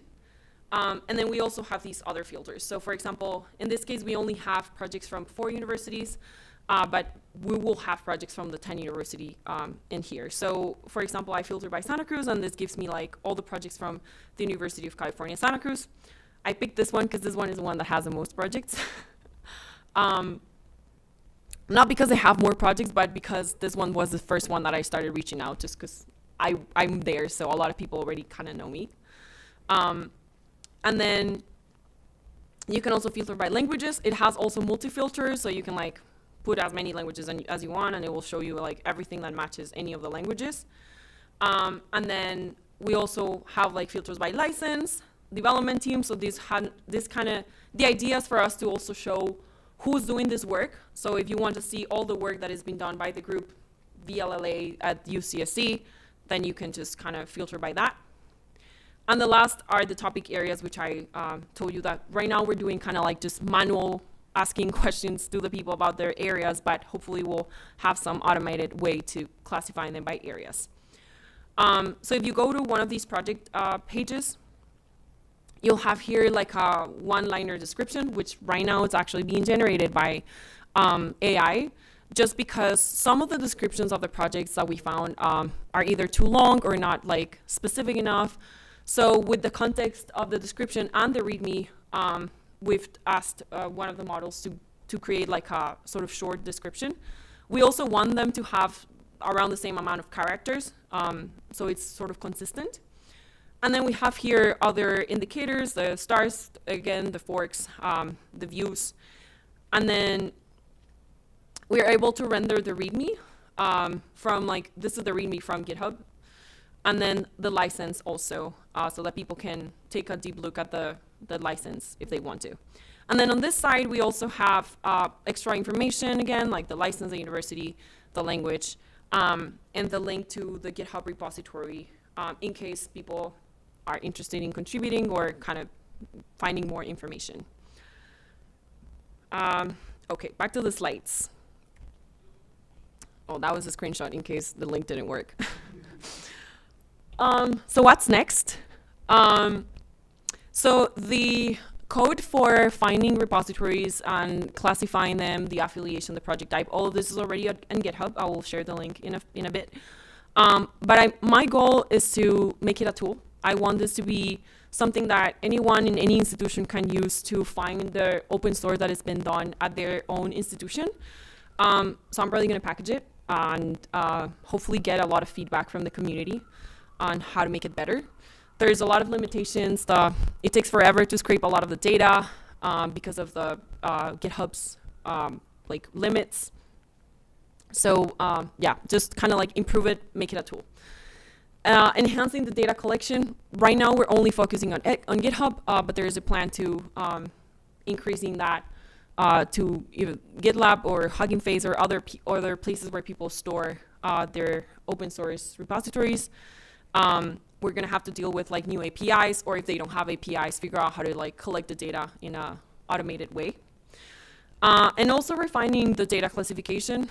As I showed you, the results are not perfect. Some of the campuses have very high accuracy, but some others might not. So improving, like trying other more advanced techniques for data classification is something that it's within the plan. And then this is my favorite, which is supporting projects and improving the metrics. I personally think that this data is very informative of things that we can do to help projects to strengthen their communities. I think the fact that a lot of projects already have more than 200 stars says a lot. They already have a community. They already probably have a lot of contributors out there. And if they don't have a contributing guide, then that's kind of concerning. And that is something that the UC OSPO network can help a lot with. If it's either with education or templates, or just kind of reaching out to them and being like, oh, maybe you want to think about this. So this is one of my, I think, favorite next steps. And it's figuring out how do we help improve the numbers. Okay, this is my last slide. So if by any chance you are at one of the UC campuses, you can submit, fill this form to appear in our showcase. This is also the QR code to the archive paper, same QR code that before, if you're interested. I have like a newer version of this paper under submission, so hopefully you'll get published and I will share it, in the networks. And then if you want to reach out, this is my email. This is also the link to the UC OSPO network. There's a lot of events that we publish there and like extra information on some of the other things that we're doing. And then these are the bottom right are the two links to the repositories that I was talking about. So the first one, Repo Finder, is the one that has all the data collection and classification. And the second one is the one that has the kind of Google Summer of Code related work, which is the actual catalog website. And that's it. Thank you.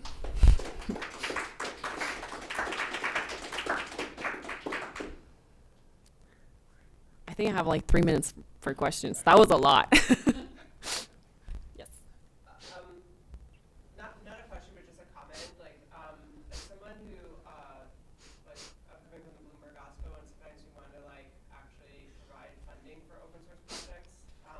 It's really hard sometimes to figure out how to give money to certain projects. And I noticed on your showcase that you don't have any like way to connect with the project directly, or to, whether it's like GitHub sponsors or open source collective or an email address, like having that be more visible and accessible, I think would help potential financial supporters of the project as well. Yes. So. No, but we did think about that, and actually that was something that I think Virginia suggested, and was to actually putting the contact information of the people that like are developing the project, which is one of the things that we're collecting. But we want to make sure that they are okay with us putting that contact information. So that most of the projects have not actually responded to that, so that's why none of them actually have the contact information yet. But that is kind of like our plan, is to have the contact information. We do have the link to their GitHub repository, which, yeah, exactly. But ideally, we will convince them to give us their contact information in the interest of finding them money. Maybe a general, I hadn't thought about this, like, bring that, maybe a general link somewhere on the homepage of the showcase to link back to one of us. Yeah.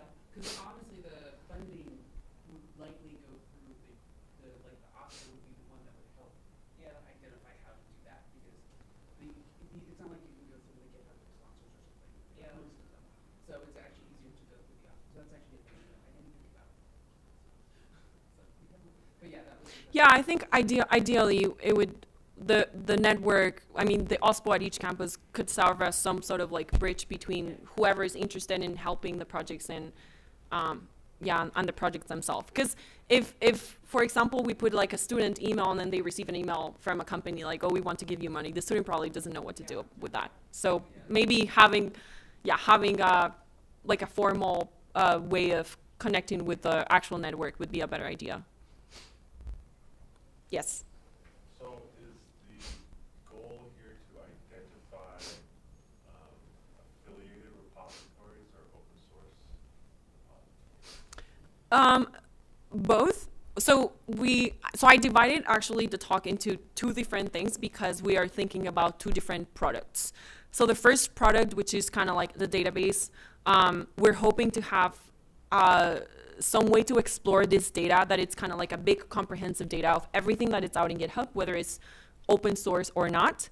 And the second part of it is like just the open source work, which is kind of what the catalog is for, just identifying the open source work. But as far as I understand, the OSPOs are interested in knowing just kind of like everything that's out there, and just filtering out by these different project types. But I would say the answer is both. Are you specifically communicating with the non-licensed repositories that are not open source software projects? Am I communicating? So for so for the catalog. When I was reading the paper, I think it's nowhere that I scanned it quickly, but if it doesn't have an open source license, technically it's not an open source project. So if the goal is to identify repositories that are affiliated with the institution, I think this does this. But if it's identifying open source repositories,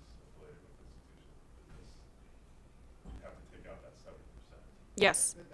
That's what the second, so the showcase only has licensed projects. Yeah, and then so one of the things that I'm making sure for the projects that we're gonna have in the catalog is that they do have a license, and if they don't, then that is kind of part of the things that we're like talking to them about. It's like, you have a project that you want to share and you're in GitHub, and like, are you sure you don't want a license? But yeah, it's in the paper. So in the paper, I actually don't talk about a lot of like about the showcase, because this is kind of still mostly ongoing.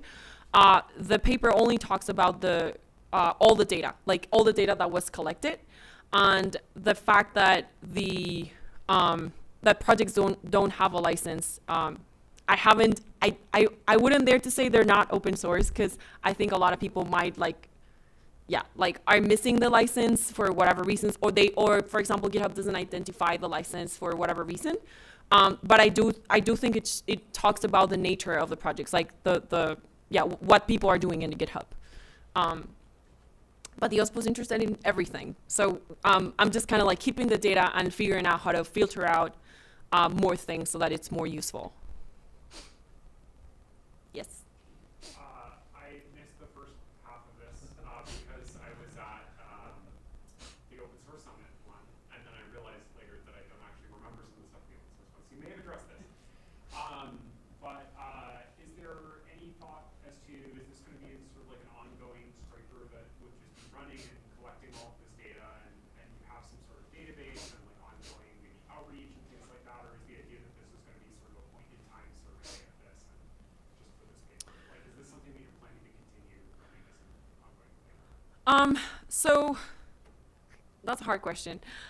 For the showcase, for the smaller one, for the catalog, we're hoping that at least at first it would be built by like data that it's collected in this like way, but we are figuring out how to include other mechanisms so that people can actually add their own data, so that once we have a browser, something to show for, people will like be interested in putting the data out there. So we will have forms for people to show interest, even open PRs to add their information, and then like scrape data automatically. For the database, with like the whole amount of data, it's a little bit harder because again, it takes a long time to scrape all of the data. My guess is that it will be useful to have some periodicity to scrape all of the data. I would say not that often though, but I think there's a plan to do that, to keep the database hopefully like up to date. Any other questions? Okay, well, thank you so much.